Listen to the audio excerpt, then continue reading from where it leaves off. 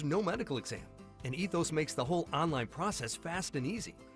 And look at these rates and coverage options. It's great protection and totally fits our budget. Ethos. They've removed all the barriers from getting coverage. Go to checkethos.com to get your free online quote. That's checkethos.com. Quote based on a healthy, non-smoking 30-year-old male with a 20-year term policy. Rates may vary. Have you been dreaming of a new shower to replace your slippery, ugly old tub? We're not talking about those cheap wraps that cover your old bath. PJ Fitzpatrick can install a low threshold or low entry, fully customized jacuzzi shower system in just one day. It is surprisingly affordable and it comes with a lifetime guarantee. Visit trustpj.com to set up a free design consultation and take advantage of generous fall promotions. That's trustpj.com. You get up every morning and make it all work. You make the hospitals and the labs work. You keep the shelves stocked, the cash registers ringing, the production lines producing. At Vestas, we have the uniforms and workplace supplies you need to do what you do every day. When you think uniforms, floor mats, first aid kits, restroom supplies, think Vestas. Vestas, uniforms and workplace supplies for the people who make it all work. Learn more at Vestas.com. Headed to the National Appliance Warehouse for your new kitchen appliances? I know big box stores have low prices, but what about service? It's great. Their cutting-edge team of professionals will answer all of your questions. They'll even suggest what to ask. They do it all, including their own delivery and custom installation teams, plus 0% extended financing. Wow. I know, and you can shop over 100 brands in their 15,000 square foot showroom. That's 6 times the amount of space the average home improvement store devotes to appliances. Okay, so better service, selection, and prices, right? Always. National Appliance Warehouse Price Assures scans prices online and updates electronic tags in real time to confirm theirs are the lowest. The Black November Mega Sale is underway at National Appliance Warehouse. Save an incredible 43% on select GE appliances. They have an unmatched collection of GE, Cafe, GE Profile, and Monogram appliances. Innovative and inspiring, you'll love GE appliances. Click nationalappliancewarehouse.com or visit their showroom on 202 in tax-free Wilmington. Millions of Americans are losing their medical assistance or Medicaid coverage. If this affects you, Independence Blue Cross can help. You may be eligible to enroll in a health plan for as little as $0 a month. With Independence Blue Cross, you get the largest provider network in the area, including most Keystone First doctors and hospitals. We also offer free 24/7 telemedicine, coverage for hospital stays and prescriptions. See if you qualify for $0 health insurance and enroll today. Call Independence Blue Cross at 1-844-464-2583 or visit ibx.com/staycovered. On your drive home, you can make the one decision that can change your day. You can choose taste. You can choose quality. You can choose Captain Chucky's Crab Cake Company. Made fresh daily. We love crabcakes.com. WPHT, WPHT-HD, WOGL HD3, Philadelphia. Always live on the free Odyssey app. From the Cherry Hill Volvo Studios, where relationships matter. Live and local from Philadelphia. Free speech lives here. It's Kayal and Company on Talk Radio 1210 WPHT.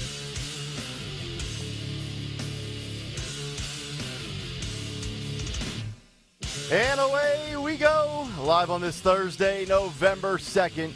Yes, it is indeed Kayal and Company right here on Talk Radio 1210 WPHT, always live on the free Odyssey app and streaming live for your video viewing pleasure on YouTube. As we head until 10 o'clock this morning, 855-839-1210, the phone number, Twitter and Instagram, the radio station at 1210 WPHT. I am at Nick Kayal, Kayal. Dawn Stenzlin with the news. Greg Stocker, the chairman of the board. Daniel Valdez, Anthony Dorenzo, our associate producers, working our way towards the weekend. Dawn, Greg, did you guys enjoy 30 degrees and revving up the vehicle to get the frost off the windshield? Ooh, when I first let Buddy out early this morning, it was 29 degrees. And he turned back around and said, I'm going back inside. The only one that loves this is the dog, the big fur. He's like, oh, this feels great. It took me like 2.5 minutes. I was dry. I'm like, I'm not going to wait for the windshield to defrost. So I've got the little window basically where it's starting to defrost. You tilt your head down and you can see through as you're driving down the road. Yeah, that's how I did the first 2-3 miles of my commute this morning. Yeah. Was that. because I don't have time. I don't have a second to spare in the morning. Yeah. So it's like I don't have time to scrape my windshield. So I literally take the window washer fluid, right, and just do it that a few times. Just wipe it. Yep. Turn the defrosters on blast and just drive. That's what I was doing as well, but then I realized it was 30 and it might freeze up because it's too cold. Yeah. So the whole thing went to you know what. Yeah. All right, a lot of good things to get to this morning. By the way, yeah, what do you got? I'm going to make the case at 7:45 or around there. You know, the country usually lasts for 6 days. That does. I'm going to make the case that Caitlin Collins might be Nick Kayal's perfect mate. In some regards. Yeah. In other regards, not. I'm going to make the case, Dawn. Caitlin Collins from CNN. They have nothing in common as politically. Right. But she is his perfect mate, and I will make that case coming up at 7:45. Matchmaker, make me. All right. Or maybe like his TV twin. Or my TV. Right? The TV twin. Some say she resembles my sister, I've been told. Yeah, I could see that. So, I don't know. You guys would argue about politics well, she could stop forever. pretending that she's actually, because I've heard she's actually something else, but that's neither here nor there. Well, I mean, she started her career as a conservative. As a reporter for the Blaze or something. Yeah, I think or was Daily it the Daily Caller. Caller? It was Tucker Carlson's site. Yeah. And look at her upbringing. Yeah. Too. Yeah. So that's. If she is effective at Democrats, bad parenting. We'll talk to her parents in the 9 o'clock hour. A lot of good things to get to this morning. We've got a very interesting big take where I'm taking free speech, social media, and the Supreme Court and merging it all together for a big take. That'll be coming up shortly. Also, RFK Jr. not only doing well in the polls, but in the pockets. Oh. My guy's got a little change in his pocket these days. It's almost like we predicted that on this show, didn't we? Yeah, we did. Okay. Certainly you did. I say that all the time. It's not a me. It's a we. Yeah, no, it's definitely a thing, and we will get into it. Also, we have a fat problem at multiple levels, which is always nice to hear when it comes to our military and the holidays. So that story's coming up. And also some other stuff with lack of sleep, some disturbing footage of a Harvard pro-Hamas supporter where it went above and beyond free speech, at least in my eyes. We're still doing this, huh? Yeah. Don Lemon's got a thing for dressing up his females on Halloween. We'll break that down. Get ready for that visual. And also, throat cancer. The leading culprit might not what you think it was, or basically we were told one thing and it could be something else. I got to be very careful with the way I word that one today. Well, look, it's a scientific study. It is. So it is. Maybe you can give the story to Dawn and she can do it in a journalist way. Yes, that's correct. Speaking of the news, let's get to it. Round number 1, and away we go with the great Dawn Stensland at 6:05. And good morning. Freeze warning continues this morning, by the way, until 10 o'clock this morning. If you're just waking up, it's cold out there, so make sure you warm up yourself, the vehicle. We are sponsored this morning by Holland Floor Covering. This November 2nd, Thursday, Suburban Police searching for a killer as a Bucks County family and community and school are grieving. Police have now identified that middle school student who was fatally shot when gunfire rang out during what appears to be a large fight that had broken out Halloween night in Bensalem, Pennsylvania. So it happened about 7:35 Tuesday night, Bristol Pike, Woodbine Avenue, a large group of teenagers.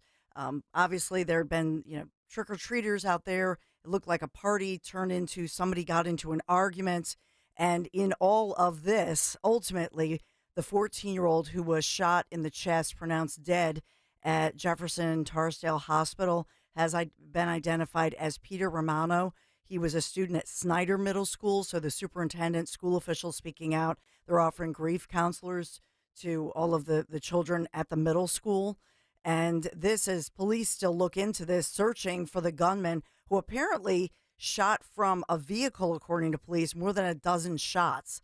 So they don't have a connection between this 14-year-old, don't know who the gunman is, if these, they don't have even a motive at this point because nobody's even connecting the fact that the gunman was in the crowd. In other words, with some of the kids who were arguing or whatever was going on. It appears by all accounts the 14-year-old happened to, unfortunately, it's that wrong place, wrong time cliche. a very large group of teenagers were out here. So this would be constituted as a drive-by shooting then, right?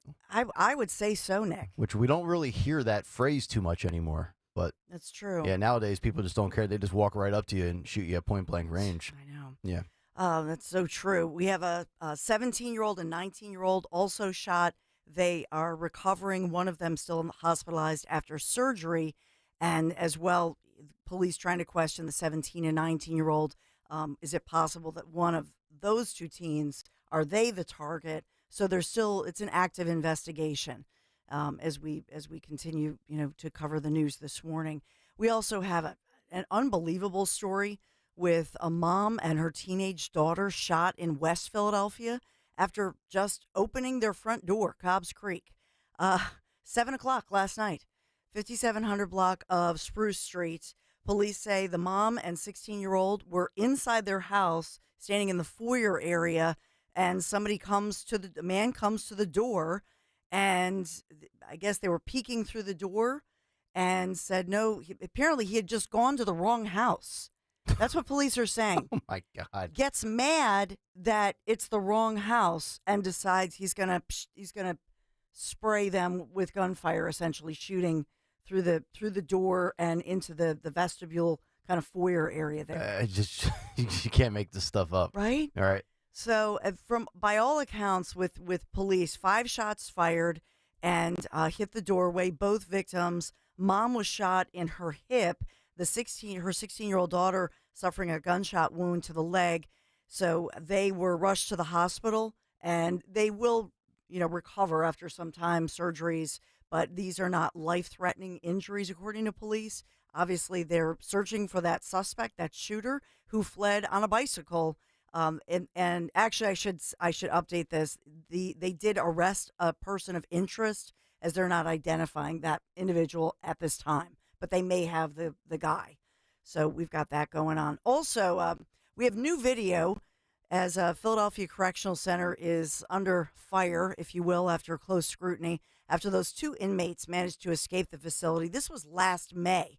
Well, it was all captured on surveillance video. This newly released video shows the actual moment the 2 inmates walked out of their cells at the Philadelphia Industrial Correctional Center. We talked a lot about this at the time. And then they crawl through the open parts of the prison to avoid detection. So 19-year-old Amin Hurst, 24-year-old Nasir Grant, they escaped May 7th. And one of them charged with murder. So they were arrested, 10 days later. But the question is, and that's the question that this was posed before City Council, Krasner is actually DA Krasner taking questions on this and giving the play-by-play on this one. But essentially, at least one of the prison guards was asleep, was taking a nap. The nap. Yep, taking a nap. The nap. See, now guys like me that utilize the nap in the proper form for the proper duration get a bad rap. Now this was the case where the door was not closed properly, correct? Yes. Yes. But it was so and dumb. It's if you're that person, your family will never let you live this down. No, you should lose. Did the guy lose his job, by the way? Well, I think the napper was actually a female guard. Well, she should go too then. But the union president David Robinson is coming out. He represents the Philadelphia Corrections officers, and says that in their defense, they are under increasingly difficult conditions. They're exhausted. Yeah. They're working these 12-hour shifts. I got to say this, and this is, I'm sticking up for females on this. It's odd to me that it's a female that does the napping, because Dawn is a great example of this. My wife is a great example of this. Like when my son was a baby, my wife could go like weeks, months without getting a good night's sleep, and it never seemed to phase her. Dawn seems to be the same way too. Most females are troopers. It's usually the way we're wired. It's usually the guys that are like, and I know I'm like, I need my 8 hours of sleep, or I'm not gonna function the next day. I feel every day at 8:30 at night. Like I need, and my wife is just like, just suck it up. Go to bed, sweetheart. No, that's the truth. It's the way we're wired, because we're up with babies at night. So it's shocking to me that it was a female that was napping. Yeah. And I understand that a lot of these officers are being ran ragged and stuff like that. Run ragged. But, like, you can't like use my defense was, well, I've been working a lot, I fell asleep. It's not like you let somebody out that looted an AT&T store. A murderer escaped. I mean, there's got to be responsibility and accountability. And I would say, honestly, as much as I am pro law enforcement and the authorities, if it's too rough for you and you don't like it, nobody's forcing you to stay. That's a good point. Quit. I'll just headline the next two, and that is the Johnny Dock trial underway. Jury selection began yesterday. Obviously, very powerful former labor leader John Dougherty is set to appear now before this federal jury in Philadelphia, and on these embezzlement allegations from Local 98 of the International Brotherhood of Electrical Workers. He and his co-defendants say that they are innocent of this. It's a witch hunt. But this is trial number 2. So it's began yesterday. So I'll headline that one. And then Eric Trump will be in Manhattan. His big brother, Don Jr., testifying yesterday in Manhattan for that civil trial. That's the Letitia James civil proceeding. And Donald J. Trump, I believe, is Monday, as well as Ivanka. It was Ivanka's birthday, by the way, on Monday. Was it? Oh, wow. I'm sorry I didn't get her anything. She was out with Kim Kardashian looking quite fabulous. Oh, she was? Yeah. Oh. She's 42. She looks all of 32. No, she's 42? Yeah, she's not she's gorgeous. She's actually not part of this trial, though, right? She's just a... Well, that's as we talk about the golden child, we all know who the favorite child is in every family, and come on, let's just say, right, she's the golden child. Yeah. So a judge. It's odd. It's odd to me too that the golden child of the Trump family is the only one that doesn't appear to be a conservative. Just saying. Yeah, I didn't think about it that way. Yeah, she take that with for what you will. And she really doesn't get involved too much in a lot of the the choppy stuff. She's a loyal daughter, but a judge had ruled. What did we reported on this last June? I want to say that this had gone through the courts and they had said no, she had nothing to do with this. Right. And so this is Judge Engoron. I was like, oh. I was waiting for you to say. I know. Sorry, I can't. And so it just, to me, it shows how personal it is. But they wanted to drag the kids back into it, especially her, even though there were lower court rulings that said no, she doesn't have to testify. She's not part of it. Well, so they're calling her back. Well, I mean, Don Jr. and Eric are, so yeah. it makes sense. Well, Don Jr. was in there for 2 hours yesterday? Yeah, I think I saw. So there was a long duration of him being in the spotlight, so to speak. He had the courtrum cracking up from. Yeah, he dropped a joke or something from some of the reports I read. Yeah, I don't know. Charming. I don't know. Yeah, if Guilfoyle was there. Yeah. We digress. All right, let me talk about our sponsor, Holland Floor Covering, the region's premier flooring dealer, family operated for more than 50 years, providing exceptional service, professional installation. Visit their 2 showrooms, Wayne and Newtown. No charge samples, no obligation estimates. Learn more, hollandfloor.com. NBC 10 First Alert forecast. Freeze alert until 10 o'clock this morning. Today, the high just 51 degrees. The sunny stretch continues through the weekend, and the warm-up begins for your tomorrow, for your Friday, because it's 60 tomorrow, and then for the weekend, mid-60s, the warmer day being Sunday, but 64 degrees. The sunshine continues. That's your NBC 10 First Alert forecast. Kayal and Company News Live. All right, Dawn, thank you very much. By the way, you see the Rangers won the World Series last night. I firmly believe the Phillies would have defeated them. I didn't watch one pitch of the World Series. No. Did anybody watch anything of it? I watched a few pitches. I honestly forgot that last night. I know it was on. It's just unbelievable. I just saw it pop up on Fox News with them celebrating. Wow. Figured I would mention that. Didn't you say the ratings were down? Yeah, they lost to Monday Night Football. I mean, they were getting beat by everybody. It's the worst they've seen in many, many, many years. Yeah, I agree. I can see why. All right, 6:17. Let's get to a Thursday Big Take. The Big Take on Kayal and Company. Okay, the big take this morning, free speech, social media, and the Supreme Court. Buckle up. Free speech is essential. It's so important that it is literally the First Amendment in the Bill of Rights. Social media, one could argue, is the most addictive force in modern culture today. And the Supreme Court has long been viewed as the court of last resort and the highest court in all of the land. So when you have these three forces and they collide, you better be paying attention. I want to focus in on two stories involving free speech and the Supreme Court, as well as one story about the dangerous addiction that social media poses to kids. That is coming front and center in a bipartisan way. In a story on CNBC, Meta, the parent company of Facebook and Instagram, are being sued by 42 attorney generals. This is a bipartisan effort by AGs in which they allege that certain features on Facebook and Instagram are addictive and are aimed at kids and teenagers. The lawsuits demonstrate the broad bipartisan interest in protecting kids and teens from online harm. Now, here are some of the details of this case directly from CNBC. Listen and watch the following. Some breaking news to tell you about. 33 attorneys general from across the United States are now suing Meta for allegedly endangering young users and profiting off the data harvested from them. The suit also alleging that Meta knows its platforms are addictive to its users, but that it does not disclose that fact. Remember, this follows a 2021 probe into Meta from several state AGs alleging that the company promoted Instagram to children despite knowing of potential harms it could have on their mental and physical health. Meta telling us for its part in a statement, we share the Attorney General's commitment to providing teens with safe, positive experiences online and have already introduced over 30 tools to support teens and their families. We are disappointed that instead of working productively with the companies across the industry to create clear, age-appropriate standards for the many apps teens use, the attorneys general have chosen this path. Carl, they're apparently demanding a number of remedies, including civil penalties. Meta stock right now not reacting too much. It's off the highs of the day, but it is still higher. Keep in mind, it's also up more than 200% since last October and will report earnings this week.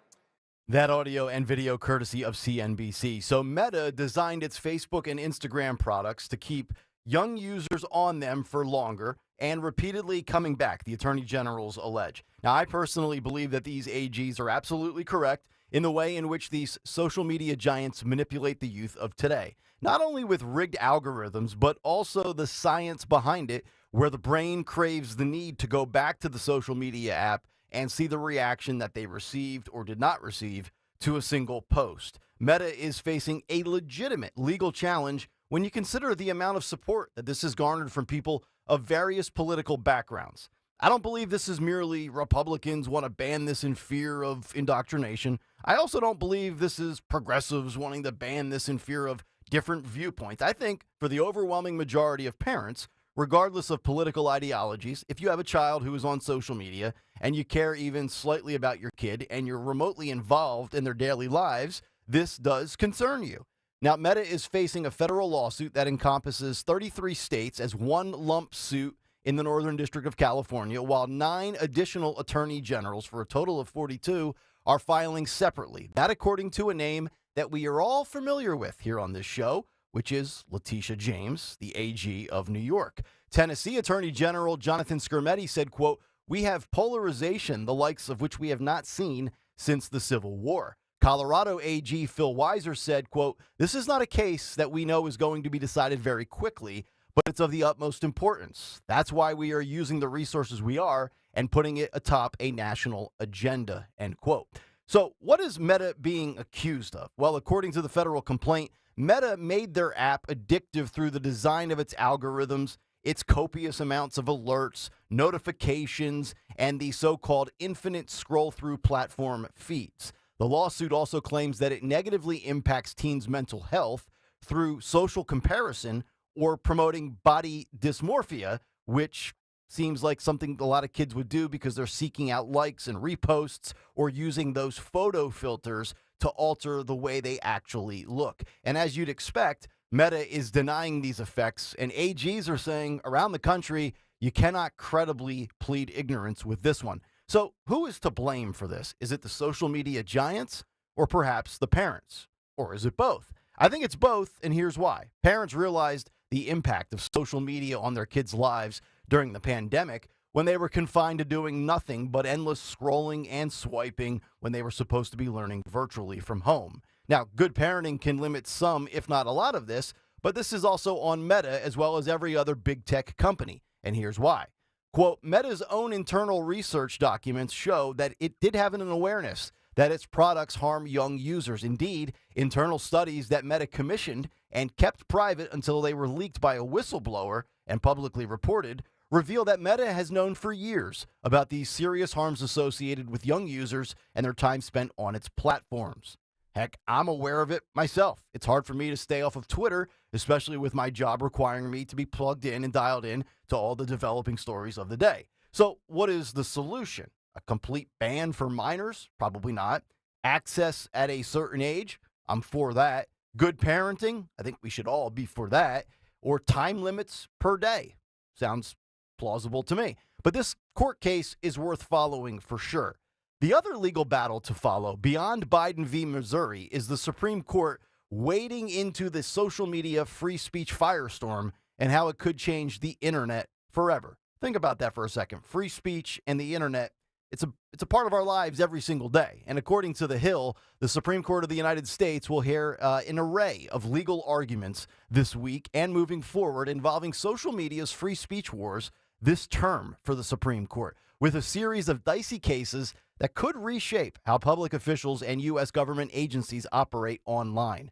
I want you to take a listen to this. This is Laura Jarrett, NBC News legal analyst, talking about what's going on here. Listen and watch. But now some lower-level public officials at the state level, actually in California and Michigan, block people on social media, and their constituents said, hey, that actually violates my First Amendment rights because you're using your personal platforms to talk about policies. And the arguments are undergoing right now at the Supreme Court, and the justices seem very sympathetic to this because they say, in pointing to the former president, look, he was making policy announcements on those platforms, even though they were under his name. There were important things there. You're restricting their ability to engage with public officials when you do that. It is such a fascinating argument and discussion. This hearing should give us some insight into how the justices view this issue of free speech on social media. What are some of the clues they have given us so far, and what could this mean in terms of, for us, implications beyond public officials? It's hard to know from oral argument where they're coming at it because they're pressing the lawyers always to try to make their best arguments. But look, this is not the only case they have in front of them this term. There's going to be other ones about free speech. They certainly heard some issues about social media last term, and they kind of left those undecided when it came to Twitter and Facebook. But this one, I can see them actually siding with the people who say, hey, you cannot block us on social media. If you're going to use your platform in that way, you actually have to open it for everybody. So the issue at hand is whether public officials can constitutionally block their constituents on social media. And one of those cases involves a Lakeside city manager, in which Michigan is where it occurs, who decided he would block someone posting what he called creepy smiley emojis on his Facebook page, amid criticism of the manager's COVID-19 pandemic response. Two other cases to be heard later this term are related to social media content moderation laws in the states of Texas and Florida. The central question is whether being blocked should be considered a state action, which makes them subject to the First Amendment. The constituents contend that the First Amendment applies because the officials of the government are using their accounts to post about their job and update community members. But the officials want the justices to adopt a more narrow viewpoint. Perhaps the best quote on the government overstepping their bounds came from Samuel Alito of the Supreme Court in Biden v. Missouri, when he said the following, quote, "At this time in the history of our country, what the court has done, I fear, will be seen by some as giving the government a green light to use heavy-handed tactics to skew the presentation of views on the medium that increasingly dominates the dissemination of news. That is almost unfortunate," end quote. And I agree with that opinion wholeheartedly. Now sure seems like a good time to address this once and for all and establish parameters here, especially with wars in the Middle East and Ukraine going on simultaneously, the massive amounts of misinformation that gets spewed daily, and the rise of bots and trolls on these social media apps. Oh, and by the way, we're just about a year away from an upcoming election. And while the First Amendment applies to free speech and the government's ability to intervene, it does not apply to private enterprise. That is, of course, until the government bullies private enterprise into shutting down the marketplace of ideas and the speech that comes from it. And that's the big take. The Big Take on Kayal and Company.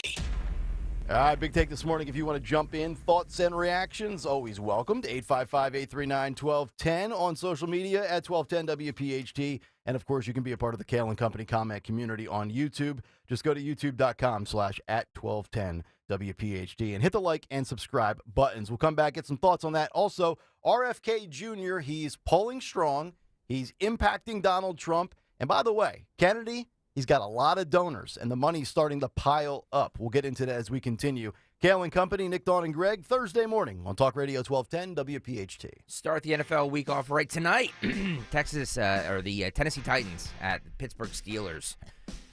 Right now, all customers can get a no-sweat same-game parlay for tonight's game. I'm doing Derrick Henry for an anytime touchdown. Tennessee Titans on the money line and the under at 36.5. A $10 wager will score you $76. All you have to do is place a 3-leg same-game parlay on this week's game between the Titans and Steelers, and you get bonus bets back if you don't win. NFL same-game parlays are the perfect way to combine your bets for a chance at an even bigger payday. You can build your own or choose, like I did, from one of the popular same-game parlays pre-built for you in FanDuel's top-rated sportsbook app. Visit FanDuel.com/Greg, FanDuel.com/Greg, so you don't miss out on your chance to get a no-sweat same-game parlay on America's #1 sportsbook. It's in partnership with Valley Forge Casino and is the official partner of 1210 WPHT. FanDuel, an official sports betting partner of the NFL. 21 and over, present in PA. Refund issued is non-withdrawable bonus bets that expire 7 days after receipt. Max refund $5 unless otherwise specified. Restrictions apply. See terms at sportsbook.fanduel.com. Gambling problem? Call 1-800-GAMBLER. My brother-in-law died suddenly, and now my sister and her kids have to sell their home. That's why I told my husband we could not put off getting life insurance any longer. An agent offered us a 10-year, $500,000 policy for nearly $40 a month. Then we called SelectQuote. SelectQuote found us identical coverage for only $18 a month, a savings of nearly $300 a year. Whether you need a $100,000 policy or a $10 million policy, SelectQuote could save you more than 50% on term life insurance. In a hurry? Don't worry. With SelectQuote, you can get up to $2 million in instant, affordable same-day coverage with no medical exam. Call SelectQuote at 1-800-637-9116. That's 1-800-637-9116. Or go to SelectQuote.com. That's 1-800-637-9116. Full details on example policies at SelectQuote.com/commercials. Hey, Joe DeCamera here. Look at you. Your life under control. Errands done. Be proud of yourself. It's time to give yourself a reward. You know you've been waiting all day for your favorite tasty cake treat, but which one? So many great choices. Is it the delicious crimpet or the mouth-watering candy cake? Maybe a tasty baked pie. No matter what you choose or where you are, it's always time for a tasty cake. So choose what feels right and enjoy. You've earned it, and you know you deserve it. Tasty cake. Accept no substitutes. Wherever the road takes you this holiday, make it memorable in the ultimate driving machine. Step into the BMW X5 with capable performance, cutting-edge technology, and unmistakable presence. Or chart a different course in the BMW X3. With style and powerful all-terrain versatility, there's no limit to your adventure. Find your ultimate BMW X3 or X5 at the Road Home sales event.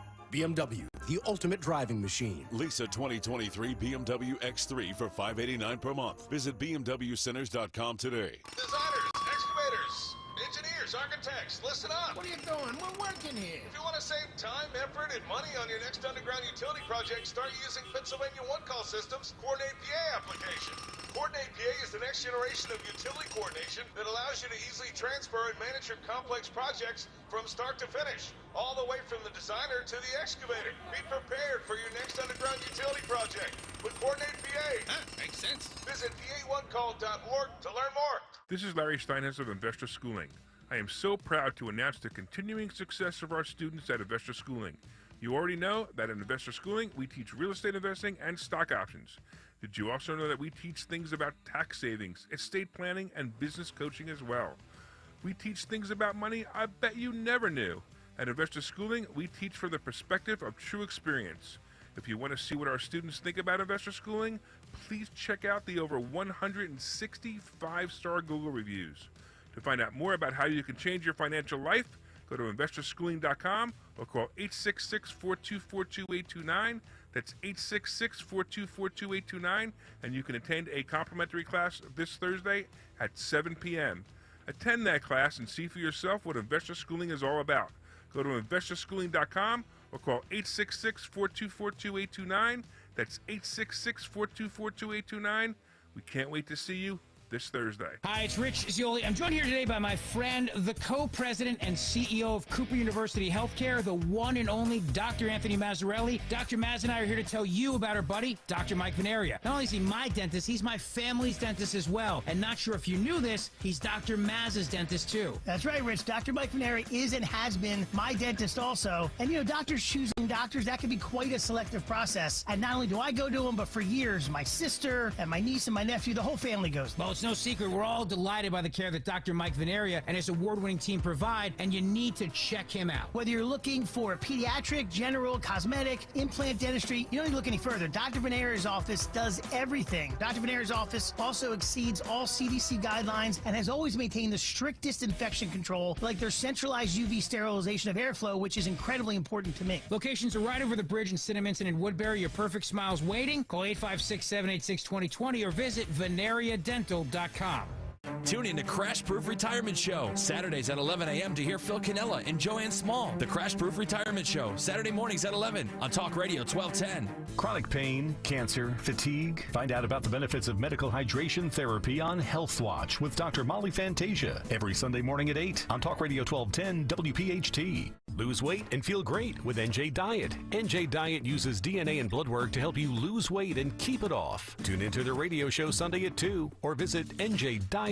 Don Stensland this morning at 10. Kayal and Company now on Talk Radio 1210 WPHT and the free Odyssey app.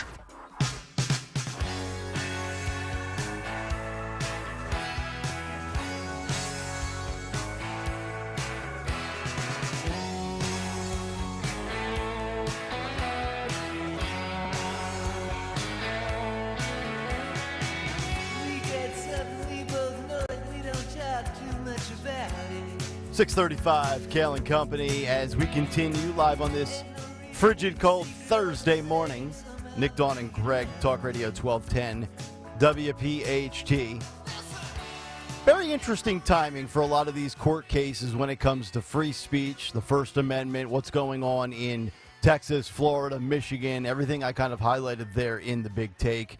Because, we are just about 1 year away from the election coming up, and obviously people will be sharing their viewpoints and giving their opinions and sniping and going and battling back and forth with others on social media and, trying to message certain politicians and saying why they disagree. And, we went through, I think, really a lot in the last 3.5 years when it comes to the government and the suppression of free speech. So figured we would kind of tie some of those court cases that might not be on people's radars into the big take this morning. So if you have any thoughts on that, you can certainly climb in on the phones, social media, the YouTube chat, any which way you would like. 855-839-1210. But we really should spend some time here on the factor that is RFK Jr. And I think this is one of those things that, obviously at the end of the day, he's not going to win, but he's going to be the fly in the ointment, so to speak. He's going to be a thorn in the side. You look at the latest national Quinnipiac poll, and when you look at just Joe Biden, Donald Trump, it is essentially a statistical tie. Joe Biden leading Trump by 1 point, 47% to 46%.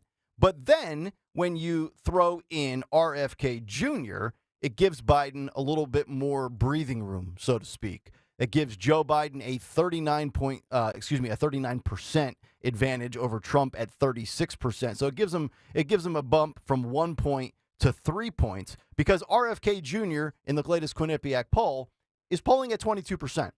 And I don't know that I have seen it that high. I've seen 20, I've seen 19, 17, 16%. I have not seen 22%. Then you throw in another variable, and that is Cornel West, and Biden's lead goes from 3 back down to 1. So you would say and conclude that I think Cornel West helps Donald Trump. And, of course, from a primary standpoint, Trump is just obliterating everybody. He's up 49 points on DeSantis. He's got a 64% to 15% commanding lead in that regard. So we have talked about that on this show. We'll get to the money in a moment, but I do think now collectively, and if I'm wrong, somebody feel free to please correct me and speak up. I've seen more polls now where RFK hurts Trump than helps him. And I want to say it's probably 4 out of every 5 polls that I've seen. RFK has been a little bit of a hindrance to Trump because I think there are some people out there, and I don't think it's a major group of people, but it's quantifiable that some people on the right see little elements of RFK that they like. Not everything, because he's into the climate thing, but he's into free speech. He's into the anti-vax. And I know he doesn't like to be called anti-vax, but by and large, he's pointed out a lot of the flaws of Big Pharma, and he's not a fan of how they operate without impunity. He's a factor here. Yeah, I was getting a lot of tweets, when I came out and said that I truly do believe, and I know, look, there's been different polls that have shown different things, and you quoted a poll a couple weeks ago where it looked like it was actually helping Trump and not Biden. That was one of the few. And I said at the time, I said it's these polls really are meaningless right now. We're just talk show fodder. We're a year out, and I still do agree with that, even though it says what I really do believe. I still think that it's way too early. However, I got all of these tweets and people messaging me and showing me the thing about RFK wanting reparations or whatever it was, and they're like, "You still think he's going to siphon from Trump now?" He's no friend to the right. And my answer is always yes, I do, because there's a group of Trump voters that are more liberal on a lot of things that just like Trump, and will look at RFK as a different alternative, and I know a lot of them personally. Mm-hmm. So I'm telling you that yes, and these are people that probably would have voted for Trump. So I'm telling you that I do think that if he and now look, he's running as an independent, undeclared party or whatever like that. He has to raise a ton of money to get on the ballots, and this is a huge uphill battle for him. So, will he be a factor 6 months from now? I don't know. But, I think at this moment, if you looked at it right this moment, he siphons more from Trump than he does Biden. Dawn, your thoughts? I'm sign languaging Nick behind your back, Greg, because we're all in 3 different studios, because I just emailed you guys the Hill article. Okay. I don't know if you were referencing that, but where Trump Jr. was interviewed about this just yesterday. Oh, about RFK? Yes. Okay. So RFK Jr. and Trump and Don Jr. talking about it. So he was saying that he felt it was a, quote, Democrat plant to hurt his dad.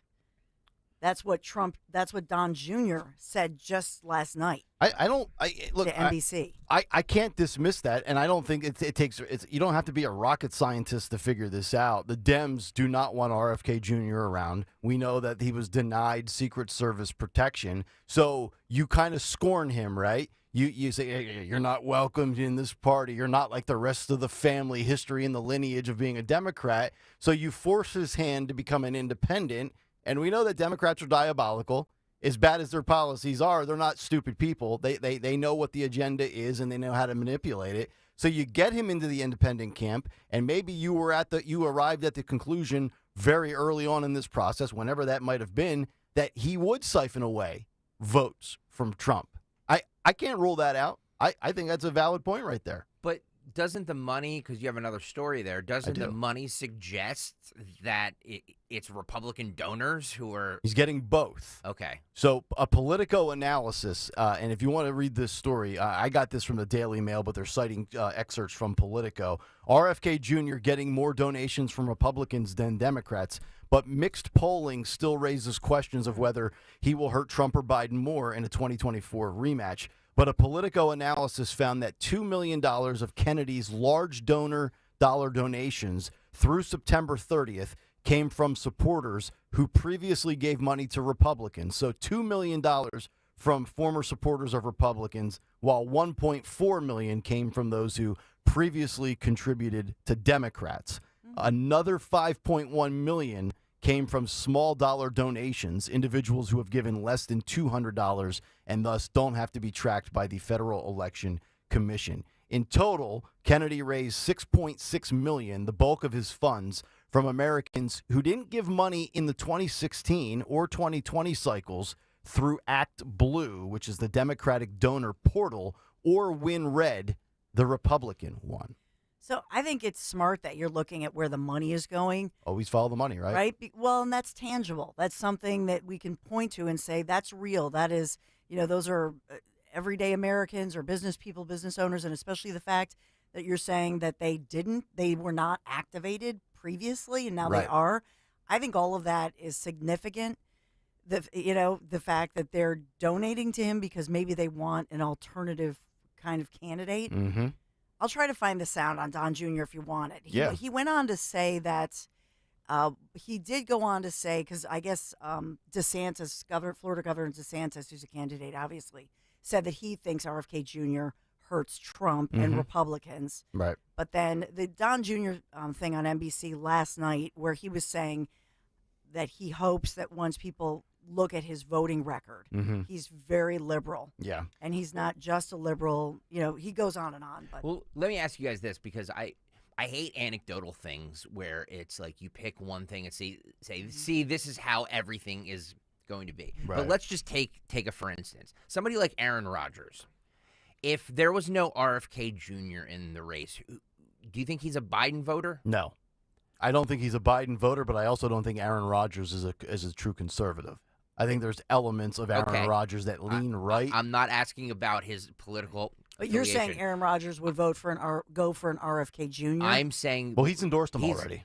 He's endorsed him. So I'm saying that if RFK Jr. wasn't in the race... Okay, so remove him from the equation. Would he vote for Trump or Biden?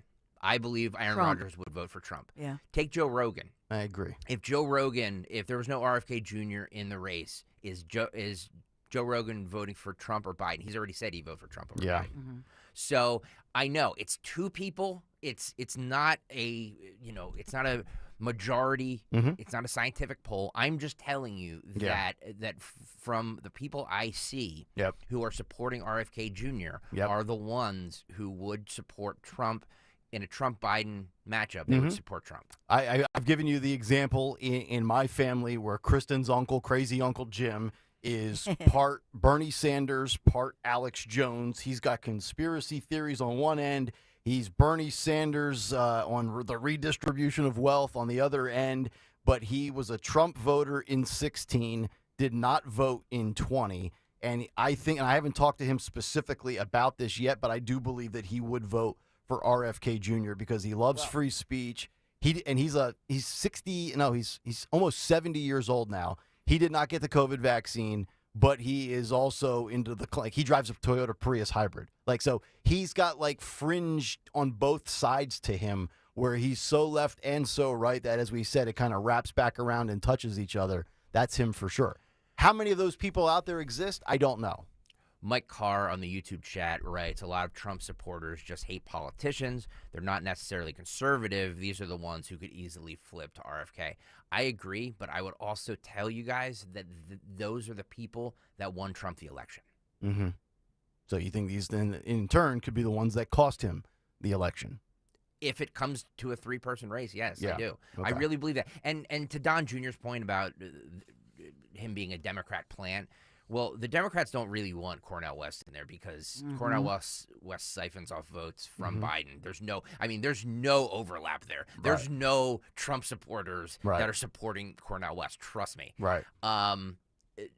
So that theory kind of goes out the window with the Cornel West.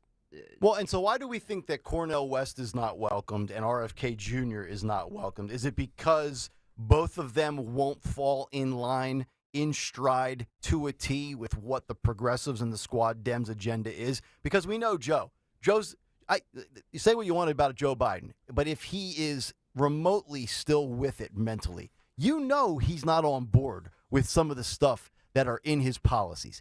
You go back 30 years ago, and I get it, people can change politically, for sure. People can flip. But Joe Biden is not a progressive Squad Dem. He's just not. Yeah. And we know that, in his personal life with his Like, he's not. So I think it's that they want a puppet in there, just a figurehead, literally a breathing corpse that will not be in any way providing any resistance or pushback to the larger agenda at play here. And I don't know that RFK would march to that beat or Cornel West would march to that beat. So that's why I think they want Joe, because then they can hand it off to Kamala and continue with this same failed progressive policy that this whole administration is about. Agreed. Cornel West is such a fringe candidate anyway. You know what I mean? That like I don't know where his support comes from, but you talk about like basically communists and stuff like that's Cornel West. Right. But he's got, I'm looking at it's a week ago, but it's a Suffolk University USA Today poll. Okay. Cornel West, 4%, JFK in that one had 13%. So when you look at the razor-thin margin between Biden and Trump, 36, 37-ish, then that 13 and 14% hurts. Yep. And it especially, I think in that poll, that snapshot, it hurts, I would say, Biden more, right, in that one. But to your points, moving forward, people are just angry. Yep. And I think some people are just mad and they don't want to vote. Maybe they just feel like they're a non-voter, and maybe they'd come out and vote for an alternative. Yeah. Well, that's the interesting thing about RFK is that he appeals, in my opinion, to a lot of the people who don't follow politics as closely as we do, or people who watch MSNBC all the time, like the regular voter who just wants somebody in there who's not a Biden or a Trump or whatever. Like those are the people that are going to go for RFK Jr. And I think he has a huge appeal to those people. And look, everybody talks about, vaccine skepticism and everything like that. Like he's been on the forefront of this, and that's not a small minority of people. No, it's not. He was really onto something. Well, just look at how many people have decided not to get the booster. Yeah. Pfizer and Moderna stock is just plummeting right now because nobody is getting the booster in this country this time around when it's being shoved down your throat in messaging and advertising. And, Dawn said one of the greatest things I've ever heard when Dawn said Donald Trump didn't create the MAGA movement. He answered the movement. And I think you could also say that Donald Trump created another movement, not just MAGA from a Republican side of things, but this thirst for the American people to have the outsider, to get away from the swamp creature, to bust up the deep state, to move on from the establishment. We're tired of the Bush family, the Clintons, the Obamas. Like we're so the gig is up. Everybody knows what's going on, but yet sadly you're stuck with this quote two-party system, which Preach it, brother, preach it. Which in my lifetime I don't think we're ever going to get. I think I will be Zero dead chance. and gone before there's a third party. There's zero chance. There's zero chance it's going to happen. It's so funny because you always hear these people who are just sick of both parties. Uncle Magoo on the YouTube chat. Uncle just Magoo's said, here. Yeah, he said people are sick of both parties. I agree with you, but when it actually comes down to it, and there's just this choice between two, they either sit it out or they pick one. Yep. So nobody actually does anything about it. That's but right. if you look at this, like the quote unquote center or the moderates or the middle of the country, like there's a lot of people like that. So you would think that there would be some sort of thirst for a third party, but it just doesn't. It never seems to materialize. No. And you have to think that it's because the system, the power, the Democrats, the Republicans, they don't want it. No, of course so not. if they don't want it, it ain't going to happen. No, they don't want it. But then again, as I've said in the past, you got to find who's the face of that third party, who's got the cachet and the swag and the voice and the power and the name recognition, and also more, and probably equally as importantly, where's the money coming from, right? Yeah. Because this is not a cheap thing to do.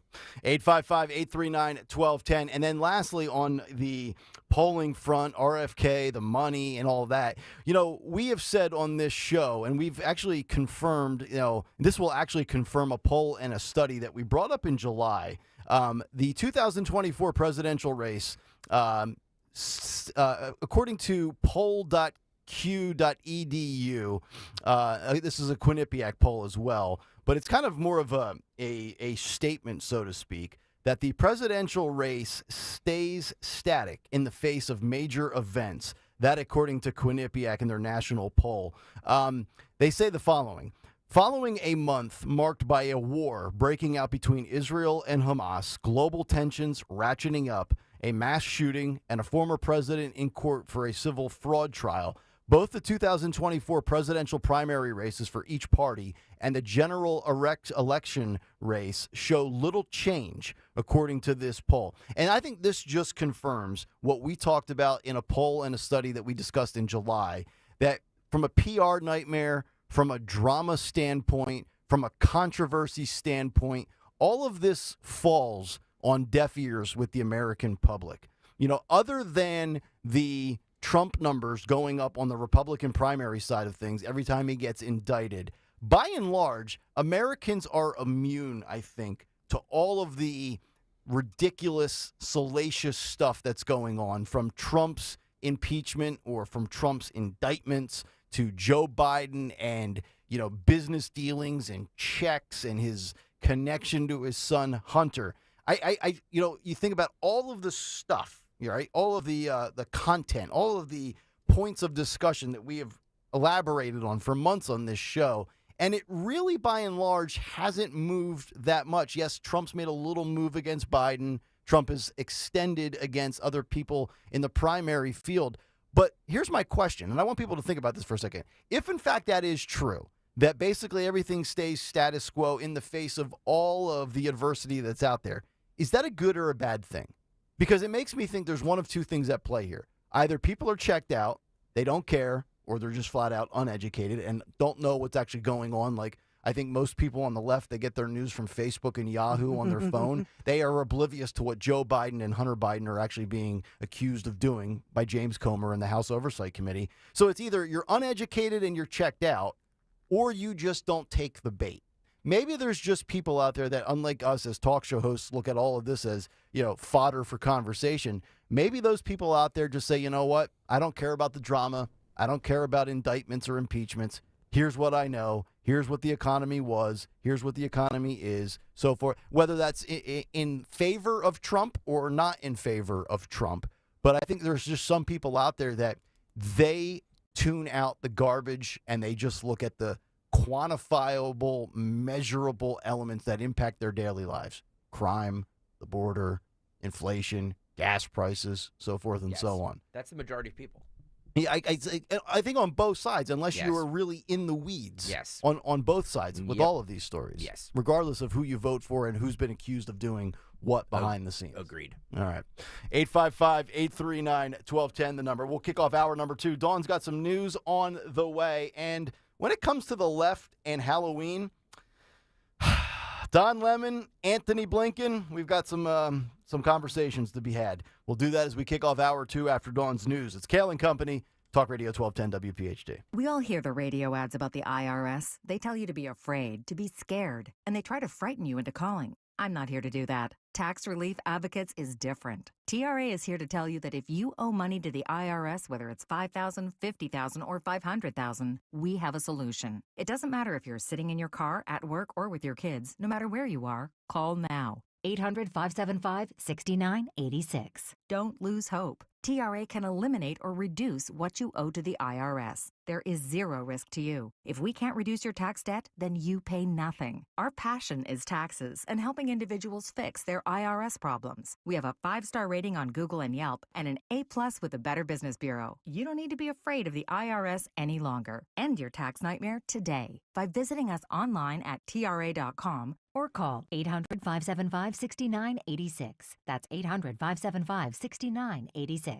Tax Relief Advocates. Real solutions for real people. When you need to know, depend on KYW News Radio 103.9 FM. A second trial is underway for a convicted union boss, this time on charges he embezzled thousands of dollars. The Danish company Ørsted has decided to walk away from 2 offshore wind projects near Atlantic City, leaving state officials furious. The Philadelphia solicitor is stepping down as a new city administration will come in after next week's election. Get the latest anytime on KYW News Radio. Now on Crystal Clear 103.9 FM. You've never needed us more. Hey, it's John Marks. Join me and Brent Selleck this Saturday at Ambler Beverage Exchange for WIP's Tailgate Tour, sponsored by Miller Lite. Tailgate games, prizes, and register for WIP's ultimate home gating giveaway. Me and Brent Selleck watching a game at your house, a Weber grill, 55-inch TV courtesy of Gerhard's Appliances, and celebrity chef Chad Rosenthal from the Lucky Well cooking at your home and cooking on Saturday. It's this Saturday at Ambler Beverage Exchange with me and Brent Selleck. Go to 94WIP.com MillerLite.com. It tastes like Miller Time, Philadelphia. Celebrate responsibly. If the market volatility of the past year has made you nervous about your retirement future, you're not alone. So many people are waiting for the perfect time to retire. And those folks are going to be waiting a really long time, I hate to say, because there's no perfect time. The market is always unpredictable and volatile. But that doesn't mean that it's hopeless. Jim Cipriotti has been helping people get to, through, and beyond retirement for over 20 years. And each week, he wants to help give you that freedom to retire. Listen to Freedom to Retire with Jim Cipriotti, now on Saturday mornings at 9 on Talk Radio 1210 WPHT. Hey, Joe DeCamera here. Confidence is super high this fall in Philadelphia sports, and I'm going to tell you why you should be super confident getting your car serviced at United Tire. Quality, the best in the business. Expertise, technicians who excel at their craft. Owners on site with 20 years experience and tremendous customer service. Now is the time for you to make the right choice about who services your car. United Tire and Service. For locations and information, go to UnitedTire.com. That's UnitedTire.com. Don't drive alone. Drive United. Turnersville Jeep is having a 10% off sale on 2023 Jeeps and Ram trucks. That's 10% off Wranglers, Grand Cherokees, Gladiators, Cherokees, Compasses, and Rams. Save up to $8,000. Visit TurnersvilleJeep.com and view over 350 Jeeps and Ram trucks available for immediate delivery. TurnersvilleJeep.com on Route 42 in Turnersville. Drive a little, save a lot at TurnersvilleJeep.com. WPHT, WPHT HD, WOGL HD3 Philadelphia. From the Cherry Hill Volvo Studios, where relationships matter. Always live on the free Odyssey app. You know, mornings are so hectic, up at 3:30 in the morning, getting the dog out. Right now I'm doing Find My iPhone. Boys, are you awake? Are you awake? Please respond. Every day is so hectic and so crazy and so busy, which is why I'm picturing a moment soon where you'll join me and we'll sip some limoncello and we'll view that beautiful sunset beyond the Isle of Capri. Oh, relaxing, beautiful trip of a lifetime. The Amalfi Coast, Positano, Sorrento, Capri. I hope you join me next spring as we discover the wonderful sights in southern Italy with my dear friends from Conservative Tours. Nobody does it better than Conservative Tours. The Abbey of Monte Cassino, Pompeii. Enough time, of course, to see all the great sites, the ancient sites in Rome, all while enjoying a gastronomical event for 12 days of touring. Olive oil production, a mozzarella farm, wineries, oh, those tasting sessions. The group dining events, by the way, they're known for are legendary. You can ask Dom and Ro Giordano about that one. $52.67, that includes your airfare. It's nonstop while supplies last.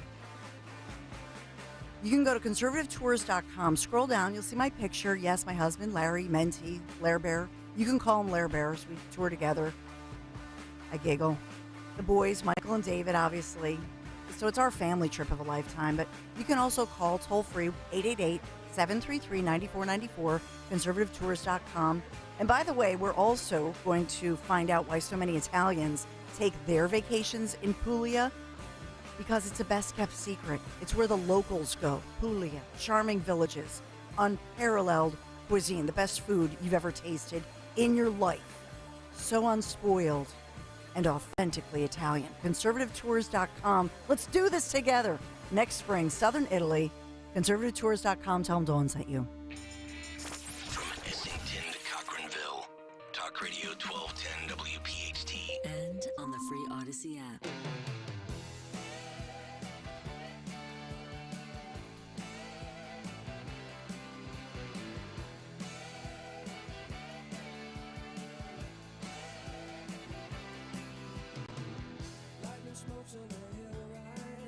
Kayal and Company 701 as we roll on live. It's a Thursday morning. Nick, Dawn, and Greg, Talk Radio 1210 WPHT. Get us on the free Odyssey app. Watch us live on YouTube. What's on the cut sheet coming up at 7:45.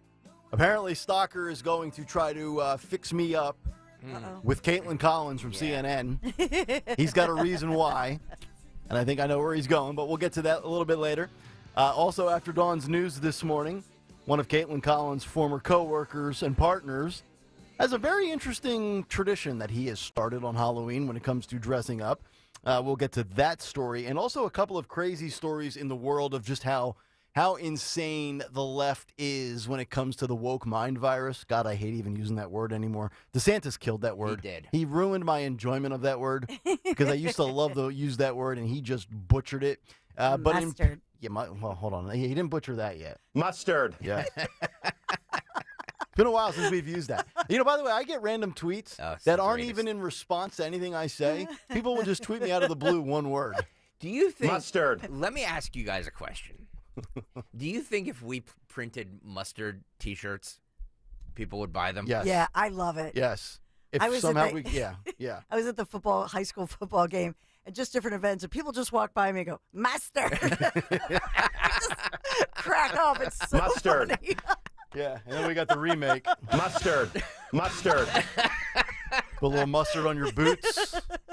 If you drop in the YouTube chat, if we have enough interest in there, I will see if we can print up some mustard that'd be awesome. T-shirts. I would also argue, and I know you never want to make it about yourself, Stalker, but I think if we created in the merch shop the picture of you with "We start at 6 a.m." I think those would sell as well. I don't want this to be about me. Okay.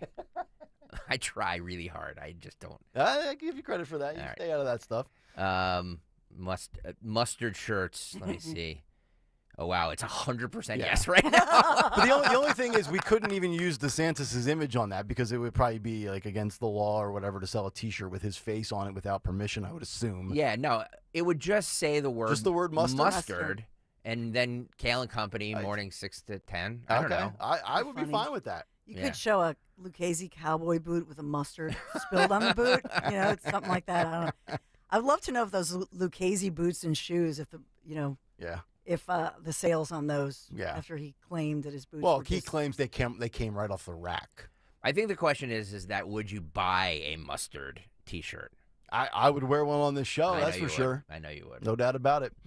All right, 855-839-1210. We're going to get to those stories and also a couple of crazy stories in the world of wokeness, which spurned on that DeSantis comment there. In Pittsburgh, they are trying to eradicate white supremacy via math class. We're going to get to that absurd story. And did you know that some birds' names are actually exclusionary and harmful because they are based off of people that were deemed racist back in the day? So now we're going to get rid of certain names for birds. I think the woodpecker is still in play, but there'll be other stuff out there that could be going by the wayside. So if you're into birds, stick around for that story. But let's get to the actual real pertinent news that matters. 7:05, round number 2, the great Dawn Stensland. And good morning this November 2nd. Freeze warning in effect this morning until 10 o'clock. We are sponsored by Consumer Cellular. I'll tell you that this morning there's a story on Axios that talks about the recovery of Philadelphia. We in Philadelphia rank 39th out of more than 50 major U.S. cities as far as the post-pandemic downtown recovery. And so maybe we'll go through that, but I just wanted to headline that for you as they look at zip codes and they look at the cities that have done a better job of recovering. Number 1 was Vegas, number 2, El Paso, but number 6 was Miami as we go through. But Philadelphia ranking 39th in the nation. Just a thought on that. The mayor of Miami is Republican. Oh, that's true. I would think that's the largest city that is led by a Republican mayor. And I got to imagine, I'm guessing, now Philadelphia 39th, you wonder why? Look at meatball, looting, rioting, what was going on downtown, no wonder why. I can't imagine any of the top 10 to 12 big cities short of Miami are anywhere remotely up there, are they? I'm assuming New York, L.A., Chicago, all probably down towards the bottom would be my guess, but that's just a guess. I think New York has done a better job than Have they? Philadelphia. No. In my opinion, but I thought we could go through it. I just wanted to headline it. That's interesting. I like that. As you know, because there's so much tragedy in Philadelphia. We've talked about the fact that tonight is a vigil and a commemoration for the life of a 14-year-old boy, by all accounts from authorities, by suburban police, as they search for a killer. As the Bucks County family and community grieve, school counselors at a local middle school there in Bensalem, Bucks County. This 14-year-old boy gunned down Halloween night, and he has been now identified officially as Peter Romano. He was a student at Snyder Middle School, and that's where the grief counselors are. So this, as the community search and the police search for answers here, they still don't even have a great description of the person who fired about a dozen shots out of a vehicle onto a large crowd of mostly teenagers who were gathering 7:30 at night, Halloween night, Bristol Pike and Woodbine Avenue. And so police speaking out saying this 14-year-old does not appear to be involved in anything other than out with some other teens trick-or-treating, and so just caught in crossfire. They police also say they were giving more information last night that the 17 and 19-year-old who were shot, one has been released from the hospital. The other underwent surgery but is in stable condition, expected to fully recover. So the family just in grief here, and this middle school this morning has grief counselors on hand for the school, for the teachers, for the community, and then a vigil is planned for this evening, candlelight vigil. Mom and her 16-year-old daughter, I'll take you to West Philadelphia. They are recovering this morning after last night, about 7 o'clock last night. This is the 5700 block of Spruce Street in West Philadelphia. Philadelphia police say that mom and daughter, the family was home just after dinner. Somebody comes to the door, and when the man who came to the door realized that he had, in fact, walked up to the wrong house, got angry, and shot into the front door, into the foyer area, the front vestibule area of the home, striking the mom and her 16-year-old daughter. Both are recovering and expected. These are not life-threatening injuries. However, both are recovering and need surgeries and a long road to recovery. And their only crime, if you will, inside their own home was this violent individual was mad at him. Mad at himself and them, I guess, that he walked up to the wrong house. Yeah, we've reached a point now where a mom and daughter could go out of their house and be going to get the mail or going to the grocery store and encounter somebody that got taken to the wrong address because he doesn't know how to use MapQuest, and he gets angry and shoots him. That's where we are as society today. Very great. It's insanity. It is.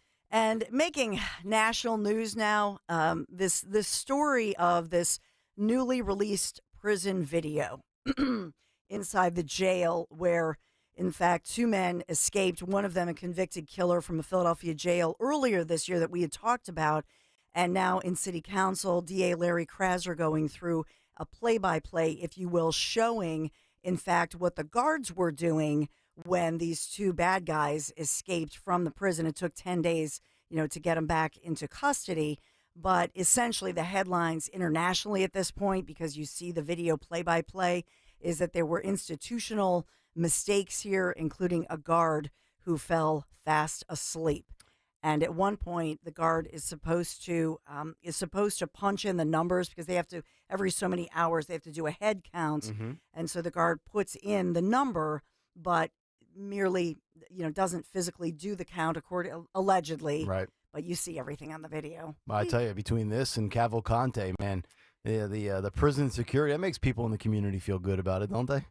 Yes. I mean, that's just it. There was one city council member whose brother is a prison guard who kind of was trying to speak out in defense of the prison guards, saying that they are short-staffed, they are exhausted, they have a lot of mismanagement. So there was a back and forth, and this has created some arguments as far as management and so on and so forth. But ultimately, if you look at that video, it's to your point, Nick, it's disturbing.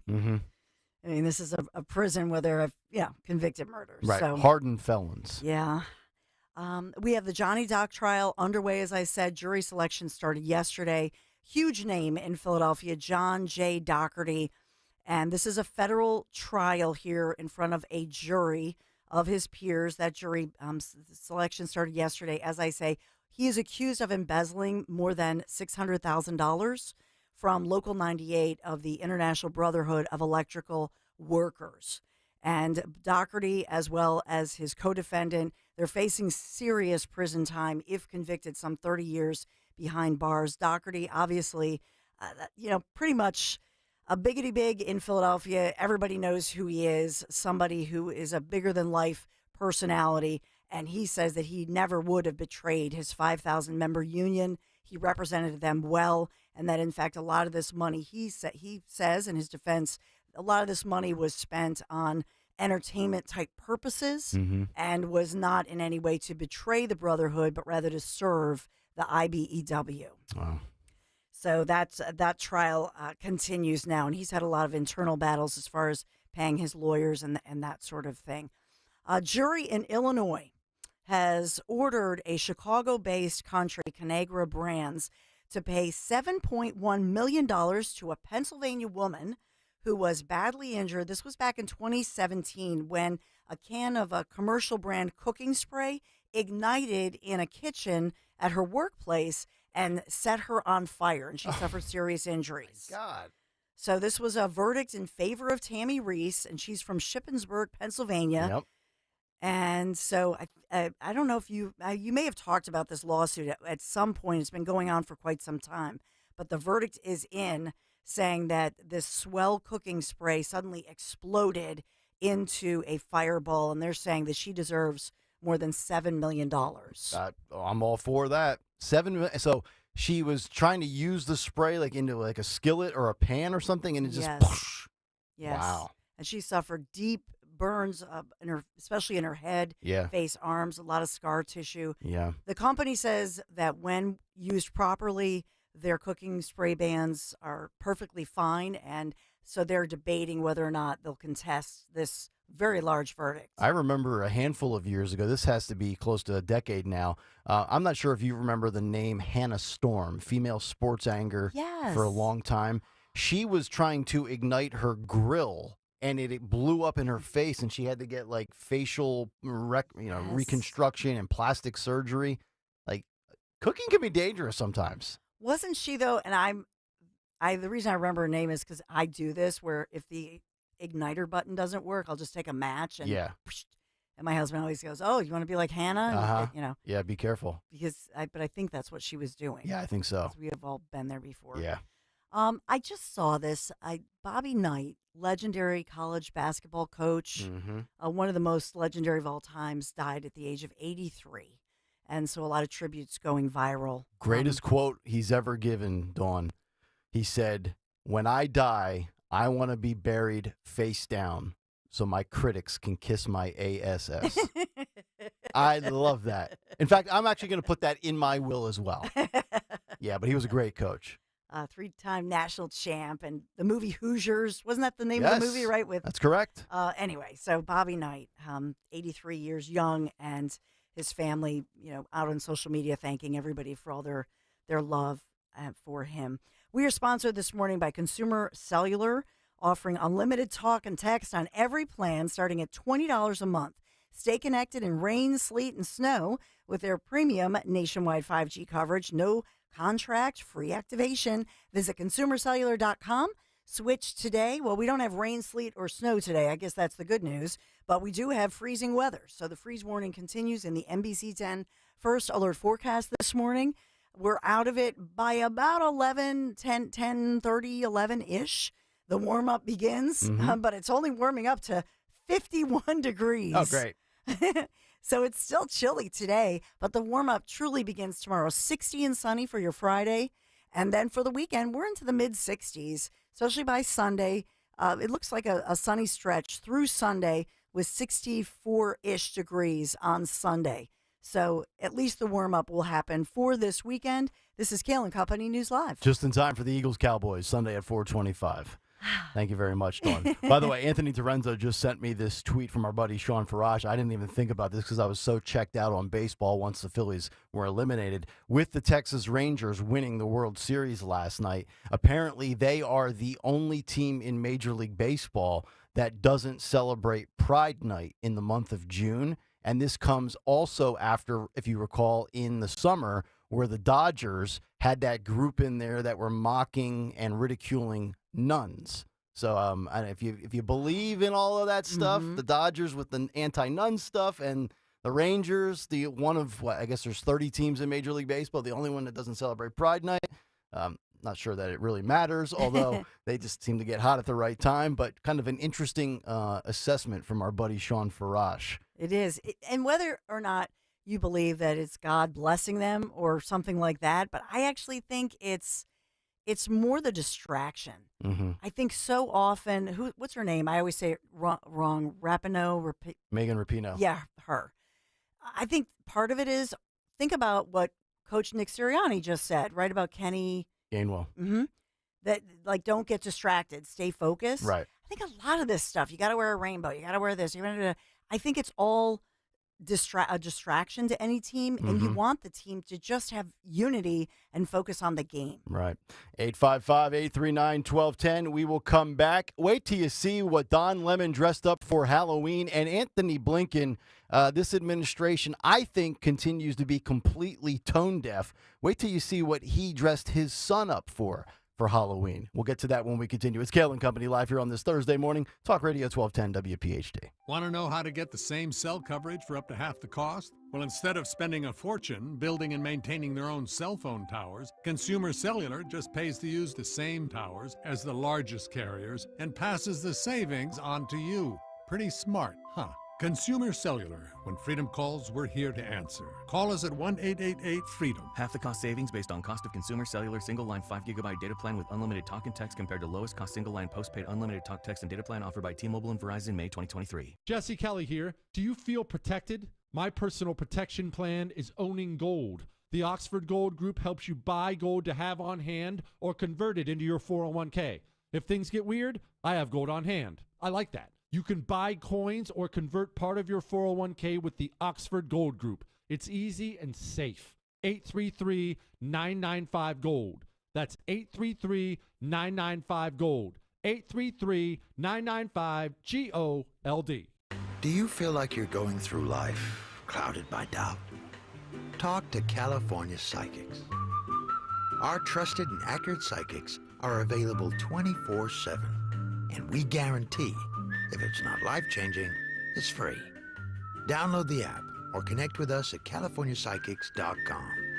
Right now, new customers get 80% off their first reading.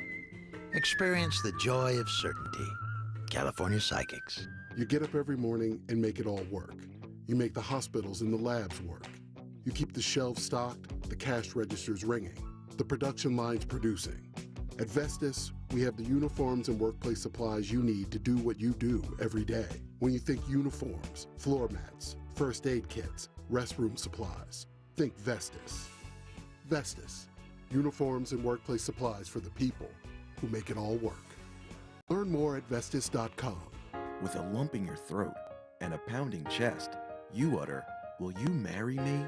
With over a century of combined experience, Cozy Jewelers artisans will prepare you for the moment with a custom engagement ring. One-of-a-kind, Cozy custom designed jewelry as unique as the two of you. Don't just pick out a ring, create an heirloom. Before you take a knee, remember the 5 C's of diamonds: cut, color, clarity, carat, and cozy.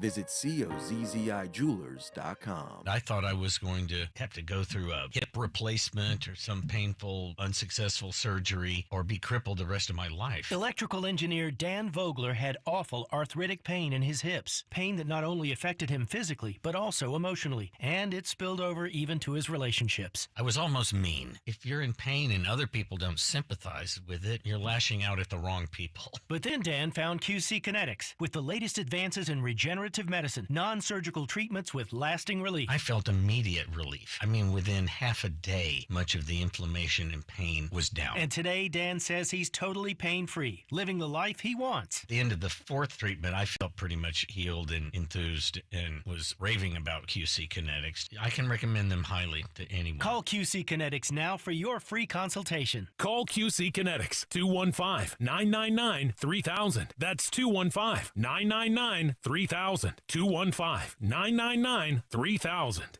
Gone South, winner of the prestigious Edward R. Murrow Award, is back. Laredo, Texas, a border town community where in the fall of 2018, 4 women were found dead. In Season 3 of Gone South, The Sign Cutter, join award-winning producer and journalist Jed Lipinski as he unravels the story behind the manhunt for a serial killer that led to a shocking standoff. All episodes of Gone South, The Sign Cutter are available now exclusively on the free Odyssey app. or listen weekly wherever you get your podcasts.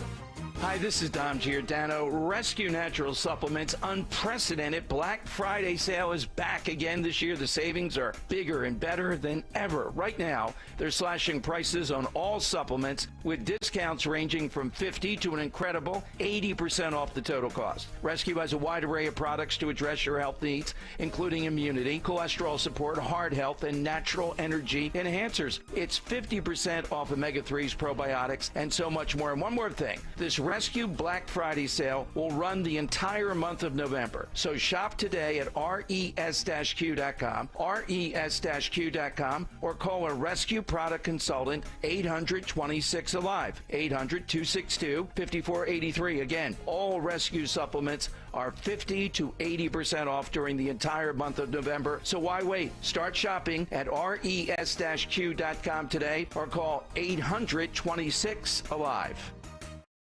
Kayal and Company mornings. Rich Cioli afternoons. Free speech lives here. Talk Radio 1210 WPHT.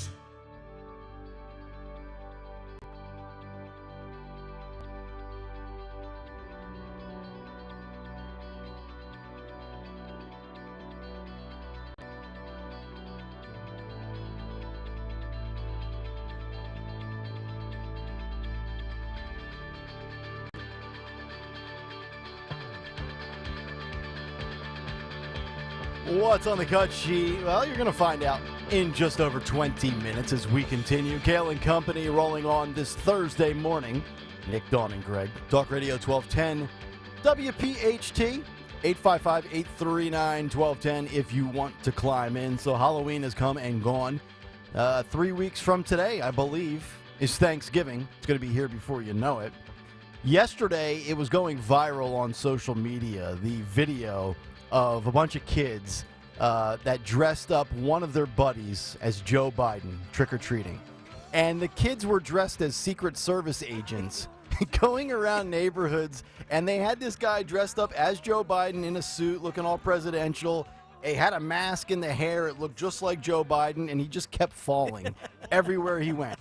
Up the street, down steps, up steps, off the curb, on a front porch, trying to get candy. It was well done, and it was just absolutely hysterical. But when it comes to Halloween, I wanted to just point out two things. We were going to get to Blinken yesterday, and we just ran out of time. But it's actually good because we've got Don Lemon as well. So let's get to Don Lemon. Don, you better keep your mouth closed. No, Don, you keep your mouth closed. You don't have a job right now. But Don Lemon apparently has created a new tradition in which Don Lemon for Halloween likes to dress up as a female, which is, all good. So a year after dressing as Meghan Markle for Halloween, the former CNN host, Don Lemon, showed up on social media Tuesday night dressed as Vice President Kamala Harris. I'd like to usher on everybody over to YouTube if you're not watching right now. Oh my God! It looks just. Oh my God! It looks just like her. That's weird. If you're not on YouTube, get there. YouTube.com/@1210WPHT. So you've got Kamala dressed up as, or excuse me, it says it really does look like Kamala. It's Don Lemon dressed up as Kamala Harris, and Don Lemon's soon-to-be husband, his fiance, dressed up as Doug, Kamala's husband. And until you actually really focus your eyes in on it, I would argue this. He looks more like Kamala Harris than he does Don Lemon, which is weird because he is Don Lemon. Wow. How about that? That is amazing. How much do you think he enjoyed dressing up as Kamala? I think it was one of his favorite days of the year. Yeah. Yeah, he's got a history of this. He did Meghan Markle last year. I mean, he didn't do Meghan Markle. He dressed up as her. Doesn't want to. Yeah, he doesn't want to do Meghan Markle. And then... Wait, isn't that woman face? Is that? It's a great question. Wow. I'm Don Lemon, and you will respect me. You will watch me. Daniel, Sean, if you could put that back up there again, too, for the people that have switched over just to see the photo. Yes. Just leave it up there for a couple minutes. A lot of people reacting to this on social media. One person says, in the words of Kamala Harris, don't. Another Randy Oren says Bud Light will be sending Don a can very soon. Oh. Moral authority complex says another L for Lemon. What? Yeah, Dawn. This is woman face, right? Right? Yeah. I mean, why not call him out? What? I know. What? I think females should be triggered by this today, right? I mean, I'm obviously I'm teasing, Of course you are. But why aren't the same usual suspects being triggered by this? Yeah, this is just an homage. This is honoring our great vice president. Like Sonny Hostin or Hostin, whatever her name is on The View and Joy. They should be outraged by this woman face. Should be their opening segment today, right? No doubt about it. Are we sure this is real and this isn't just...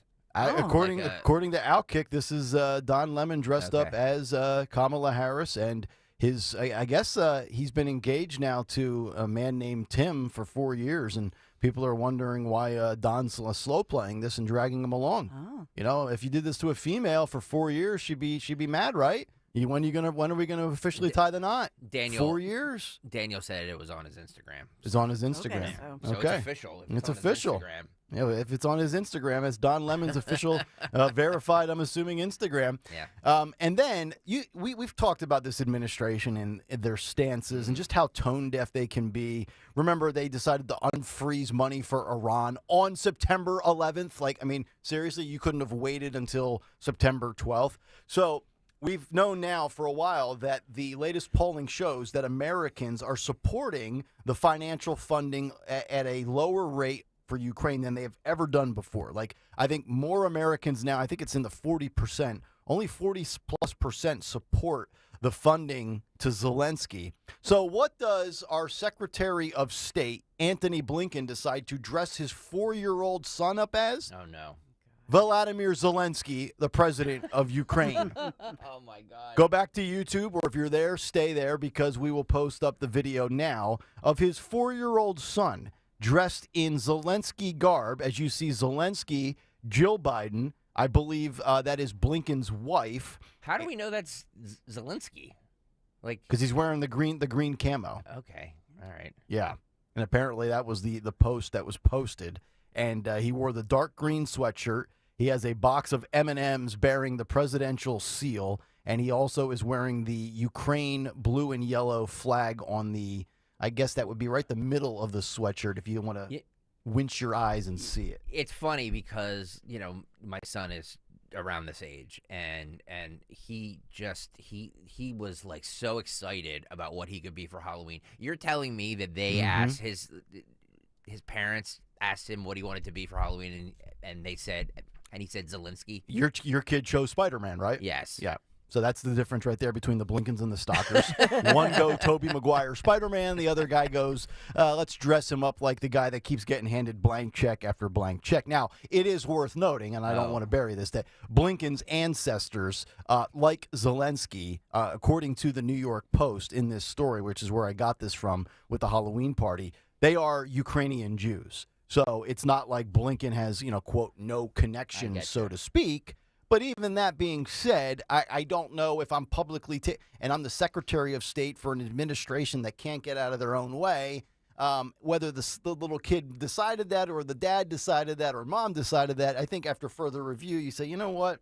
What do you think about going as the Riddler, little boy? How about we go as the Riddler? Opelka's on the YouTube chat, and he points out a good thing. He says the daughter is dressed as the Ukraine flag. If you look over... Oh, she is. I didn't even see her in the background. You're right. The blue and the gold. The blue and the gold, yeah. Wow. Oh, my God. Wow, it runs deep. It runs deep.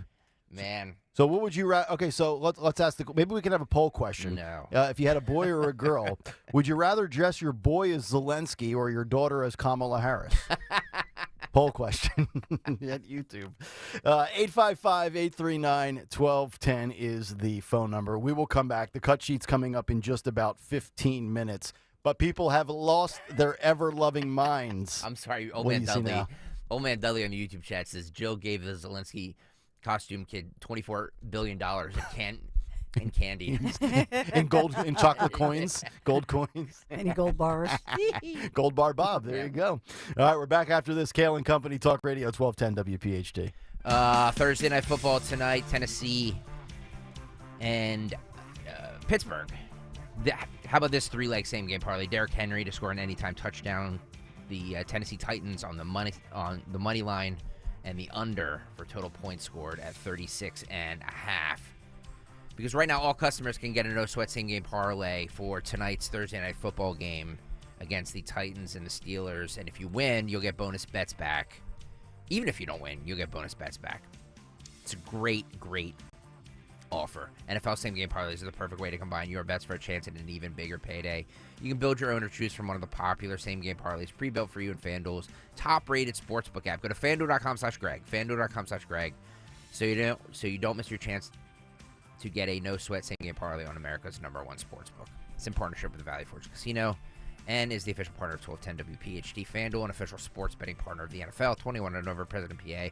Refund issues and non-withdrawable bonus bets that expire 7 days after receipt. Max refund $5 unless otherwise specified. Restrictions apply. See terms at sportsbook.fanduel.com. Gambling problem. Call 1-800-GAMBLER. It's the Saturday Night Free-for-All. Starting at 7 p.m., Talk Radio 1210 WPHT is live and local with Michael Pelka from 7 to 10 p.m. Idiots are everywhere. You can't swing a cat without hitting an idiot these days. And I'm not endorsing cat swinging. And Jimmy Fallon, 10 to midnight. We have a White House where someone is capable of getting anthrax inside and wouldn't be capable of finding out who committed the crime. The Saturday Night Free-for-All. Listen this weekend. Talk Radio 1210 WPHT and on the free Odyssey app. My brother-in-law died suddenly, and now my sister and her kids have to sell their home. That's why I told my husband we could not put off getting life insurance any longer. An agent offered us a 10-year, $500,000 policy for nearly $40 a month. Then we called SelectQuote. SelectQuote found us identical coverage for only $18 a month, a savings of nearly $300 a year. Whether you need a $100,000 policy or a $10 million policy, SelectQuote could save you more than 50% on term life insurance. In a hurry? Don't worry. With SelectQuote, you can get up to $2 million in instant, affordable, same-day coverage with no medical exam. Call SelectQuote at 1-800-637-9116. That's 1-800-637-9116. Or go to SelectQuote.com. That's 1-800-637-9116. Full details on example policies at SelectQuote.com/commercials. Comedian Joe Conklin. Back here at the Phillies wrap-up in front of a very despondent crowd here, L.A. I see John Ritchie talking to some ladies at the bar doing his best Nick Castellanos impression. How's that, L.A.? He just struck out 4 times. Richie dancing on his own again. That's Conklin's comedy show at St. Ignatius Church in Yardley, November 4th, and the Sillersville Theater on November 18th. For tickets, go to joeconklin.com. Hypertrophic cardiomyopathy is a serious heart condition. Some symptoms include being short of breath, feeling tired, or having dizziness or chest pain. My HCM impacted how I felt and what I could do. So I asked my cardiologist about treatment advances that gave me new options. That conversation was big for me. Talk to your cardiologist today. You may be glad you did. John was compensated for his time. Sponsored by Bristol Myers Squibb. Hey, Riverton. We know your favorite station is Talk Radio 1210 WPHT. Always live on the free Odyssey app.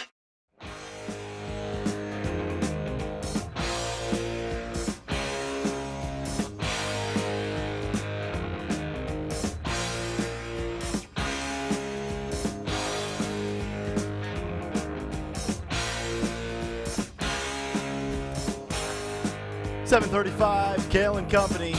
What's on the cut sheet? Just 10 minutes out. Thursday morning.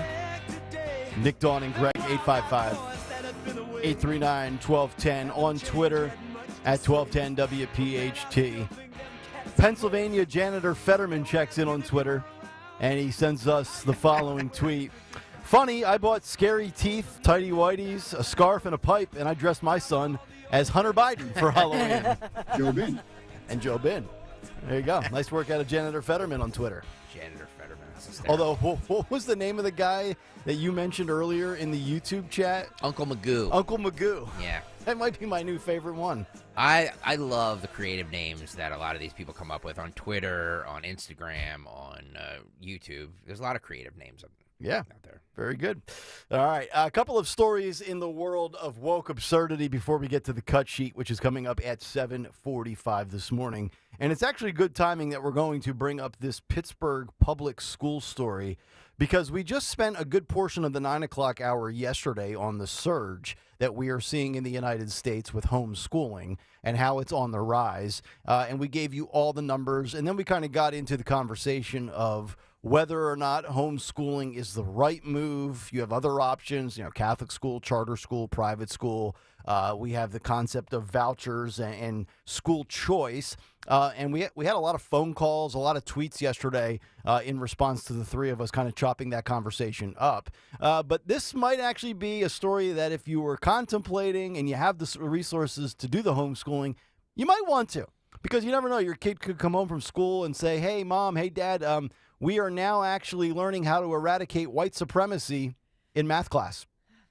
That's right. I think 5 minus 3 is 2 answers. 5 minus 3 is 2, but 5 minus 3 is also racist, and it's a sign of white supremacy. So this story coming out on foxnews.com right in the state of Pennsylvania, out west in Pittsburgh, as a Pittsburgh public school approves a measure to instruct teachers on white supremacy in math class. The board voted to shell out $50,000 for the anti-racist math workshops.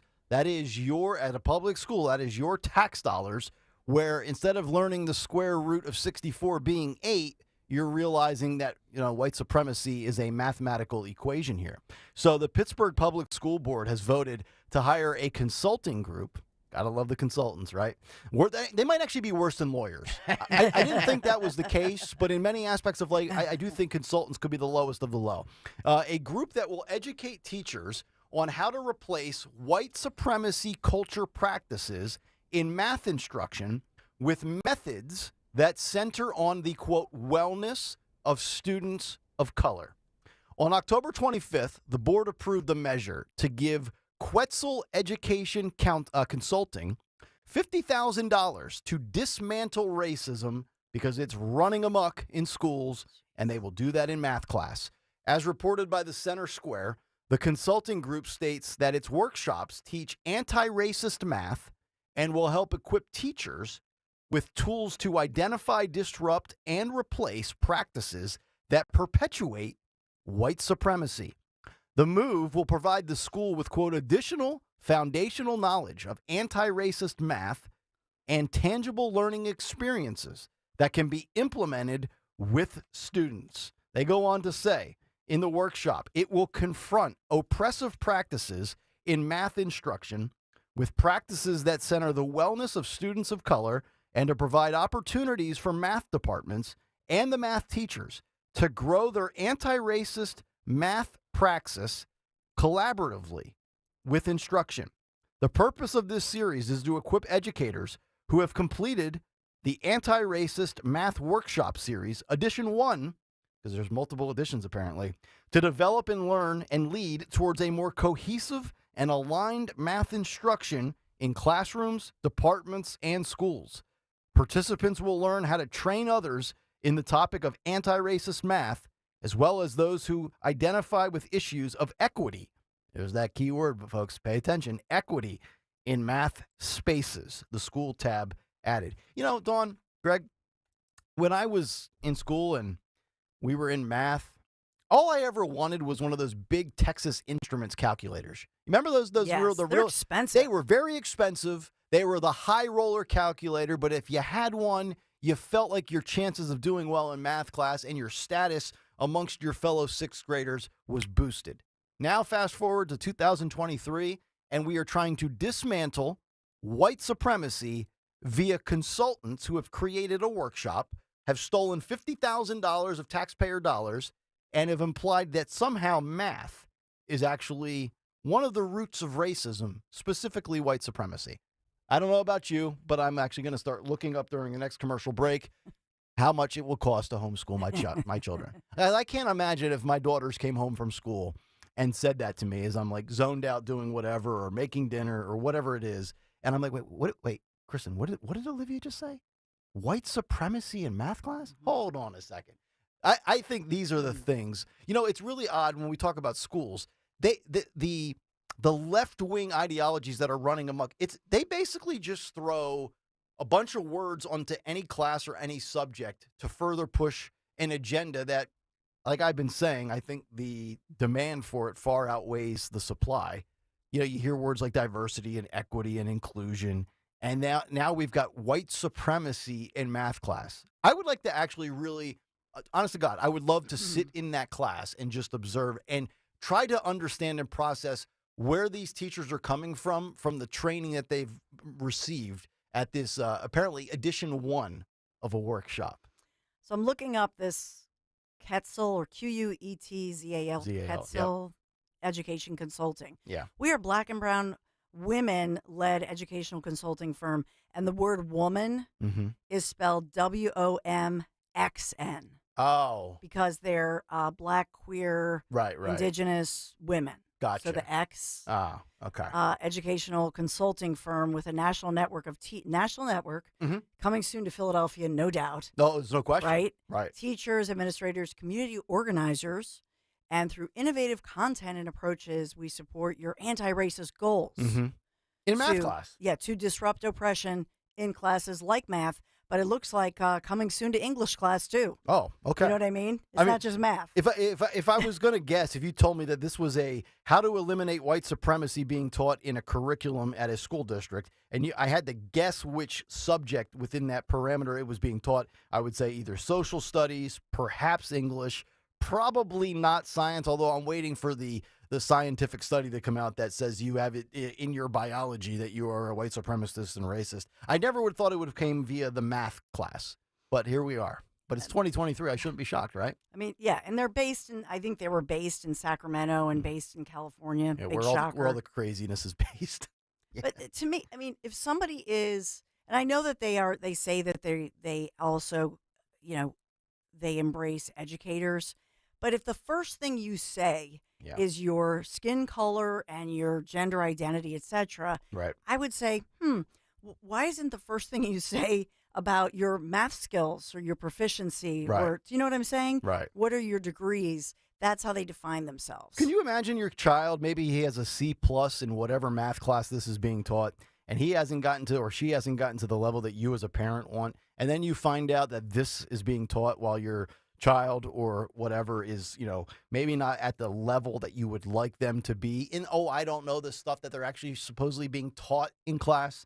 That was just a thought I had last night, but They serve, by the way, Nashville, Tennessee, of other cities, course. New York City Department of Education.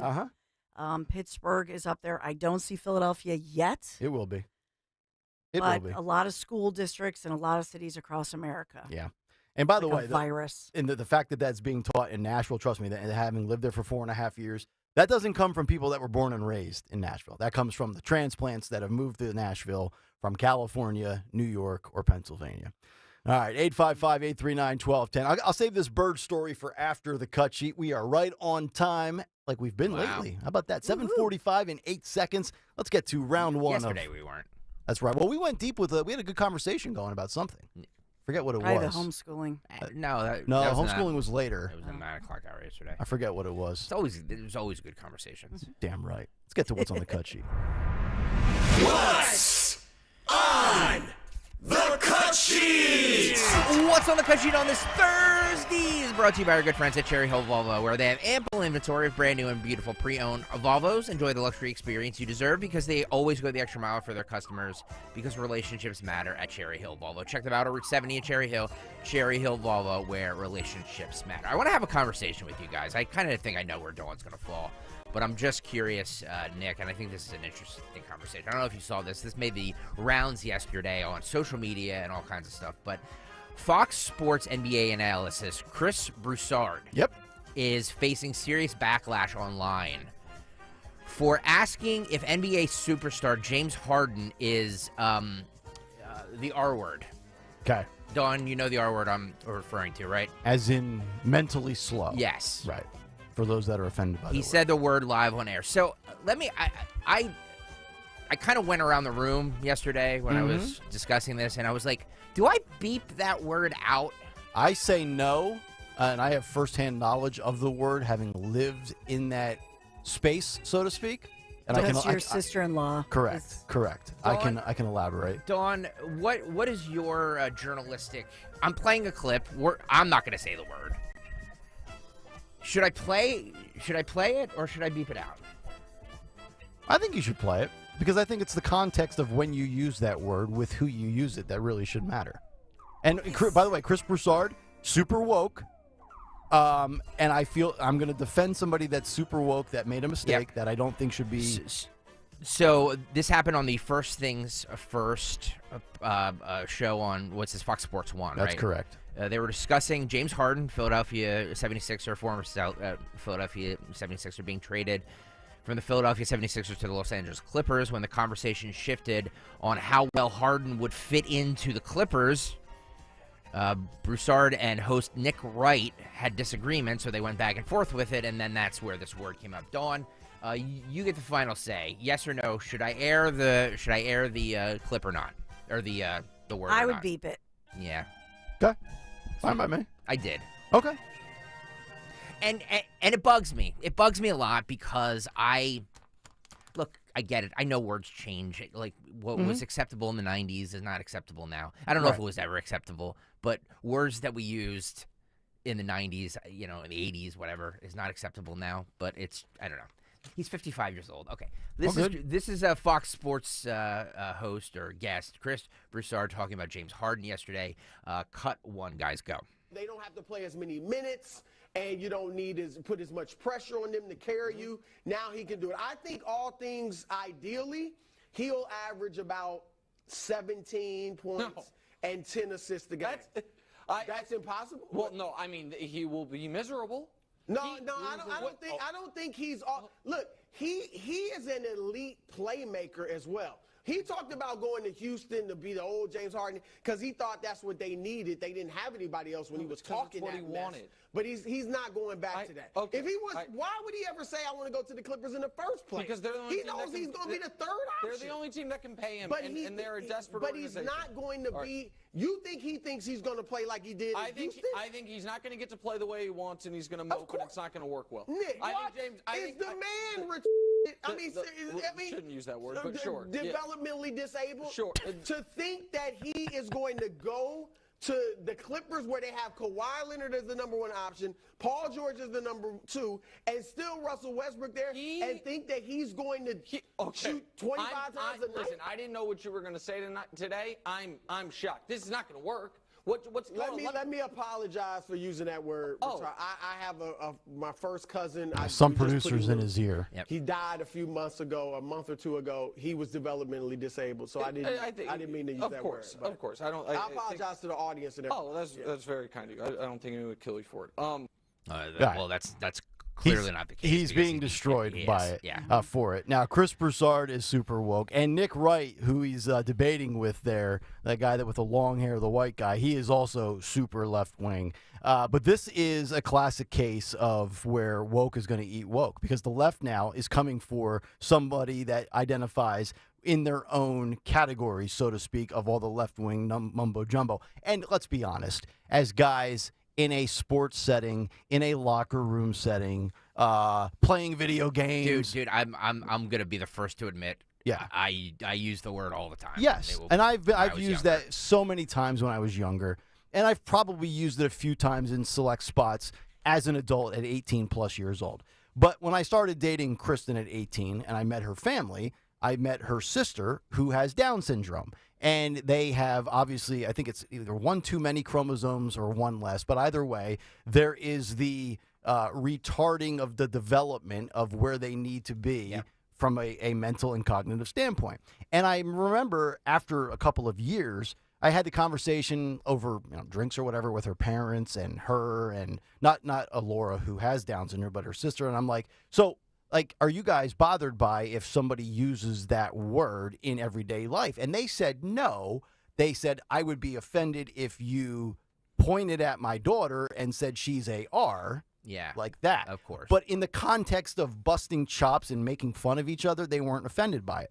So that's kind of like the school of thought that I adopted. And I don't think that this guy should be getting, as much as I dislike him from a political standpoint, the fact that people are calling for his job over that, I mean, come on, give me a break. Well, I would say if you look up all the associations, ARC or the Pennsylvania Association of Our Citizens.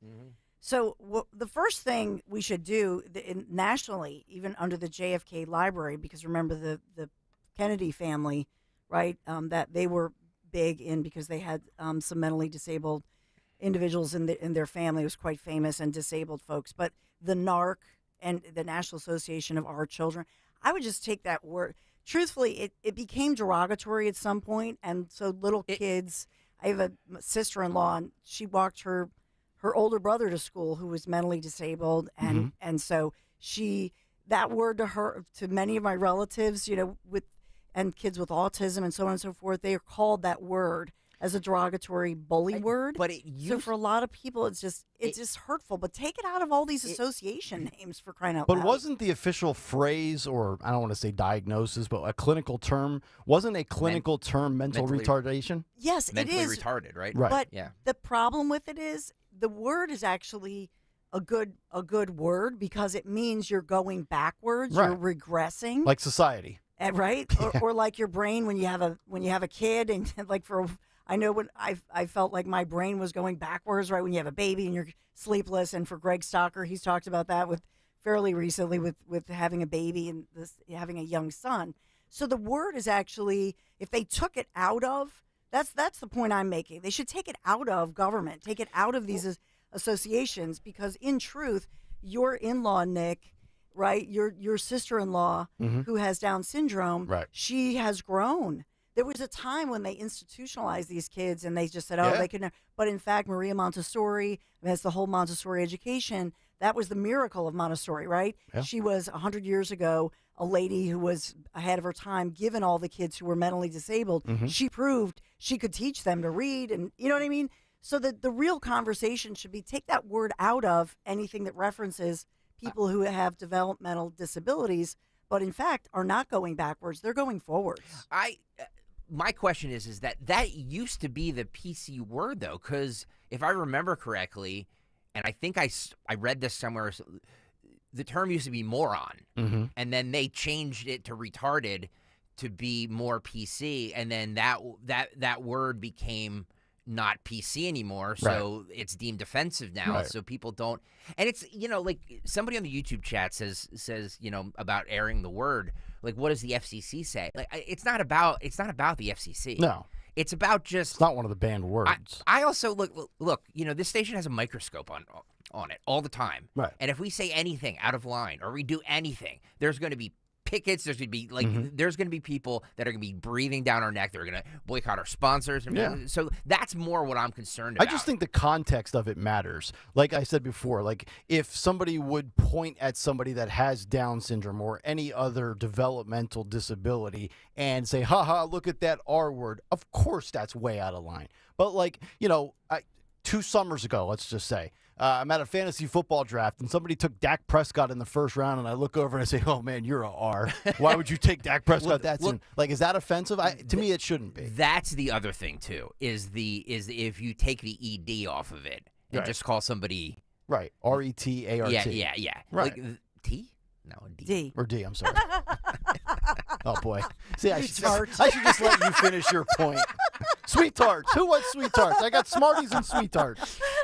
Your favorite candy. That was cute. Yeah, that's a promo. So my thing on this is like, because this word now is deemed offensive, now it has to be, but the guy's 55 years old. Yeah. I mean, it's not, that word it may not have been acceptable, but it was used a lot And he in the corrected 80s and himself 90s. in the segment. Exactly. Like, God. Well, because Nick Wright was like, I wouldn't use that term. Right. But Right. And then some producer was like, hey, man, just issue an apology. So social media went nuts. Yeah. Of course. Social media. See, well, we got to stop letting social media dictate who gets punished for what and how long they should be held in social media prison before they can move on from their one-time moment of slip-ups. So this is just a little sampling of it. Somebody wrote, F Chris Broussard and anyone who uses this word, F them. Okay. Somebody else says, Broussard is a jackass. I hope this is the thing that finally gets him off the air. All right, well, let me pull a Greg Stalker here, and let me flip this around. If Donald Trump said that word, would you be saying cancel Trump? If Tucker Carlson said that, would you be? Because he's on the left. See, you're either on cancel culture team or you're not a part of cancel culture. I don't look at these sides. I look at the context of what it was said as. And to me, in that setting, heat of the moment, arguing over James Harden's stupidity, because James Harden has done some really goofy things in his career, I have no problem with that there. By the way, these are not our listeners that are saying this. Oh. This was the reaction on social media. Okay, well, after he anyway. said it. Like right when it happened. Yeah. Somebody wrote, "Congrats, you are now unemployed." Well, that's the question. Do you think he gets fired because of this? No. But you know what? Sadly, I think identity politics plays into this. I think if this was somebody that what might be a conservative, now if he's on Very a conservative, good point. if he's on a conservative Very- outlet, he's probably not going to get fired because cancel culture is part of what we try to rail against. But I do think who you are and how you identify plays into what type of slack or rope you are given with second chances, or if you're immediately just going to be zipped by the wayside because a bunch of people have nothing else to do with their life but complain on social media. Yeah, I think the fact that he, within seconds apologized and then went into the fact that a beloved relative of his who had, intellectual or developmental disabilities just passed away. The fact that he, like you're saying, in fact, that he's on more of a liberal. And he's, by the way, not that this should matter. Guy. Not that this should matter. He's a very religious guy. He talks about his religion all the time. I don't think that came from a place of hate or anything like that. Like if I'm his boss, if I'm his brand manager, I just shoot him a text like, appreciate you making that correction. Yeah. No big deal. Just move on. Yeah, I think I will say this, that when somebody in a very, raw moment like that, and he says that word, and then within seconds, they kind of talked over him, they did talk over him, which I wish they didn't. Right. Let him apologize, and they were just talking over him. It was really rude, and he was genuinely apologizing, but I accept his apology. Yeah. I actually think the conversations like ours just increase awareness for the fact that it's really hurtful for anybody who has somebody in their family that gets called that word, and that's why. That's why people hate it, because they know their kid. They know how hurtful it is that their kid came home and, that the teacher called and they were calling your kid this, the other thing. It's because it's a bully word for kids. Yep. Somebody else writes, not sure what's worse, thinking correcting to developmentally disabled makes it better, or that it's somehow fine because of his cousin. Because to Don's point, he referenced his cousin. Well, but I think at least shows, again, context matters. Like he's lived in a circle, in a group of people that has dealt with having that sort of mental, developmental issue. So, Well, my point that I was making to the point of the tweet that went out, or maybe it's on YouTube, I'm not sure. But my point was he within seconds realized he had said a word that he knows he shouldn't have said. Especially what that told me was his own family is furious probably with him. He has to face his own family members are going to say, we don't use that word in our family, or something to that effect. So, but I think it was a genuine apology, and I don't know whether or not the guests on the show, because he's not a regular, is he? Is he? No, he's one of the regular two hosts. He is? Yes, Okay. he is. Yeah, him and Nick Wright co-host the show together. I don't even know that the producer said something. I felt it was genuine, where he just realized he said that, and it was a bad moment for him. So I think in that moment, I don't care what his politics is. I think I felt it was genuine. Yeah. That so do I. Yeah. Well, I like your point, though, that where he said it, I think matters. And I think that if somebody on this station were to have slipped up and said it, they would be fired. Not by me, because I think mistakes happen. We all talk for a long time every day, and sometimes we don't say things that eloquently. And it's a word that used to be in the vocabulary, right or wrong. It used to be in the vocabulary with people, not that long ago. Right. I know songs literally were called that word. My problem with a lot of these types of situations where it's really not that big of a deal, but social media amplifies it, where, once again, Twitter is not real life. Just because 13 people tweeted at Chris Broussard that he should be fired. And that's the thing that has always bothered me, is when decision makers don't think it's a big deal, but then backpedal on their, we'll just let it go. And they react not in a proactive way, but in a reactive way to what a select few are griping about, because they have nothing else to do but to watch. First of all, watching that show is painful enough, and then actually griping about it on social media. Yeah, I'm just so tired of these people that hate their lives and want to ruin everybody else's because of one word slip up. Get lost. Was the Black Eyed Peas song? Didn't they have to change the lyrics? Was it who? The Black Eyed Peas? Black Eyed Peas. It was "Let's Get Arted." No, I think it was just let's get it started, right? Yeah. But they had to change it. Shame on me for even knowing the song you're referencing. No, it's called "Let's Get It Started." That's what I thought. Yeah. Yeah. But initially, the words were the R word. They were forced to change. Is that true? Mm-hmm. Yeah. Oh, I did not know that. Yeah. Really? I'm calling Fugazi on that story. Look it up. All right. Wow. that was like what? That was almost 20 years ago. That song came out. We know that there's a huge anti-Semitism movement that's happening right now in the United States of America, and actually, I would say across the world right now. Yep. People's true colors are showing right now. So, what does the Biden-Harris administration do to protect the Jewish people? They are announcing the country's first national strategy to counter Islamophobia. Not counter anti-Semitism. Nope. Counter Islamophobia. Yep. That's right on par. Cut 12. This is Kamala Harris announcing this. Cut 12 here. Go. And so today, I am proud to announce the Biden-Harris administration will develop our nation's first national strategy to counter Islamophobia. This strategy will be a comprehensive and detailed plan to protect Muslims and those perceived to be Muslim from hate, bigotry, and violence, and to address the concern that some government policies may discriminate against Muslims. For example, the so-called Muslim ban, which President Biden revoked on our first day in office. So here's the bottom line. In America, no one should be made to fight hate alone.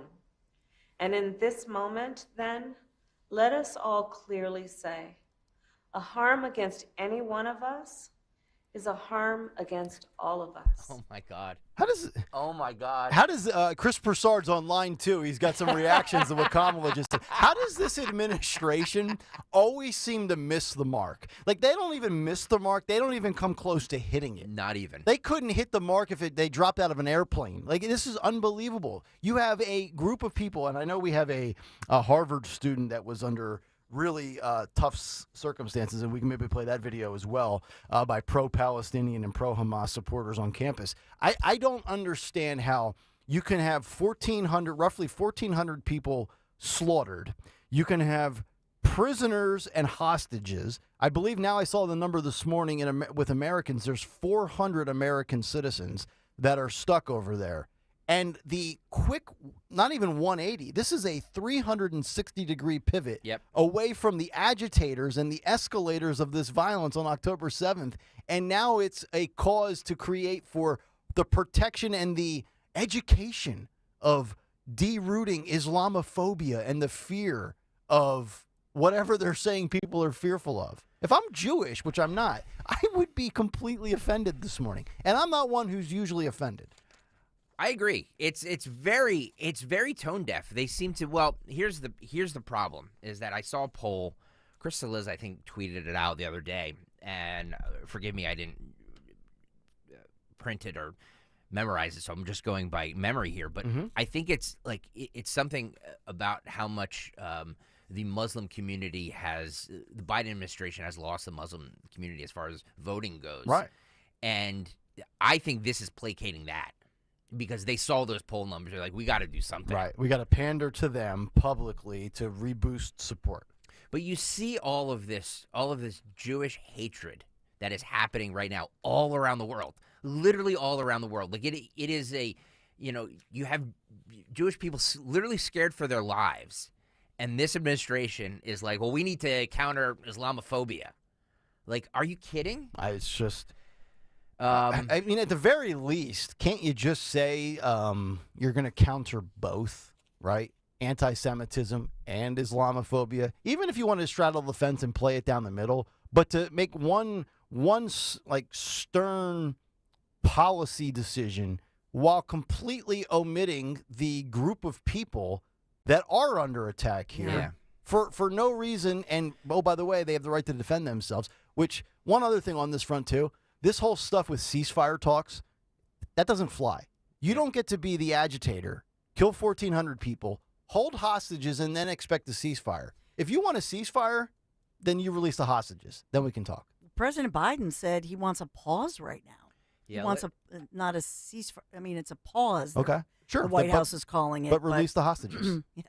Well, let me just play that there, and then I want to get back to the Islamophobia too, because it wasn't just Kamala Harris who said it yesterday. A Biden spokeswoman said it yesterday while she was on Air Force One to some of the press. But this was Joe Biden yesterday saying that we're doing the first evacuations from Gaza.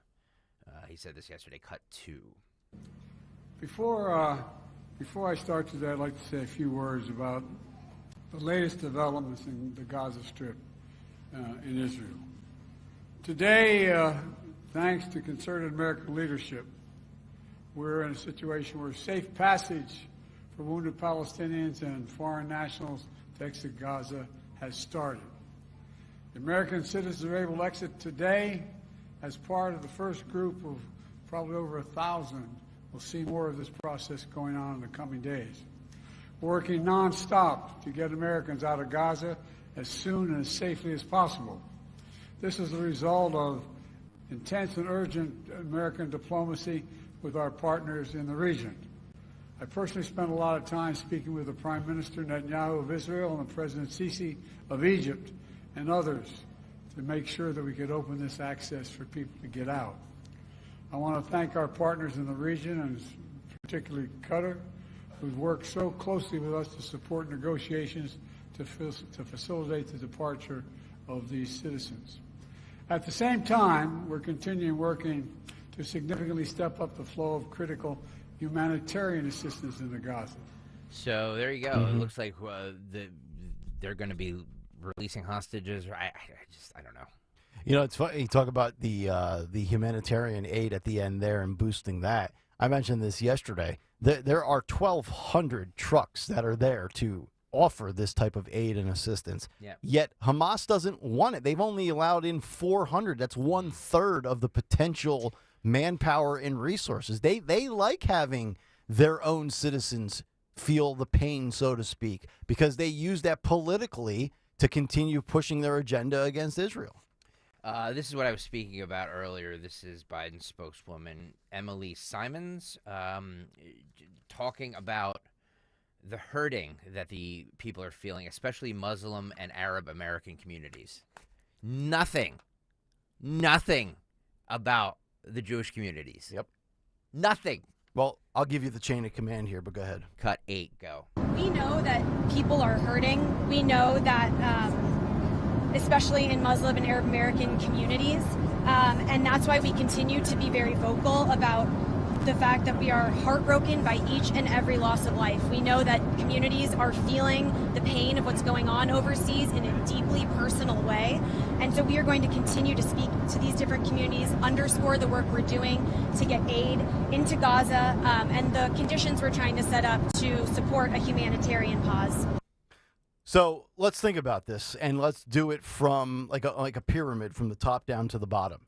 If this administration doesn't condemn what Hamas or anything pro-Palestine, I'm just going to say this, if the administration doesn't condemn the terrorist acts and the media, the mainstream media, specifically MSNBC, does not condemn it, that trickles on down to college campuses. So from the highest levels of where you should have the most common sense to what's being reported or what's not being reported to what slant is being put on a story, all the way down to the young, impressionable youth of today, to where you're supposed to be a smart person if you're at Harvard or Cornell or Columbia or Yale. It's funny, all these stories that we keep hearing are coming from where supposedly all the smart people go to school. It's a trickle-down effect. So then it becomes more, quote, acceptable, and I know it's not, but that's the way the younger people now view it, as acceptable to be anti-Semitic. If the president of the United States doesn't set the tone and the media puts a spin on it, well, what do you think 18 to 22-year-olds are going to do? Yeah. Emily Simons also says that the Biden administration will not be silent about Islamophobia, not against Muslim Americans, Arab Americans, Palestinian Americans, not against anyone. Cut 9. The president continues to underscore that we will not be silent. There is no place for hate in America, not against Muslim Americans, Arab Americans, Palestinian Americans, not against anyone. As many of you know, last year we established the interagency group to combat Islamophobia and anti-Semitism in the last year. And the next step is to release a strategy on Islamophobia. I don't have a specific announcement for you right now, but something we're working towards. And that's what Kamala Harris announced late yesterday. Well, at least we heard the word anti-Semitism once mentioned in that clip. But phobia is the fear of, right? And what does this administration do at a fever pitch? More than maybe any administration that I can recall in my lifetime, they sell fear. Yep. They sell phobias. Be afraid of X, Y, and be afraid of the white man in a red hat. Right? Yep. Okay.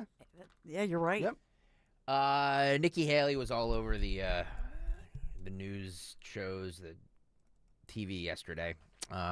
She said this to Sean Hannity, that she thinks that every name and every face of the pro-Hamas protesters should be published and labeled siding with terrorists. Cut 10, guys. So when they get up there and they hold those signs, or they get upset on why people won't hire them, it's because companies don't want to hire someone who wants to destroy our country. That's why I think every name needs to be notified. I mean, it needs to be published. Every face needs to be published. And we need to call this out for the hate that it is. This is absolutely unacceptable in America. I totally agree, and here's a little bit more. She says, yet we have Americans protesting, saying that they support an organization that is a terrorist organization that killed 33 Americans, that took 20 hostage, that said death to America, and continues to say death to America every single day. They continue to preach death to America. I think this is why she's polling as well as she is. I think she's made a very strong stance on this, and we're also seeing now where people are saying that every Republican not named Trump or Nikki Haley should drop out of the race. Yeah, and everybody should coalesce, behind one candidate. We talked about this, right? We talked about what would happen if everybody else dropped out but one person. Yep. How much support would they get? I still don't think it's enough. No, you're probably right. But you know what I mean? Yeah. Let me ask you guys about this, about what she said, because in theory, I understand your point that I think it's a good one. But doesn't it become a slippery slope that anytime anybody protests something that we don't agree with, they basically be branded with a scarlet letter that says, hey, this person supports this or this person supports that? Couldn't they say the same thing about MAGA? Well, if you are... I mean, they are... Well, they do. Well, they do.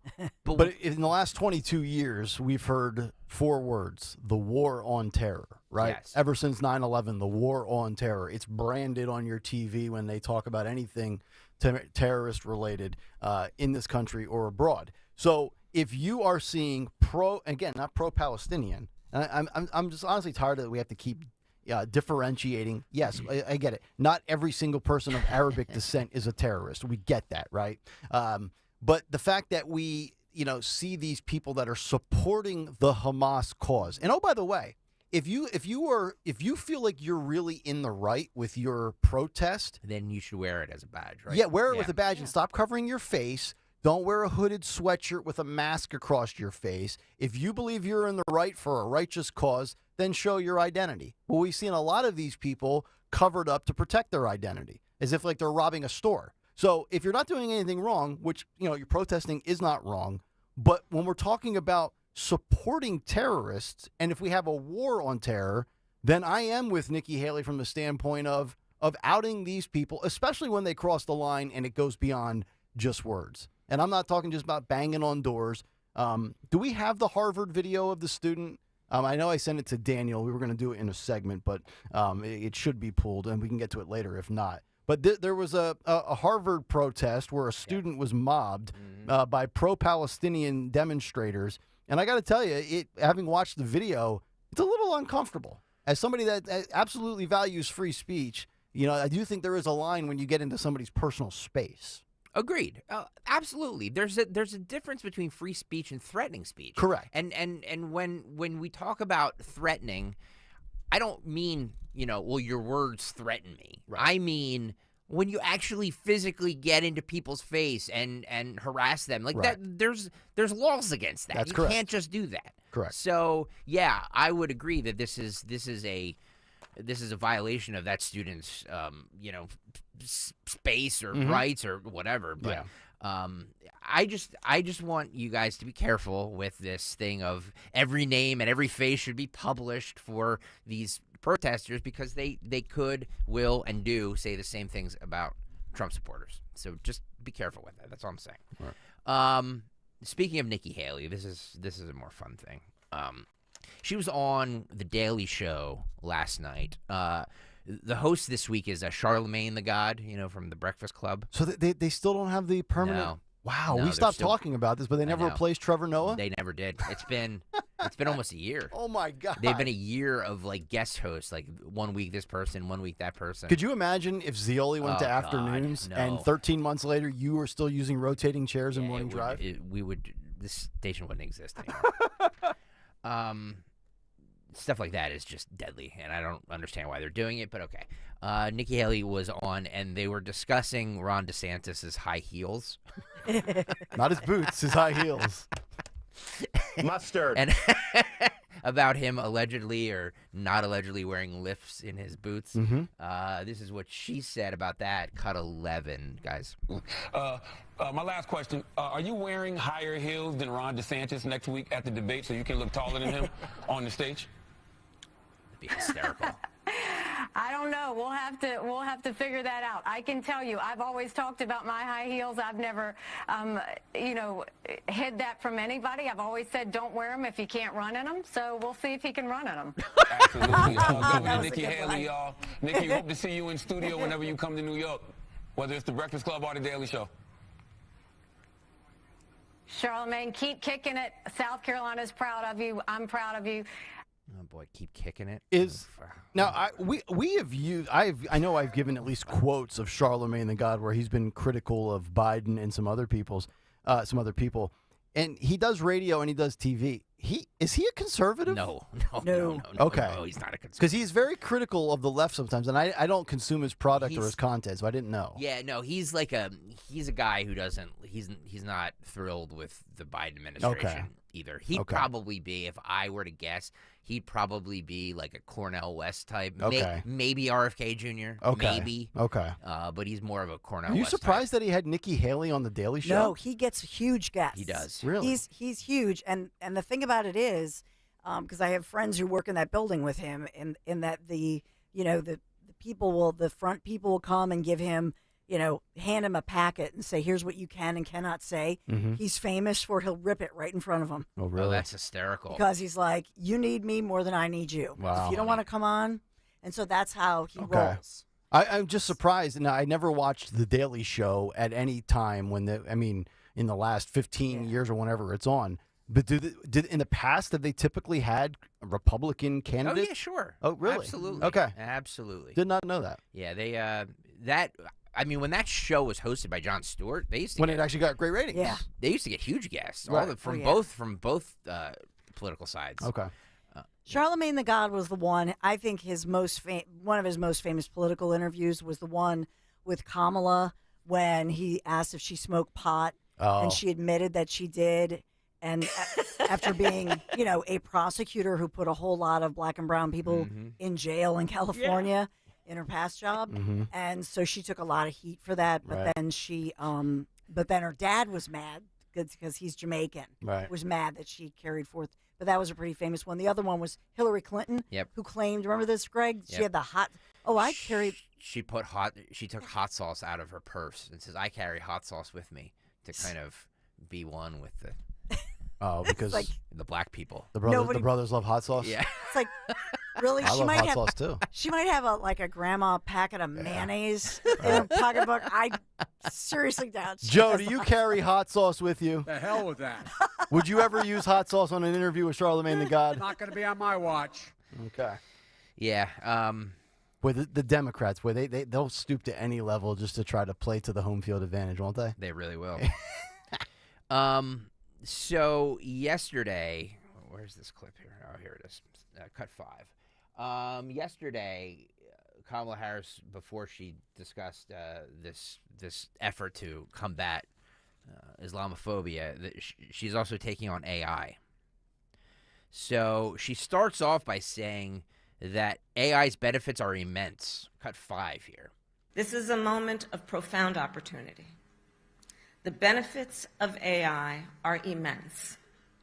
It could give us the power to fight the climate crisis. Wow. So AI sounds like a great thing, Yes, right? yes. We don't need the manpower or human resources to fight climate change. We can just, artificially attack it. I'm all in for AI. Two Okay. sentences later, Kamala Harris, cut 6. And when people around the world cannot discern fact from fiction because of a flood of AI-enabled mis- and disinformation, I ask, is that not existential for democracy? So wait a second. Right. Wait. So it's great because it's going to help us fight climate change, Mm-hmm. but it's also an existential threat to democracy. So where does she get to it can also combat racism as well, because we got all the buzzwords and all the endeavors that this administration is trying to fight. But my point is that it can't be both. It can't be the greatest thing that's going to help us fight the existential threat that is climate change and also an existential threat unto itself. Well, I've said for a while on this show that I think the Democrats and the left are going to use AI and manipulate AI far better for their cause than Republicans will. That's unbelievable. It's unbelievable to me. It's either great for us or it's not. I don't know. Well, she's just a walking contradiction. Yep. I really think it's written for her, and I don't know She what's doesn't know what going- she's saying? Yeah. Yeah. Something's going. I don't know. There's something missing with her. So AI is going to be super, super great and help us and also destroy us. So thanks. Thank you, AI. Thank you, Kamala. This is not getting what I believe the attention it deserves. Last night, a U.S. House clerk announced this. Cut 13. Notify you formally, pursuant to Rule 8 of the Rules of the House of Representatives, that I, the Honorable Nancy Pelosi, Speaker Emerita and U.S. Representative for the 11th Congressional District of California, have been served with third-party subpoenas from the prosecution and the defendant to produce documents in a criminal case in the United States District Court for the Northern District of California. After consultation with the Office of General Counsel, I have determined that compliance with the subpoenas is consistent with the privileges and rights of the House. I'm sorry, what? Nancy Pelosi was served a subpoena to produce documents in a third-party criminal case in California. Okay, and we know what criminal case this is? Reportedly involving the hammer attack on her husband. Oh. And we're coming up on the 1-year anniversary of that, are we not? Yep. But isn't that weird? So I guess by the rules of the House, this has to be read into the record. Okay. But Pelosi, because I was even searching this morning, has she commented on it yet? And I haven't seen her speak of it. Please don't bother me with sexual frivolity, okay? Okay. She's not spoken on it, but this is a pretty big deal, Yeah, right? absolutely is. Very Although, big deal. of course, I always feel like the timing of things matters, and I raise an eyebrow about the timing of this. By the way, I should actually look that up. I want to say that was November. That was right around the midterms of last year when we were only a month into the show. Yeah, it was around this time. I don't remember Yeah. the date that it happened, but interesting. Just handing things over. I don't know. Speaking of corrupt politicians, allegedly. Yep. Gold Bar Bob was cornered by CNN's Manu Raju. He was cornered? So apparently he was coming out of some classified briefing, and he's being accused of aiding a foreign government. So why is it appropriate that he's, in this classified briefing? Yeah, right. And he answers that question, cut 4. You weren't able to go to the last classified briefing because Schumer didn't let you. Why are you going to this classified briefing? First of all, you're wrong about that. He didn't say you can't go, and he didn't not let me. So that's just the wrong assumption. So, I'm so sorry, sir. So why did you go to this classified briefing? Because getting an update on Ukraine is something that's worthy as we consider the supplemental. But you're being accused of aiding a foreign government. Why is that appropriate for you to go to a classified briefing? Manu, I know you're going to make news. Bottom line is, I'm a United States Senator. I have my security credentials, and an accusation is just that. It's not proof of anything. Not proof of anything, even though the evidence is very strong that it would say otherwise. He got a little mad. That's where he's trying to intimidate and bully Manu. Where if I'm Manu, I'm saying, well, actually, no, sir. You created this firestorm for yourself, so I'm just doing my job.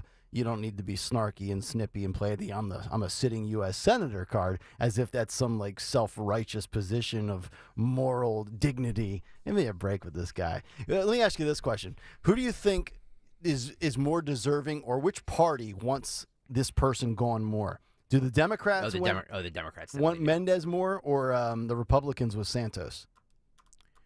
I was thinking about that last night because Santos was in the news again as well. Pretty close. And they're both putting up a fight. No, I think that for the ramifications with Gold Bar Bob are much bigger. Yes, I would agree. Especially because of what's happening in New Jersey. We've got all 140 seats in the legislature next Tuesday up for grabs, right?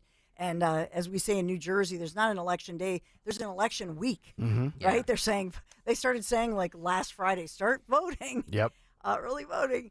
But in New Jersey, I think the ramifications are much bigger. And then when you think of what's going on in Israel and the fact that he was the head of that Foreign Relations Board, which he's now disgraced from, but there are all these questions swirling. Did he compromise our national security? So right. To me, Bob, Gold Star Bob, as you call him, Mendez, is a much bigger story. GBB. Mendez. And by the way, nice job. Dawn says the hammer attack on Paul Pelosi was October 28th. Of 2022, so we just missed the 1-year anniversary of that. And then DePape was in charge, the guy who hammered him, the nudist from Canada, but he wasn't charged till Halloween. That's why I think you're remembering November, because remember it was bizarre how the information was coming so slowly. Yep. By the way, whatever happened to our once labeled MAGA guy who was a hippie that was in a van? Has that? I mean. Maybe we'll find out more with this subpoena and whatever is happening here. Well, I tell you, that story really disappeared, didn't it? Yeah, it did. And they were. It just felt like they were trying to hide something in there. Who knows? I mean, it was horrifying. And he had, Mr. Pelosi, who's an elderly guy and had to undergo head surgery, and it was horrible. Yeah. But still, there was this weird. Remember this reporting on it that it felt like they were trying to hush something. That's correct. A person who won't be president, Chris Christie, was on with Morning Joe the other day. I've been sitting on this. Well, he loves making the rounds. Well, too, doesn't he? The reason I'm bringing this up is because a lot of people are talking about how Mark Meadows has basically been given immunity to testify against Trump.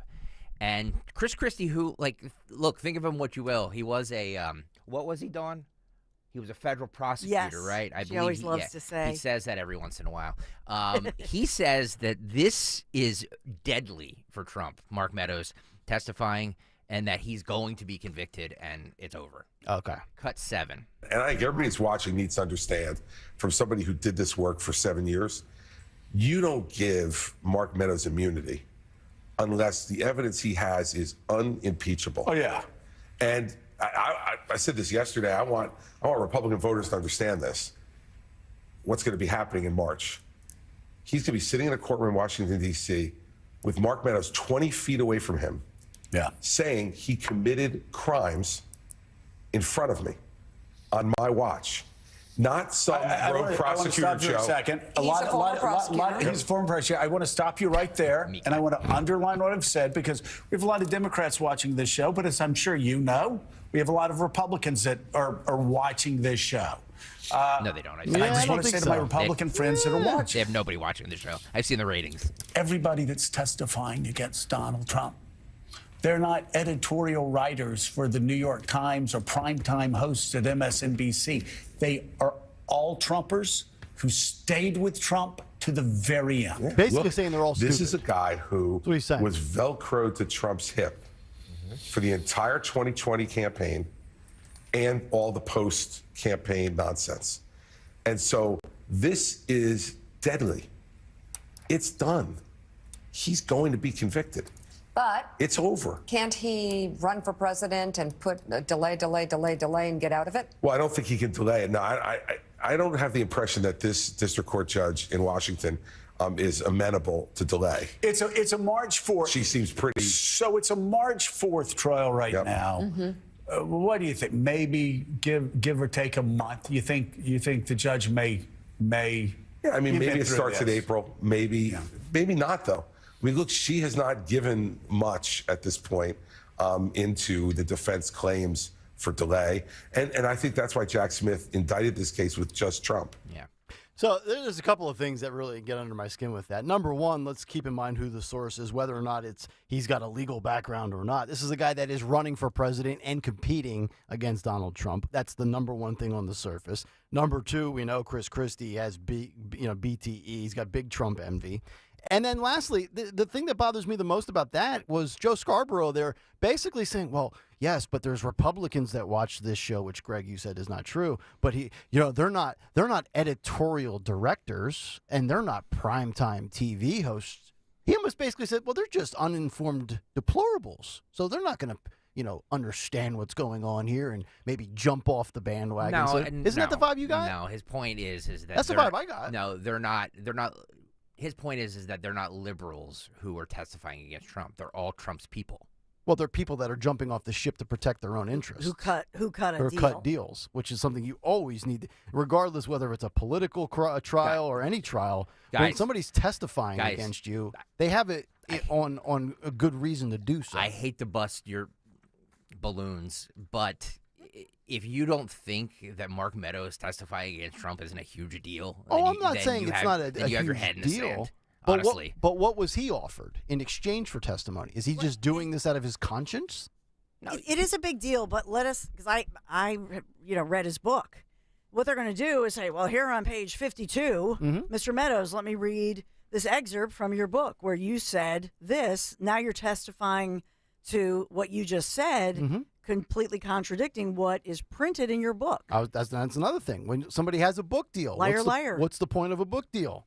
Is it just to get the facts out, or is it to get your narrative and make a payday? So everybody's lying except for Trump. Didn't say everybody's lying. I'm just saying in a court of law, if you have a major book published that you went through a publisher, had to go through editors, they had to vet what you said, and so on and so on. That's going to be at the center of the court proceeding, where they say to some of these key witnesses, most of whom who profited from books, especially Mark Meadows, to say, which time are you lying? Did you lie to the thousands of people who bought your book, or are you lying now? And let's also not sit there and act like editors and vetting and running it by before it's published is some practice that is being used to the umpteenth degree these days. I mean, how long did it take for the New York Times to go back and admit they made a mistake with the way they were covering the Hamas terrorist situation? We took the words of the terrorists and reported that as fact until we found out that that missile never actually hit the hospital. It landed in the parking lot. So when I hear book deal, my ears immediately go up. Because it's about somebody trying to put a spin and make a quick penny. Again, I'm not saying Mark Meadows is lying. I don't disagree. I'm just saying, look at the mode. Anytime I see somebody that testifies in a court of law against somebody that whether it could be like a low-level drug dealer, right? And he's testifying against the kingpin. Yeah. Why is he doing that? Did he just have I don't disagree with you, but Christie's point there is that they wouldn't just give him blanket immunity if he didn't have something really, really big, right? That's a fair point. Right? Yes. Yeah, and I'm not trying to sit here and be Trump's defense attorney. I'm just pointing out the motives of people in these types of settings. And I take everybody with a grain of salt. I don't believe a lot of stuff I hear. Okay, I'm just saying, like, it's very easy to say, well, but this is gonna, like, March and April of next year are gonna be very big. Oh yeah, it's gonna be very big because I agree with him. I don't think that this is going to get pushed. You know, they're trying to delay it, but I don't think it's going to be delayed. Wait, who's trying to delay it? I think the courts were trying to speed this up. The Trump team is trying to delay it. Yes, as they should. And this is going to get caught up in appeals and all sorts of paperwork and motion to dismiss and motion to this. And I mean, trust me, you can muck this thing up and make it very choppy and just keep delaying and delaying and delaying. And that's only going to, and this is only one case. This is just the federal election case in D.C. This does not even include the classified documents at Mar-a-Lago, Atlanta, Fulton County, New York, 2 New York cases. We've got the civil one going on now. And by the way, have you noticed too on the civil front, we haven't heard a word about the Stormy Daniels case. That was like remember that was the first one to drop with our famous buddy Alvin Bragg. I haven't heard a peep about that. Yeah, because it's such a horrible case. That's why it's embarrassing. I mean, even Democrats have panned that one. So here's what I would say. I mean, Chris Christie, what a schmuck he is. I mean, this is his lane. This is the path he carved out. Like, seriously, he worked for Trump. He was his BFF, and now he's, saying this, he's going to be convicted, blah, blah, blah. The truth is, look at every court case. When has the government ever expedited the timing of a court case? And Trump's team, I mean, they have legal grounds to delay. So in my humble opinion, they're going to delay most of this stuff because it's a tangled web. So they've got to go through all the pretrial motions, etc. Yeah, I agree with that. So does anybody think that this case will be finalized before the election? I can't imagine that it is because these lawyers finalized how? As in we like get a final verdict. No, I can't. Seriously, I can't imagine. As in he's found guilty or acquitted. Yes, you do. You think they will? Yes. So what by the summer? I think now because it doesn't start till March. Now look, what's going to happen is a jury is going to hear it. It's going to be decided, and then it's going to be appealed. So you really don't have finality and closure. No, exactly. Right. Yeah, yes, it's going to be appealed. There's no question it's going to be appealed. Right. So do I think that there's going to be a verdict in this before the election? Yes, I do believe that. Does anybody think that Trump will be in prison the night of the election? No. Trump's, absolutely not. First of all, he is never going. Yeah.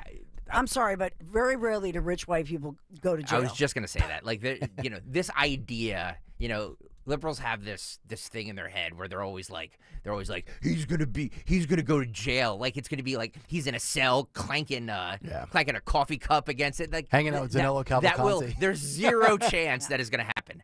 Zero chance that is going to be happening. Now, do I think he's going to be found guilty for one of these things? Absolutely. But he's not going to go to quote unquote jail. But ultimately, this whole hot mess, first of all, that's, a Republican wins no matter who it is, no matter what happens, and all this goes away. And I suspect it goes away no matter what, no matter who. Ultimately, whatever happens in 2024, it's so political to me. And once it goes to the Supreme Court of the United States of America, every scholar, you've played Turley all the time. Yep. This is just dripping with constitutional rights violations. Yeah, and I think that's the one thing at the end of the day that Trump and his lawyers feel absolutely great about. Even if they get convicted on whatever, by the time it gets to the Supreme Court, it gets reversed and sent back down and remanded back down to the lower courts because the Supreme Court's not going to, and they're incredibly intelligent people, but they're not going to have that blood, so to speak, on their hands. No lib after they said stop it, Greg, because I guess I was saying things that they don't like. That's right. They said fair jury in D.C. Come on. I agree with that. There's no chance he's getting a fair jury in Washington, D.C. To be honest, I don't know where you technically would get. I mean, yeah, you could sit there and say, well, I'll go to a red state or a red city. But, I mean, there's not anybody that has a unbiased, objective opinion of Donald Trump, right? Exactly. So I don't know where. I mean, yes, you could technically find more people that are sympathetic to him, but you're not going to get somebody that's completely neutral on the guy.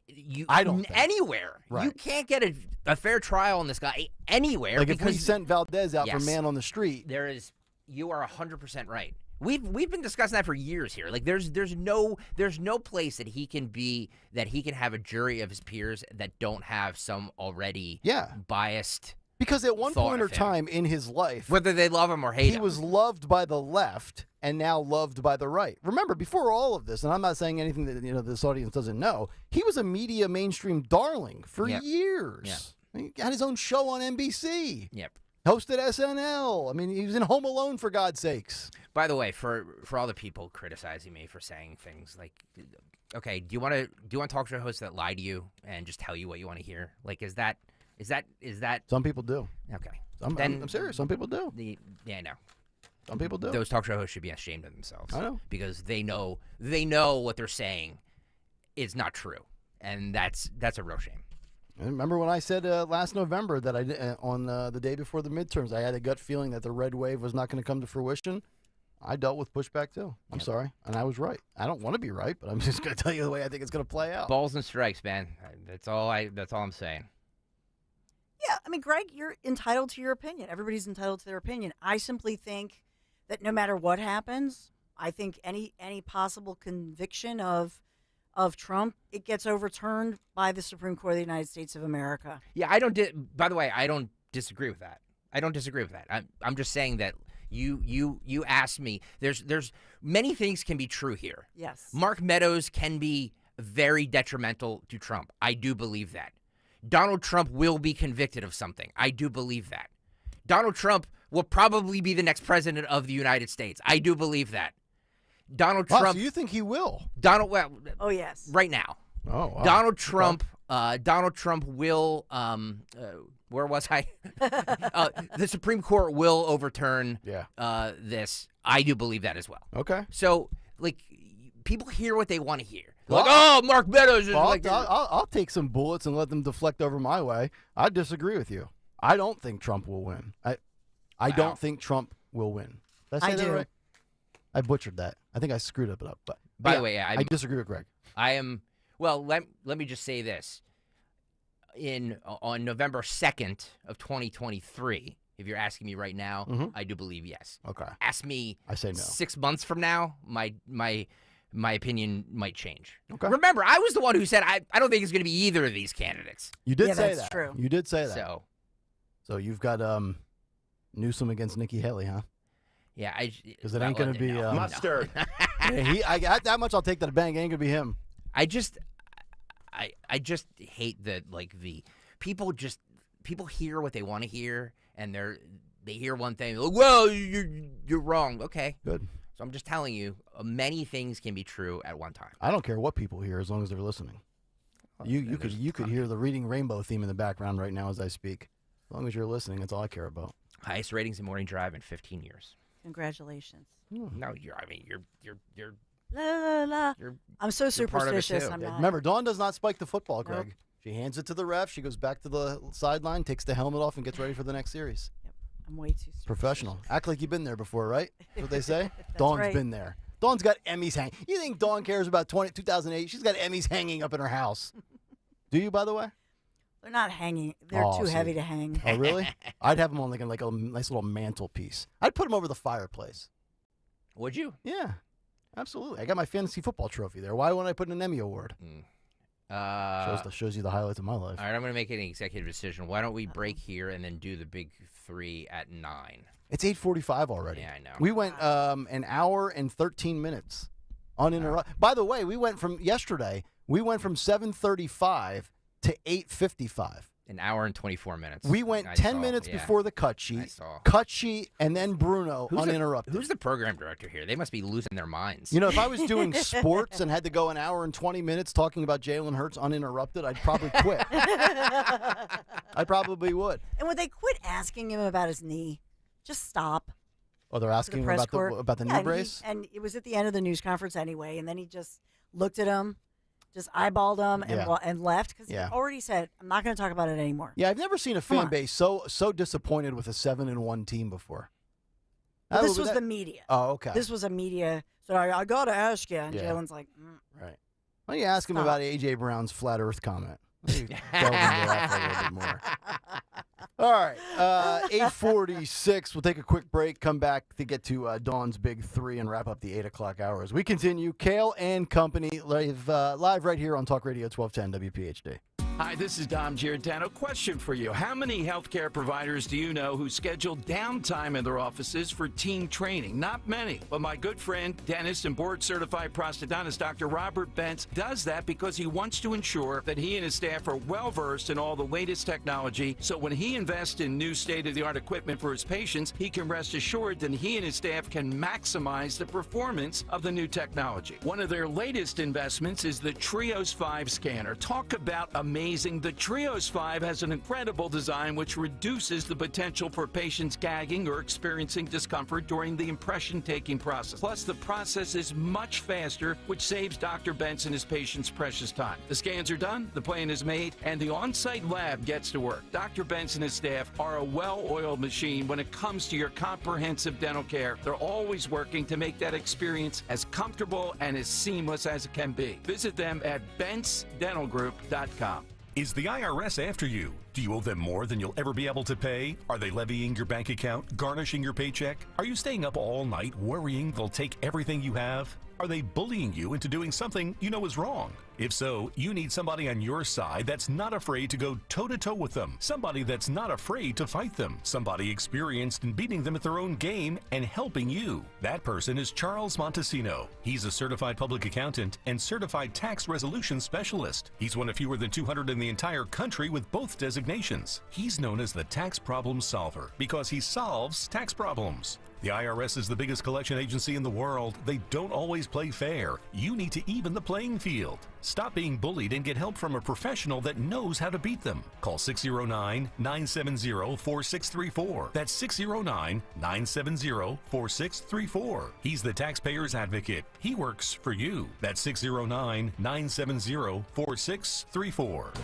Hi, this is Dom Giordano. Rescue Natural Supplements' unprecedented Black Friday sale is back again this year. The savings are bigger and better than ever. Right now, they're slashing prices on all supplements with discounts ranging from 50 to an incredible 80% off the total cost. Rescue has a wide array of products to address your health needs, including immunity, cholesterol support, heart health, and natural energy enhancers. It's 50% off omega-3s, probiotics, and so much more. And one more thing, this Rescue Black Friday sale will run the entire month of November. So shop today at res-q.com, res-q.com, or call a Rescue product consultant, 800-26-ALIVE, 800-262-5483. Again, all Rescue supplements are 50 to 80% off during the entire month of November. So why wait? Start shopping at res-q.com today or call 800-26-ALIVE.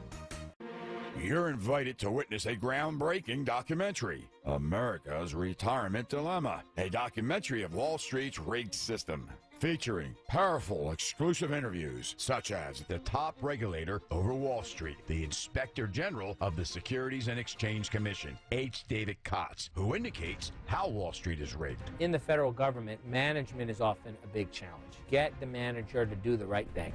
It's a great concern. The Chief Accountability Officer over the federal government, the United States Comptroller General, David Walker, further explaining the dilemma facing all Americans. If we have another recession, the federal government doesn't have any more tools in its toolbox. Hear these experts and more exclusive interviews with powerful industry leaders, esteemed economists, and top researchers at the Spring Mill Manor, November 14th. Registration is required. 1-800-722-9728 or crashproofretirement.com. My name is Tom DeBello, and I'm here to take a sledgehammer to the excessive spending in Montgomery County as your next county commissioner. If you're fed up, tired, and had enough of your hard-earned money being spent on their projects to enrich themselves and their friends, then help me help you. Together, we can bring back strong, experienced leadership to Montgomery County. Vote Tom DeBello for Montgomery County Commissioner on November 7th. This ad is paid for by friends of Tom DeBello.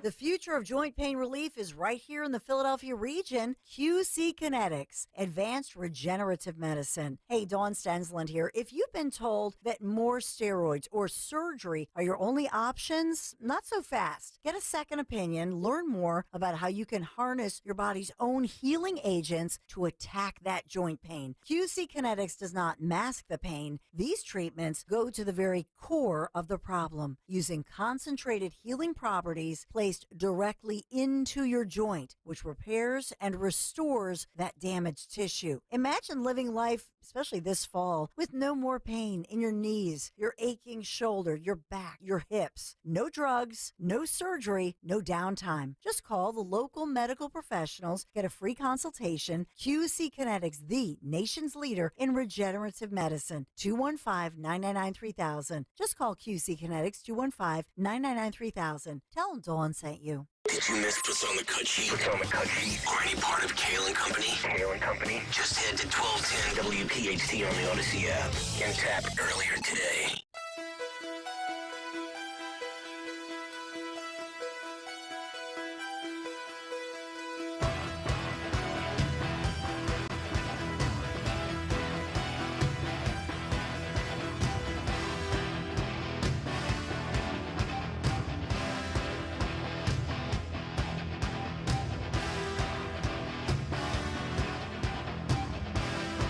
.52, Kayal and Company, as we continue. Third hour almost in the books. We will get to Dawn's Big Three coming up in the 9 o'clock hour. Also, what's on the cut sheet part 2, who on Twitter today, what's on tap for the Dawn Show. We've got the Morning Mystery Movie clip at 9:20. See if we can make it 2 days in a row where we get the correct answer and we are able to verify that we have the correct answer. We'll start a new streak today.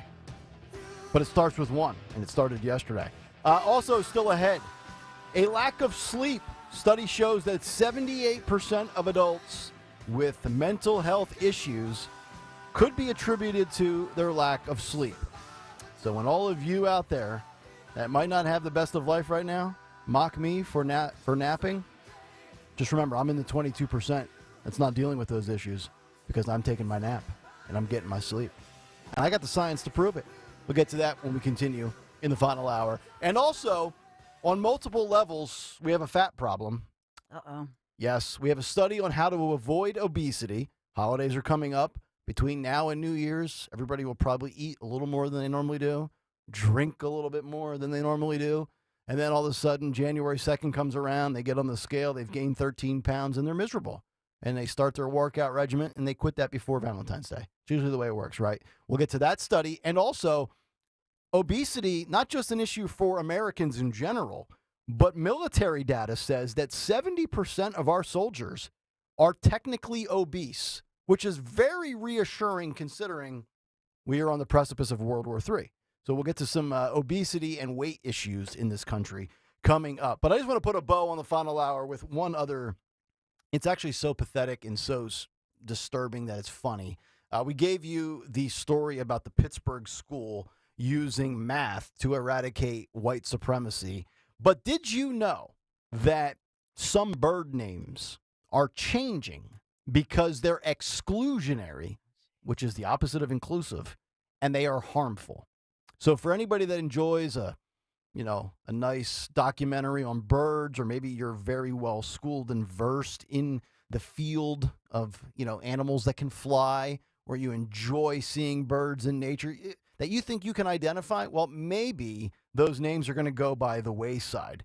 And this was from Outkick. It says, we all knew it was just a matter of time before some of the woke insanity made its way into the world of birds. Yes, some birds are now considered offensive and are on the chopping block. However, it may surprise you that it's not the usual suspects. Nope, the likes of the titmouse, the blue-footed booby, and the woodpecker are safe for right now. That's good. Now, I've heard of a woodpecker, but I never heard of the blue-footed booby or the titmouse. But apparently those are actually real birds. And the American Society has announced that it will be changing the names of about 80 birds that are named after questionable people. Well, naming birds after people can be deemed exclusionary and harmful, they say. quote, there is power in a name, and some English bird names have associations with the past that continue to be exclusionary and harmful today, says Colleen Handel, the Society's president, who said in a statement to none other than the Washington Post. And they wonder why their readership is in the tank. Quote, we need a more inclusive and engaging scientific process that focuses attention on the unique features and beauty of birds themselves. So 2 things. Number one, this whole concept is for the birds, literally. And secondly, I would like, if I ever saw Colleen Handel, I would never inflict any harm. I'm not saying that, but I would flip her the bird. I just say, hey, Colleen, here's my thoughts on I see what you you did taking. there. You see Yeah, what I I see did what you there? did there. Yeah. Yeah. 80 different birds. So apparently we have a systemic system of racist birds, and it is named after, and here's some of the details behind this. With dozens of names getting changed, the focus on the birds' names after people with questionable pasts, such as the Bachman's sparrow, never seen or heard of that bird, or the Townsend's warbler, both are named after men accused of being racist. Oh, okay. Yes. See, there's the tie-in. Here we go. They go on to say, quote, white people, which, by the way, just white people. Imagine if I said something else about another group of people and I started my sentence like that. Yeah. I'd be racist, right? White people, but it's okay because we're white. White people are credited for discovering the birds. White people were the ones to name the birds after other white people, and white people are still the folks that are perpetuating these names. Jordan Rudder, who has organized, here we go with the petition. Another bright individual who organized this petition to change a bunch of bird names, says in a 2021 interview. So for all of you out there that are very proficient in naming birds and playing the bird game, or just enjoy that species, get ready because big changes are on the way. So figured I'd pass that along in the world of insanity. Like, this is what we do in our lifetime nowadays. Well, like, these people need to be put in a, Trump's right. We should bring back the insane asylums and stuff these people in first.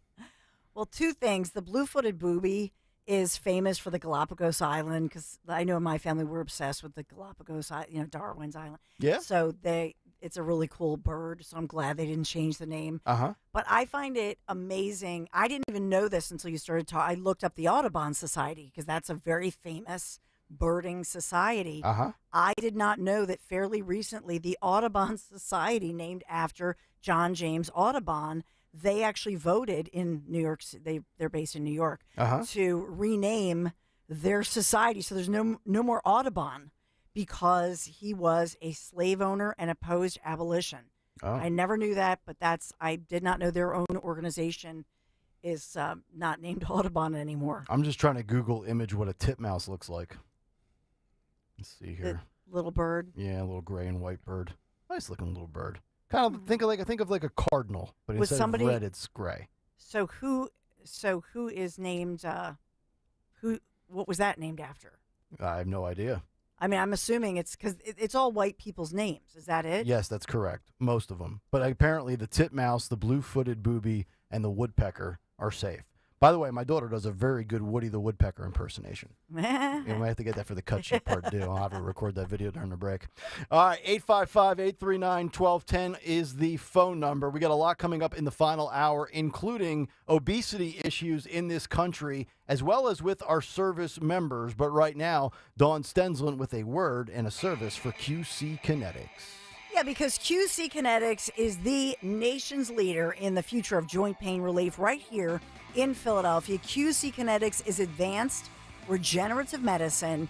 It's awesome. It's amazing. I know many of you have told me about the results for you personally, and just saying, Dawn, it's a miracle in my life. So if you've been told more steroids or surgery are your only options, and before you look into that, or even if you are, just hold up just a second, would you? Get a second opinion. Learn more about how you can harness your body's own healing agents and actually attack that joint pain. And this is lasting relief because QC Kinetics doesn't mask the pain. These treatments actually go to the very root, the core of the problem, using concentrated healing properties placed directly into your joint, restoring and repairing that damaged tissue. And so just think about it. This fall, this weekend, sunny and in the 60s, right? No more pain. You're walking around, you're doing what you love to do, whether it's golf, biking, walking, hiking, getting into the holiday spirit this holiday season. No more pain in your knees, hips, shoulder, your aching back, and no drugs, no downtime, no surgery. Just call the local medical professionals. Get a free consultation today. QC Kinetics 215-999-3000, 215-999-3000. Just call them today. QC Kinetics 215-999-3000. Tell them Dawn sent you. This is Mark Luca, president of Aqua, Pennsylvania. Did you know drinking tap water will save money and keep 38 billion plastic bottles out of landfills each year? Plus, our water meets tougher safety requirements than bottled. Ditch the plastic and put money back into your wallet. Keep a pitcher of tap water in your refrigerator or fill a reusable bottle if you're on the go. Aqua, an essential utilities company providing clean, safe, reliable water so you can trust what's in your glass. Learn more at aquawater.com. That's aquawater.com. Chronic pain, cancer, fatigue. Find out about the benefits of medical hydration therapy on Health Watch with Dr. Molly Fantasia every Sunday morning at 8 on Talk Radio 1210 WPHT. This is Larry Steinhess of Investor Schooling. I am so proud to announce the continuing success of our students at Investor Schooling. You already know that at Investor Schooling, we teach real estate investing and stock options. Did you also know that we teach things about tax savings, estate planning, and business coaching as well? We teach things about money I bet you never knew. At Investor Schooling, we teach from the perspective of true experience. If you want to see what our students think about Investor Schooling, please check out the over 160 5-star Google reviews. To find out more about how you can change your financial life, go to investorschooling.com or call 866-424-2829. That's 866-424-2829, and you can attend a complimentary class this Thursday at 7 p.m. Attend that class and see for yourself what Investor Schooling is all about. Go to investorschooling.com or call 866-424-2829. That's 866-424-2829. We can't wait to see you this Thursday. Don't miss Dr. Marianne Ritchie, your radio doctor, at a special time this Saturday morning at 10. Get accurate information so you can make the right medical decisions. Your radio doctor this Saturday morning at 10 on Talk Radio 1210 WPHT. Oh, I love this restaurant. Glad we got a table quickly. What does that sign say? Caution, wet floor? No, right next to it. If you are 60 or older, you may be at increased risk of serious consequences from RSV, respiratory syncytial virus, compared to adults younger than 60. Huh, I didn't know that. Not all dangers come with warning labels. Talk to your pharmacist or doctor about getting vaccinated against RSV today. RSV vaccines, including Pfizer's, are available. Learn more at bewareofrsv.com. Brought to you by Pfizer. 40 days to lose 20 to 40 plus pounds. Just say it with me. 40 days to lose 20 to 40 plus pounds. You will lose a contractually guaranteed 20 to 40 plus pounds in only 40 days with NJ Diet. They use your hair, saliva, and blood work along with scans to personalize natural solutions and supplements that get you and your body into the fat-burning zone so you can finally lose that weight. Then, NJ Diet uses DNA info to help you keep it off. Best of all, it's contractually guaranteed. You are fully supervised the entire time to make sure you are burning fat and not just losing water, and you even get the doctor's personal email and phone number. They're with you every step of the way. Absolutely no shots, no hormones, no surgery. Locations close by in King of Prussia, Newark, Delaware, and Cherry Hill. 855-5NJ Diet, or from home with live online video consultations. NJDiet.com. 40 days to lose 20 to 40 plus pounds guaranteed. NJDiet.com. I am Judith Krupnick, president of Cherry Hill Volvo. As the store's owner, I want our clients treated with respect. I want our employees to have extensive product knowledge and be genuinely engaged with our clients. Our pricing is competitive, but our client attention is second to none. When considering a new car, consider Cherry Hill Volvo. Contact me directly. Relationships really do matter to us. Finding great candidates to hire can be like, well, trying to find a needle in a haystack. Sure, you can post your job to some job board, but then all you can do is hope the right person comes along, which is why you should try ZipRecruiter for free at ziprecruiter.com/free. ZipRecruiter doesn't depend on candidates finding you. Its powerful technology identifies people with the right experience and actively invites them to apply to your job. You get qualified candidates fast. So while other companies might deliver a lot of hay, ZipRecruiter finds you what you're looking for. The needle in the haystack. 4 out of 5 employers who post a job on ZipRecruiter get a quality candidate through the site within the first day. ZipRecruiter, the smartest way to hire. And right now, you can try ZipRecruiter for free. That's right, free. Just go to this exclusive web address, ZipRecruiter.com/free. That's ZipRecruiter.com/free. ZipRecruiter.com/free. Calling on Blackwood to follow 1210 WPHT on the free Odyssey app. Download it now.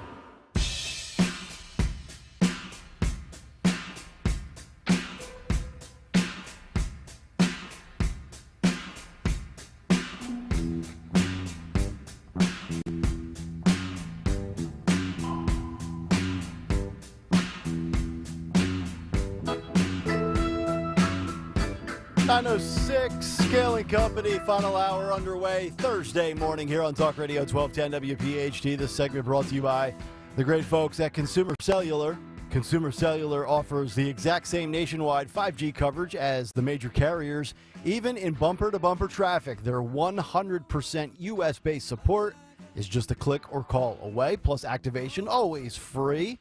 Visit consumercellular.com to switch today. And, of course, you can always get us on the free Odyssey app and watch us live on YouTube. Hasn't Been Sober had a comment on Twitter in regard to our changing of names for birds. He says, one might think that the titmouse and the blue-footed booby may be in the same family, and aren't owls also called hooters? I see a trend here. So I told Hasn't Been Sober to keep us abreast to these developments. Good one. Yeah, there you go. Yeah, a little Bravo. rim shot there. All right, so we've got the morning mystery movie clip coming up at 9:20. So juvenile, and I'm the one who is accused of being juvenile. Yeah, yeah, it spreads around from time to time on the show. Yeah. I picked up the mantle today. We've got What's on the Cut Sheet Part 2 coming up, What's on Tap for the Dawn Show, and Who on Twitter today. But honestly, there's definitely an issue in this country on multiple levels when it comes to Americans and obesity. And I do think that for a large part, the BMI, the body mass index, is a load of crap. Like, I mean, let's face it, there's people that are like, I've put on a little bit of weight from too much bourbon. But when you're, 5'10" and you're 190 pounds and you're in really great shape and you have a good amount of muscle mass, you can still be deemed overweight and or obese based on what the charts say you should be. Like, I think technically, like, I'm 5'9" and change, and I should weigh like 168. Like, yeah, I would look like I had AIDS. Yeah, those things are never. They're so off yeah, base. Yeah, they're never correct. And I don't think you should ever really adhere to that. Not the best choice of. I know, right? What? I mean, on heroin. Yes, there you go. go. On heroin. I think I've been hanging out with Hunter's crack pipe for a while. Yeah, there you go. So that would not be a good look for me, the way I am put together. But nearly 7 out of 10 U.S. service members are now considered to be either overweight or obese. Oh. Which, this is not a good look.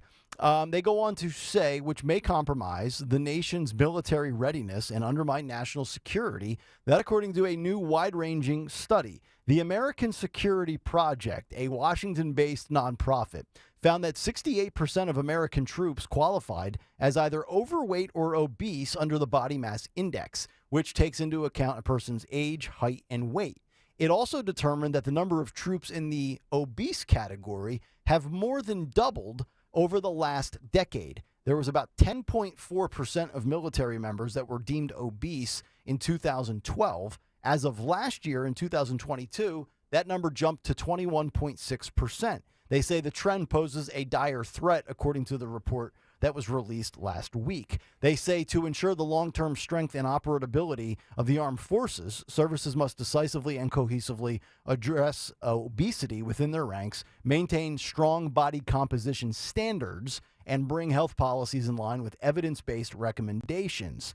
They go on to say that each branch of the United States military currently has its own minimum body composition standards that recruits must meet. And also, obesity has been the leading disqualifier, or military applicants that have been discharged in large part medically because of this obesity issue. So I started thinking about this. So number one, this should make you feel a little uneasy when we talk about, oh, I don't know, the fact that we've got 2 wars going on. There could be a third, and there's other people that are lurking. We've got Russia, Ukraine. We've got Hamas, Israel. Everybody's keeping an eye on China and Taiwan. Iran is obviously sniffing around and has direct ties or even indirect ties to what's going on with Hamas in Israel. And you can't discount North Korea.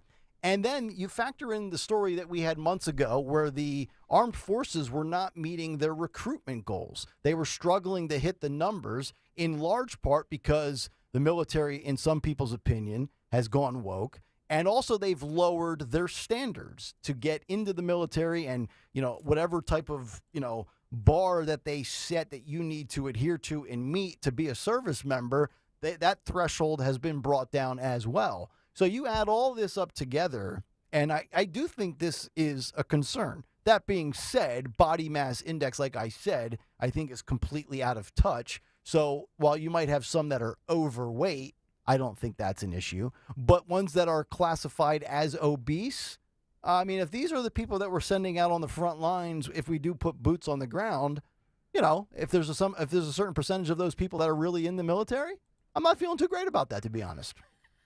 But that's just me. I struggle to do 2 miles on the elliptical while listening to the Zioli at 345 on the Odyssey app. But I'm not fighting for our nation's freedom and protecting our national security. So I wanted to bring that into the equation. And then we get to us, the common folk that are not in the military protecting this fine nation. And and I'm honestly surprised. And I know when we talk about, weight and losing weight and fat shaming and fat jokes, we've had those conversations on this show. To me, short of those that have like a clinical medical issue that they can't lose weight for some reason beyond their desire to, or the effort that it requires, or the discipline not to eat certain things, I've always thought it's pretty simple. You got to burn off more calories than you consume. Like my old man said that to me 30 years ago. He's like, eat whatever you want, Nick. I'm just saying if you consume 2,000 calories and you want to lose weight, you better burn more than 2,000 calories off, or the math's not going to add up. But the New York Post, with a study that came out from the researchers at the University of Colorado, and it's actually amazing that we have to talk about this because I think it should be basic knowledge at this point. Sugar's not good for you, right? Right? We all Too realize, much sugar. Yeah, especially like, the artificial stuff. Yep, the processed. The processed stuff. So they say in this story that all too common fructose found in table sugar and high fructose corn syrup used widely in everyday foods such as ketchup has long been considered a major reason why Americans pack on the pounds. But now scientists say that they are closer to figuring out exactly what makes the suspect sweetener such a sticky business for those struggling to stay fit.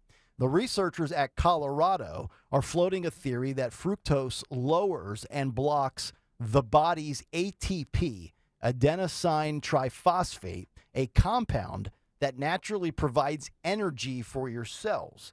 And one of the results of that reduction is a decreased metabolism, which is needed to burn off energy from the food that you have consumed. And that shift, essentially initiated by fructose, can lead to weight gain. And it's fructose is what triggers our metabolism to essentially go into low energy or low power mode. And in turn, the body will deal with subsequent hunger by triggering cravings for less than healthy energy sources, including carbs and fatty foods. Thus begins a cycle of consuming more food that gets stored as fat, and our bodies can then lose control of our appetite. But, quote, fatty foods become the major source of calories that drive weight gain. I don't know, maybe I'm just randomly lucky or blessed that I don't really have a sweet tooth. Like, I kind of crave salty things, spicy. I like sour. I like savory. I'm not a big sugar consumer. I don't put sugar in my coffee. If I drink an energy drink after my nap, it's always sugar-free, whether it's a Red Bull or a Celsius. I never drink all those drinks that are 12 ounces that have 42 grams of sugar in it. And I'm really not a sweets person for dessert. Like, I don't like cake. I'm not a huge ice cream person. Like, my one guilty pleasure is I'm a sucker for a good donut. But I probably have a donut once a month. So I'm lucky in that regard. But like this, I don't know.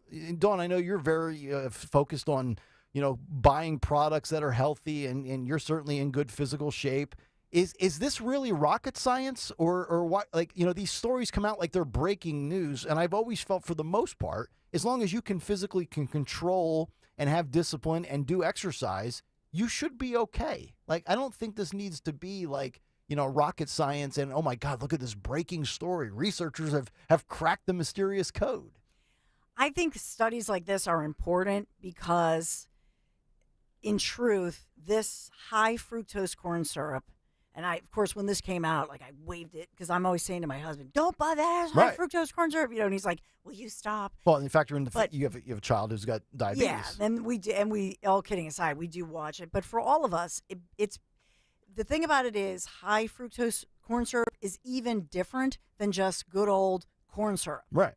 And so this one, I think we can't talk about it enough, and I say all the time that I believe that the reason we in part, one of the reasons we have this epidemic, especially among young kids, the snack industry and kids and the focus of, oh, you need a snack, bring a snack to school. Who's the snack mom? Oh, I know. Which we never, ever used to do back in the day. That was just like never, my mom would have been like, you can get dessert after dinner. And we had to wait until my dad came home. You know what I mean? And mom came home from work, right? No. You're waiting until 6 o'clock. Yeah, there is a snack obsession in this country, and my daughters are guilty of it. They get off the bus. Can I get a snack? After dinner, can I have a snack? Now, I think a healthy way to live is to be snacking throughout the day, not eating big meals, but snacking on healthy things. Carrot sticks, celery sticks, whatever. And I'm not saying just eat vegetables only, but like kids, when you think of the snack drawer, the snack cabinet, Pop-Tarts, candy, all this stuff high in sugar. And also, we have a condiment addiction in this country, too. It's so true. We do. Like, nobody can just eat a burger or a piece of chicken naturally on the grill or with, like, a dry rub. I know, Dawn will occasionally tell you to... you want to pound it, you can. Oh, boy. And then do, like, a dry rub. Right. But everybody wants to just put mounds of ketchup. And the Chick-fil-A sauce. Yeah, Chick-fil-A sauce, Thousand Island dressing, mayonnaise. Mustard. Like...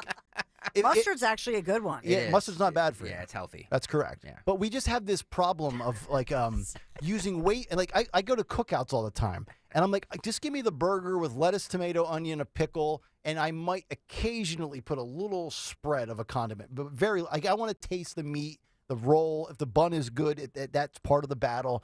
And I look at some of my friends and family, and there's just mounds of ketchup and mayonnaise just dripping off their face. And I'm like, you look like a 7-year-old. Speaking of tasting the meat, are you going to get to that throat cancer story? I am. Right after we botched the morning mystery movie clip. I'm just kidding. Come on. We're going to get to that. It's a good story. A lot of reaction to this story too when I teased it in the tweet last night, making implications towards one person in a high level in the Biden administration. Oh, that's not correct. I'm just relaying the message. Yeah, don't shoot the messenger. All right, 9:18. We still have to do the big three, don't we? I got on my soapbox. Yeah, you did. I did. I'm sorry. Occasionally, I don't like to do that, folks. I don't like to be too preachy, but we missed. We did. You want to do that at the bottom? No, we're really backed up. Yeah, we are. I think we're clogged. Dawn, everything you were going to put in the big three, put in your show at 10 o'clock. Okay. There you go. Okay, so no big three? No, because we're super. I don't know if maybe Dawn would just want to zip through it in 90 seconds, do the read, and then we can just get to the clip. But I don't think there's a read right now. Okay, that's fine. Yeah, the most interesting one was that the High Court in Pennsylvania yesterday ruled that, remember when Governor Tom Wolf, he was always overstepping his executive powers? Sure. Yeah.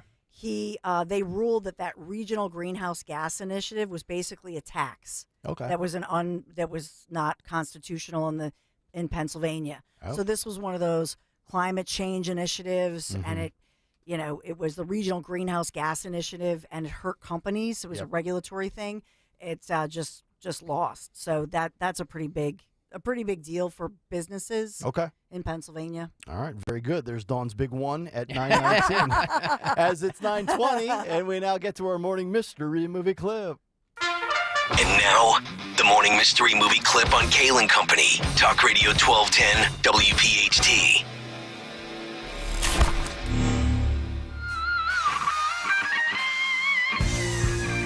Really?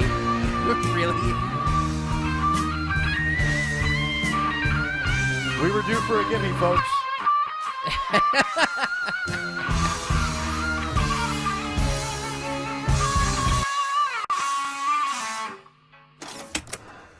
What next? That was pretty damn good. Brilliant. I love that. Press the button, Freddie. I know where it is. I know where. Knock, knock. Good. Oh, it's good. Play it like you wrote it. Well, I did. I wrote that part. Are you happy? I think it's beautiful. It's almost perfect. Almost.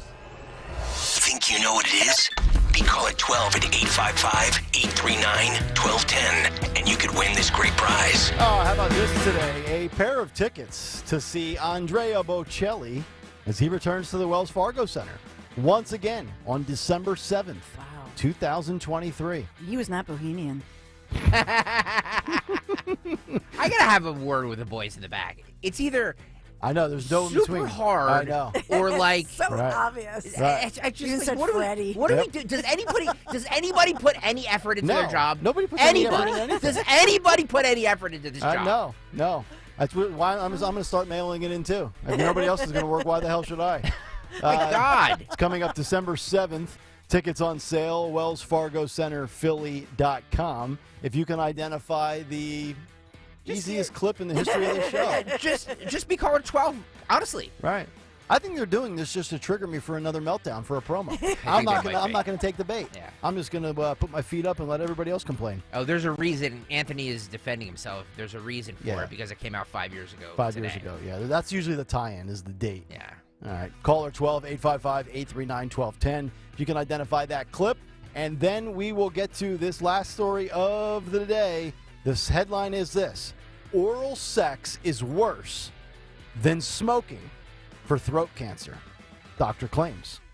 Dr. Kayal back after this. Hey, it's Rich Zioli. When you're involved in an accident, you need a lawyer to help you maximize your recovery and get the fair value of your case. You need the law offices of Thomas G. Skopanich. My buddy Tom has been serving the greater Delaware Valley for over 25 years, and he's helped many clients. With offices located in Lansdale, Montgomery County, let Tom help you maximize your recovery and get the fair value for your case. Contact Tom at scopelawyer.com or 215-624-2211. WPHT, WPHT HD, WOGL HD3 Philadelphia. From the Cherry Hill Volvo Studios, where relationships matter.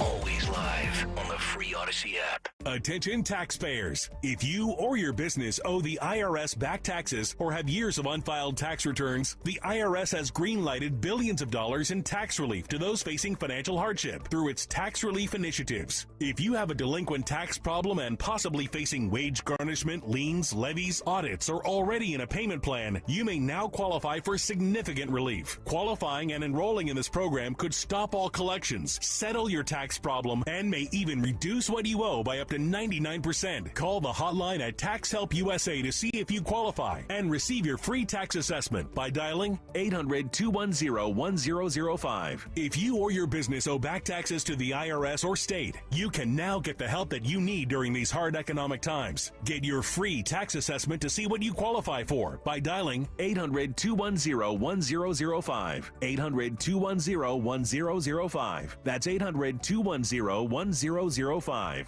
Like any good agent, we're here for the open house, for the closing, for handing over keys. But because we're realtors, we're here for so much more. Agents who are realtors volunteer at nearly 3 times the national average. We're working to broaden access to credit, increase affordable housing supply, and ensure fair housing for all. And realtors are bound by a code of ethics. We're here for it all. Realtors are members of the National Association of Realtors. That's who we are. Hey, you. The one on the couch who just told your friend you can't go out because you're busy? Ready to get real about your psoriasis? When your current treatments don't do enough to help control the inflammation beneath the skin, causing plaques and pain, stressing and scratching, it's time to stop hiding and get real with your dermatologist so they can help you get clear. Get real clear about psoriasis at letsgetrealclear.com. Sponsored by AbbVie. I'm Kareem Abdul-Jabbar. I learned about atrial fibrillation the hard way. My symptoms would come and go: shortness of breath, fatigue. I kept going. Then I got so lightheaded, I couldn't. My doctor said I have AFib, so I'm about 5 times more likely to have a stroke. Other symptoms, irregular heartbeat, heart racing, chest pain can come and go, but the risk of stroke stays. If you have symptoms, tell a doctor. Visit notimetowait.com. Sponsored by Bristol-Myers Squibb and Pfizer. Comedian Joe Conklin. It's Chip Snapper's Tap Room. By the way, the girls on the avenue wanted me to let you know that even though the Phillies didn't go all the way this year, they will, and it'll only cost you about $11. That's Conklin's comedy show at St. Ignatius Church in Yardley, November 4th, and the Sillersville Theater on November 18th. For tickets, go to joeconklin.com. You got the alert this morning. Now get the whole story. Count on NBC 10 News today. It's more than just headlines. It's news to get you ready for your day. If you need motivation, here we go. We've got your playbook. The most accurate hour-by-hour weather forecasts. Traffic info to get you there and back easier. It's all you need to get up, get ahead, and stay ahead. Make your mornings count with NBC 10 News today. Count on it. Make the hiring process work for you. With Indeed's end-to-end hiring solution, you can attract, interview, and hire candidates all from one place. Start at Indeed.com/credit.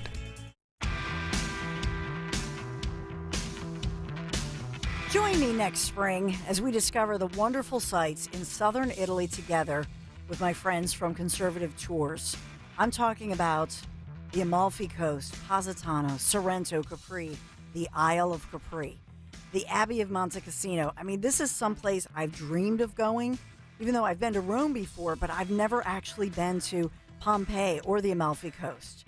And yes, we'll have plenty of time to see the great ancient sites in Rome too, all while enjoying a gastronomical event for 12 awesome days of touring. Olive oil production, a mozzarella farm, wineries, tasting sessions galore. And by the way, the group dining events they're known for are legendary. $52.67. That includes your nonstop airfare, while supplies last, of course. Oh, I can just smell the lemon groves outside my hotel window in Sorrento. I can't wait for this. Let's do it. Just go to conservativetours.com. Scroll down. You'll see my picture. Yes, my husband, Larry, Menti, Michael, David, my sons. This is our trip of a lifetime as a family trip. I hope you join me on this. Call toll-free 888-733-9494.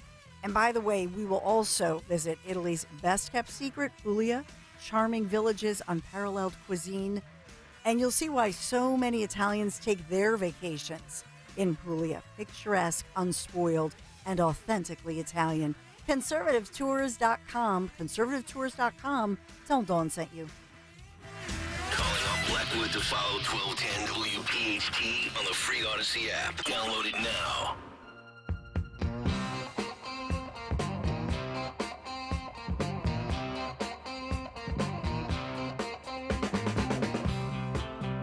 .928, Kayal and Company. Nick Kayal, Dawn Stensland, Greg Stocker, live on a Thursday morning here on 1210 WPHT.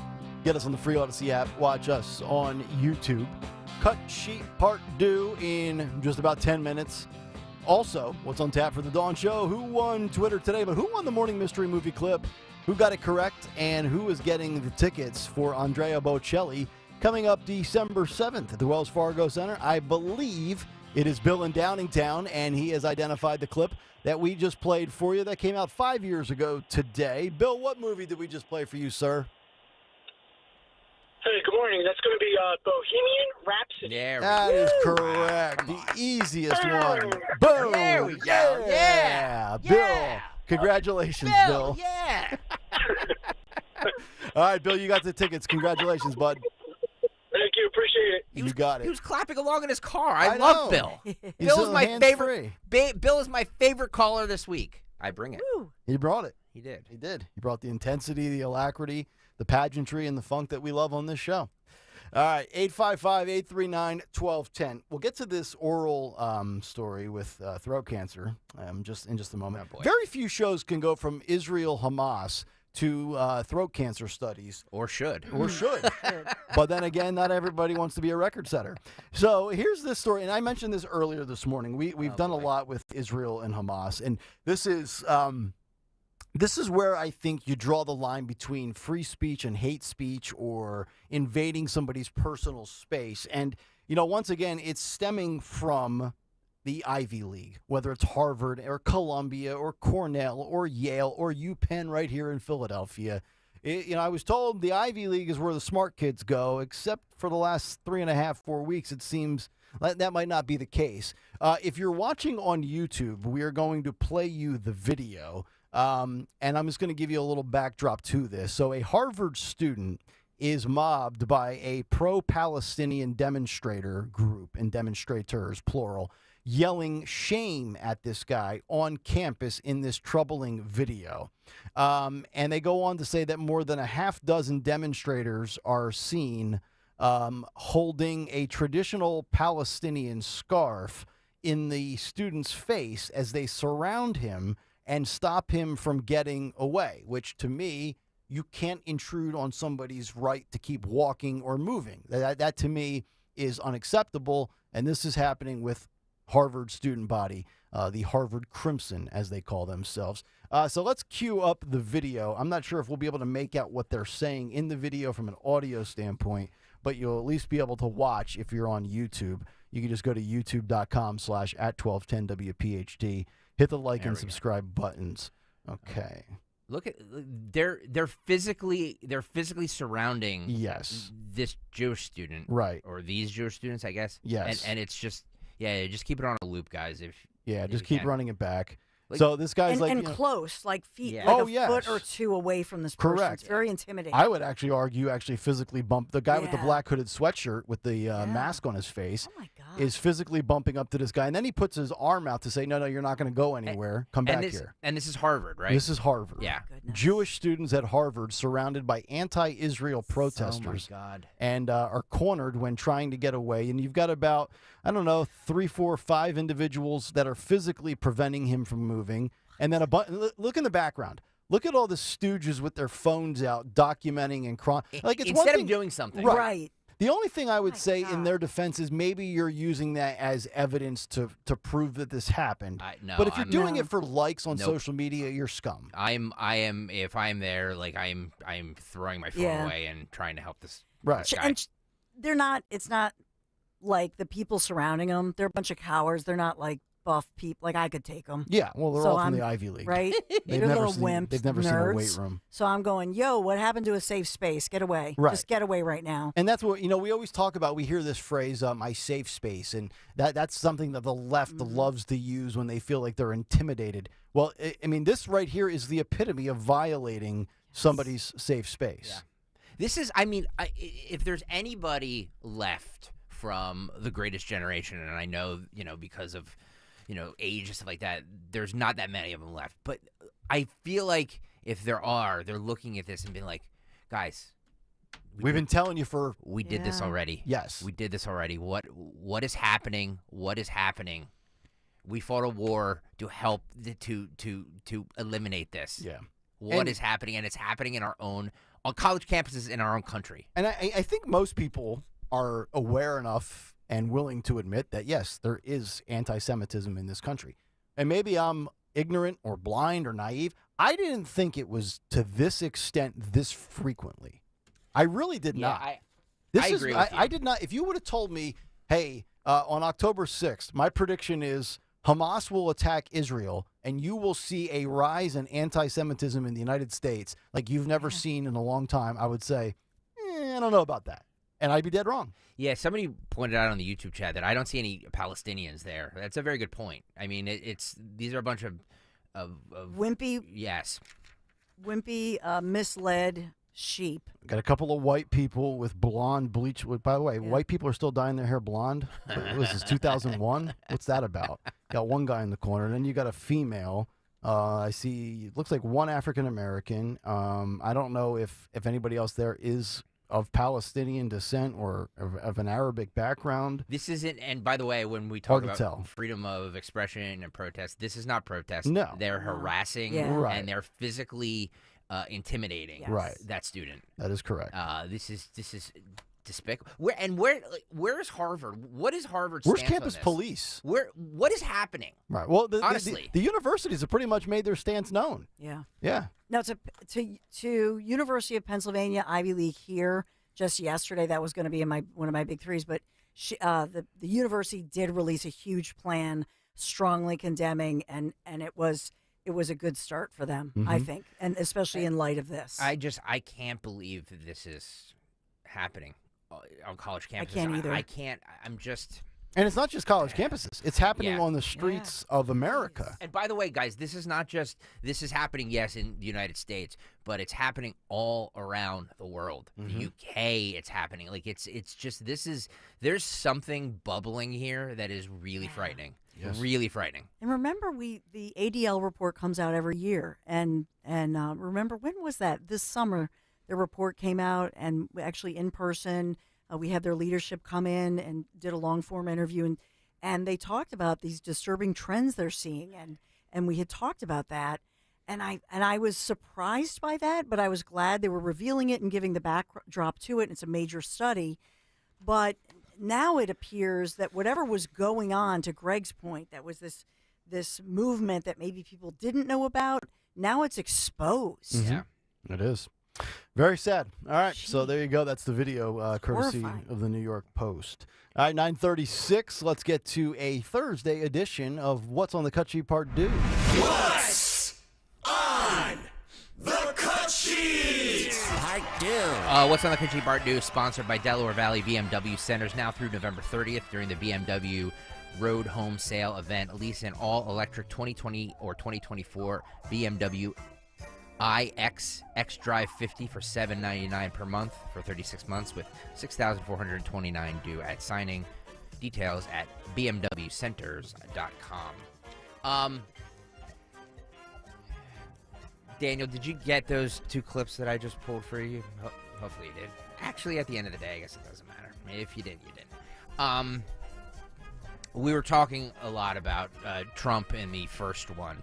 In the first cut sheet, Ron DeSantis was on Morning Joe this morning. He spent a lot of time on Morning Joe and CNN, and I'm not sure that's the Chris Christie playbook. Yeah, I'm not sure who's advising him to do this. Right. Those people aren't winnable anyway. Yeah, that's a great point. I mean, a lot of MSNBC viewers are not, like all MSNBC viewers are not going to vote for him. Right. But, how about, by the way, you mentioned that, and it just briefly in passing, the audacity of Joe Scarborough to say we have Republicans watching this show. Like, that's not true. Yeah, they used to. They used to. Back when he was, a rhino Republican. Okay. But nowadays, I can't imagine more than 4 people in the country are. No. Well, have you seen the numbers there? Nobody's watching that show. Yeah. All right. Ron DeSantis said he's really going all in, and then we have you sent this last night, Nick, and I didn't get to it, but we have the first Ron DeSantis commercial. Official ad. For 2024. We'll play that too. He says the party should not nominate Trump if he is convicted. Here you go. And you did say, Governor, at that August debate when the question was put to the entire panel, if Donald Trump is convicted, will you still, and he is the nominee, would you still support him? And you raised your hand.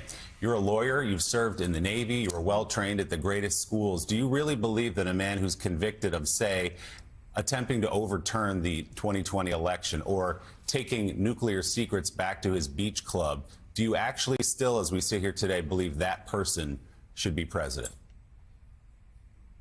So I signed a pledge, Willie, and that pledge is what it is. Now, do I think somebody under those circumstances could get elected president? The answer is no. That will not happen. I think that Republican voters will understand that as we get closer to voting. But it would be fatal in a general election. And I don't think the party should nominate in that situation. However, I signed the pledge. I'm a Republican. I don't think it's going to come to that, and I think we'll get the job done like we need to. But the reality is I signed it, and that's what I did. There's so much to nitpick apart there, and obviously, he is very weaselish. He can't be elected. The party should nominate him, but I'll support him. Like, bro, come on, you can't have everything. Either go all in or don't. And he's already angered the MAGA base anyway, so you signing that in support really means nothing to anybody that loves Trump. So, the sad part is, though, I think he really would be a good president. I think he's great on policy, but when you're polling at 16%, you're never going to see that opportunity come to fruition anyway, Ron. Yeah, I think it's... Okay, was that I don't know, if you go to school to learn how to give a political answer, is that that's an A+, if you're the teacher's pet in a political school? Mustard. But we're beyond that. We don't want Yeah, that. right. So just, go, Willie, come on. I disagree with the premise of your question. Just stop already. Right. Just say, I would rather have him push back on Willie. You should. You should be advising him, Dawn. This is his first campaign, his television campaign ad for the 2024 race. If you want to see this, go get on over to YouTube. If you don't, I understand. Ron DeSantis' new campaign ad. While Biden fails, DeSantis leads. The DeSantis administration has launched an evacuation. Safely evacuated hundreds of stranded Americans out of Israel. After a catastrophic hurricane, they said it would take over 6 months. But DeSantis got people back in their homes and rebuilt bridges in just days. And DeSantis deployed troops to the southern border to stop the invasion. Ron DeSantis, he will fight for you, he will win for us, and he will lead America's comeback. I'm Ron DeSantis, and I approve this message. Honestly, not. I mean, very factual. Yeah, sure. Not bad. But when you say you're going to lead America's comeback, you are plagiarizing from Trump there at the end, because Trump, when he officially announced last fall, said America's comeback starts right now. I would have probably used a different phrase there towards the end, to be honest. I'll tell you what. I'm Ron DeSantis. It's him that's Why the does he problem. talk like it's that? him. It's not the ad. The ad is actually good. I'm Ron Mustard. All I hear is mustard. Until he talks. Maybe he should It's a become like a mime and just use. The thing is, I swear he did not talk like that before he was a presidential candidate. Yeah. Am I wrong? They've gotten into his head, these consultants. Get rid of them. Right. Just go back to your Navy days. Well, what's worse, the changing of the pronunciation of the last name? Remember, it was DeSantis for a while, but there it was back to the original, DeSantis, not DeSantis, but DeSantis. I have never seen a bigger fall from grace than I have. And Ron think about DeSantis. how self-inflicted these wounds are. Yep. The way you pronounce a last name, whether you're wearing heels in your boots or not. These are petty mistakes that you make when you're going through puberty in 10th grade, and you're trying to set an impression to girls as you're trying to find who you are. Not at 44 years old. All right. Just embrace who you are, bro. Yeah. Fall from grace, right? Yes, absolutely. All right, I want to get to this before we have to break. I've been teasing this since 6 a.m. this morning. I have the perfect mate for you, person for you, Nick Kayal. And it would be Caitlin Collins. And just let me explain. Okay.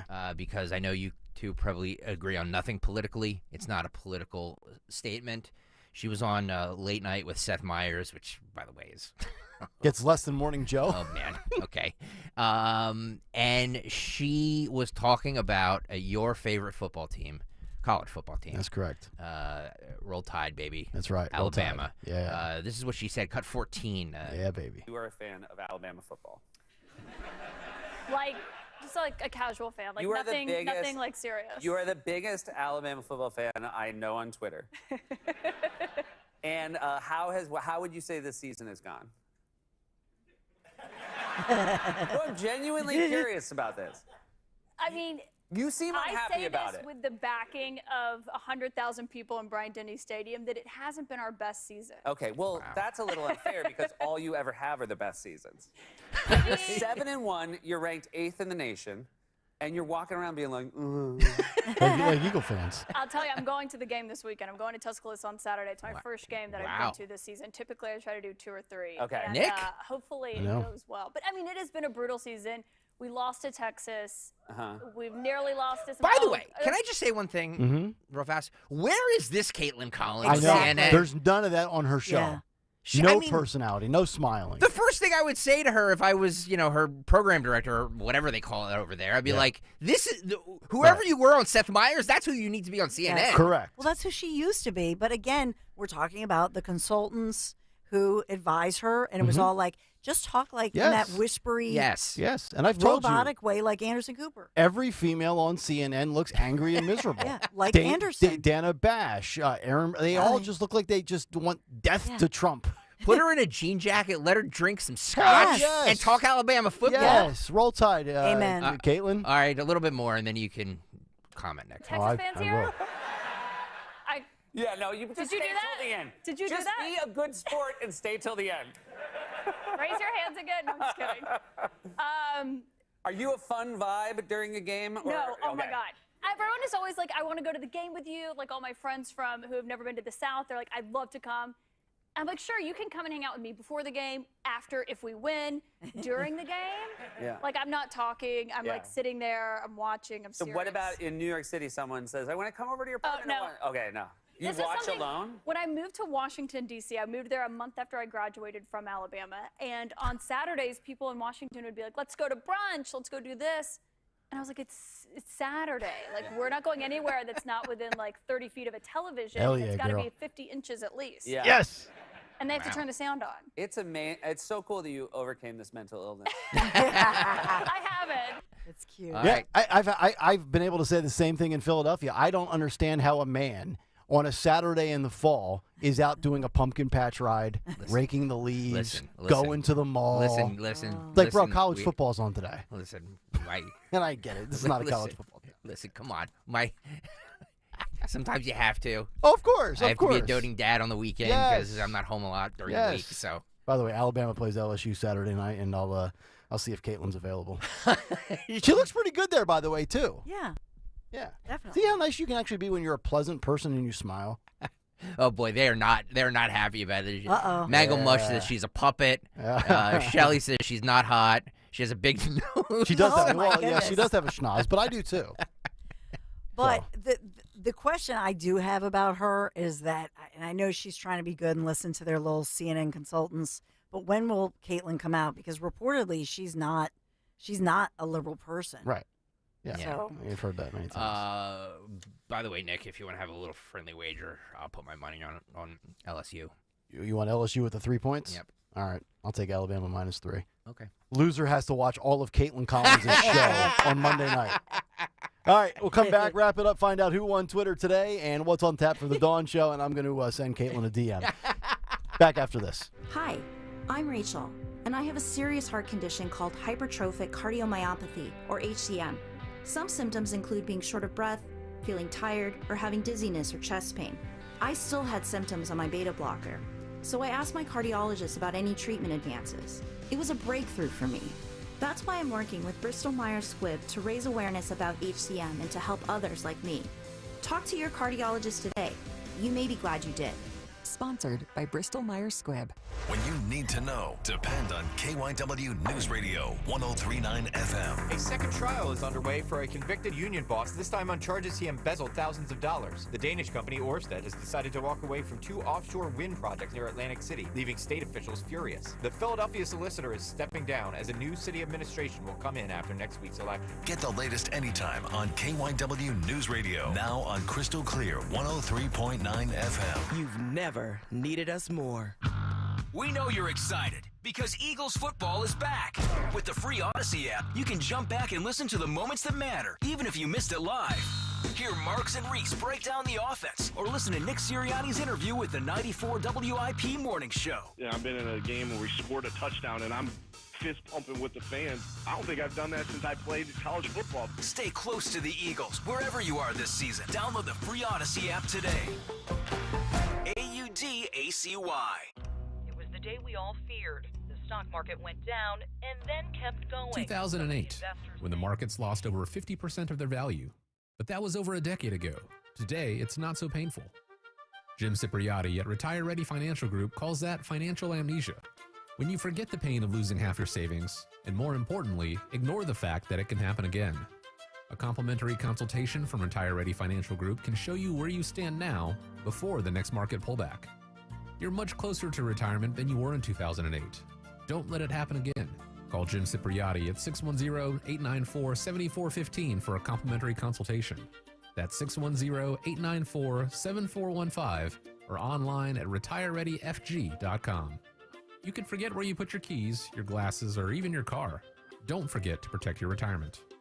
Investment advisory services offered through Retire Ready Wealth Management, a registered investment advisor. Insurance and annuities offered through James V. Cipriati, NPN number 2083768. This Merrill Reese update is brought to you by PNC Bank. Make today the day. People often ask about my favorite Eagles-Dallas memory. Nothing compares to January 11th, 1981. After being pushed around seemingly forever, the Birds met the boys for the NFC title. The cheering reached an early and enduring crescendo. When Wilbur Montgomery cut behind Jerry Sizemore and Woody Peoples and ran to daylight, the Eagles were on their way to a 20-7 win and their first trip to the Super Bowl. With the Eagles, this is Merrill Reese.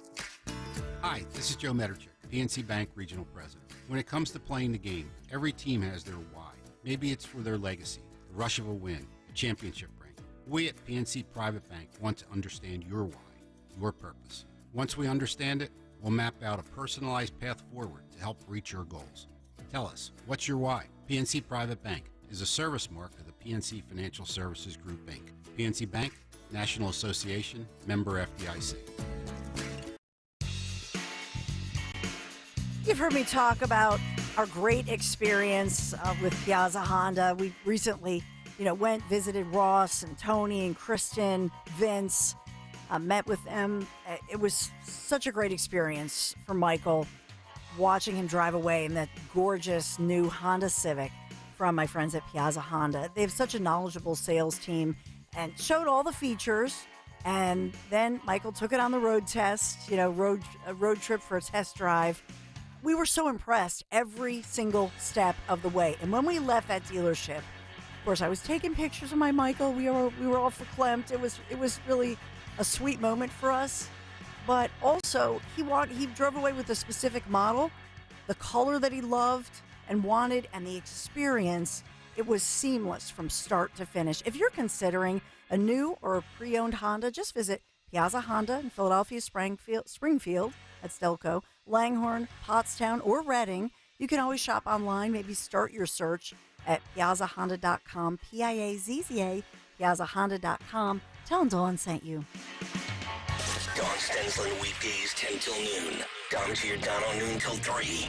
Free speech lives here. Talk Radio 1210, WPHT, and on the free Odyssey app.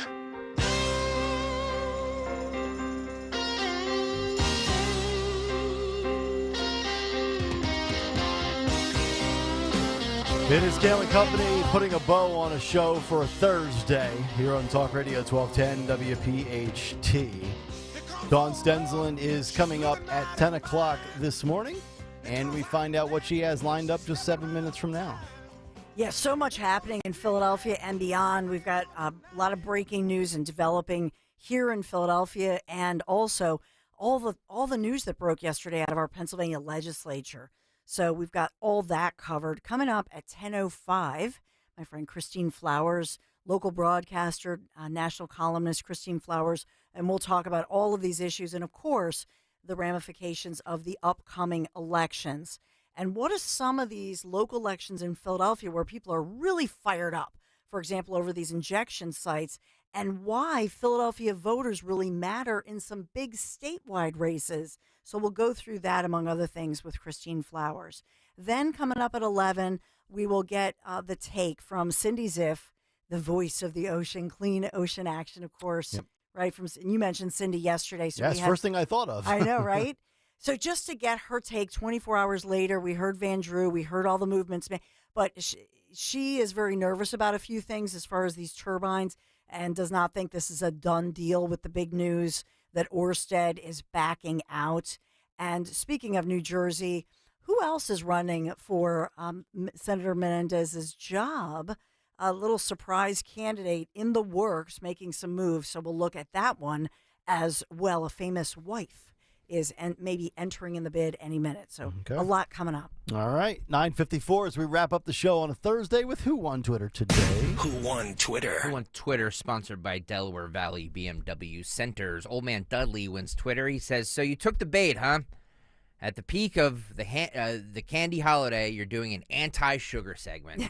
Yeah. Yeah, I did. You took the bait. I did. Guilty as charged. Now through November 30th, during the BMW Road Home Sales event, receive a credit of up to $3,000 on select models like the BMW X3 and X5. For details, visit your local Delaware Valley BMW Center or go to bmwcenters.com today. All right, that will do it for us today. Stay tuned. The Dawn Show is next, but right now, Dawn Stensland with a word for Chapman. Yeah, because you've heard me talk for years about Chapman windows, doors, and siding. I think the world of the Chapman family team, and they've done a beautiful job in my home.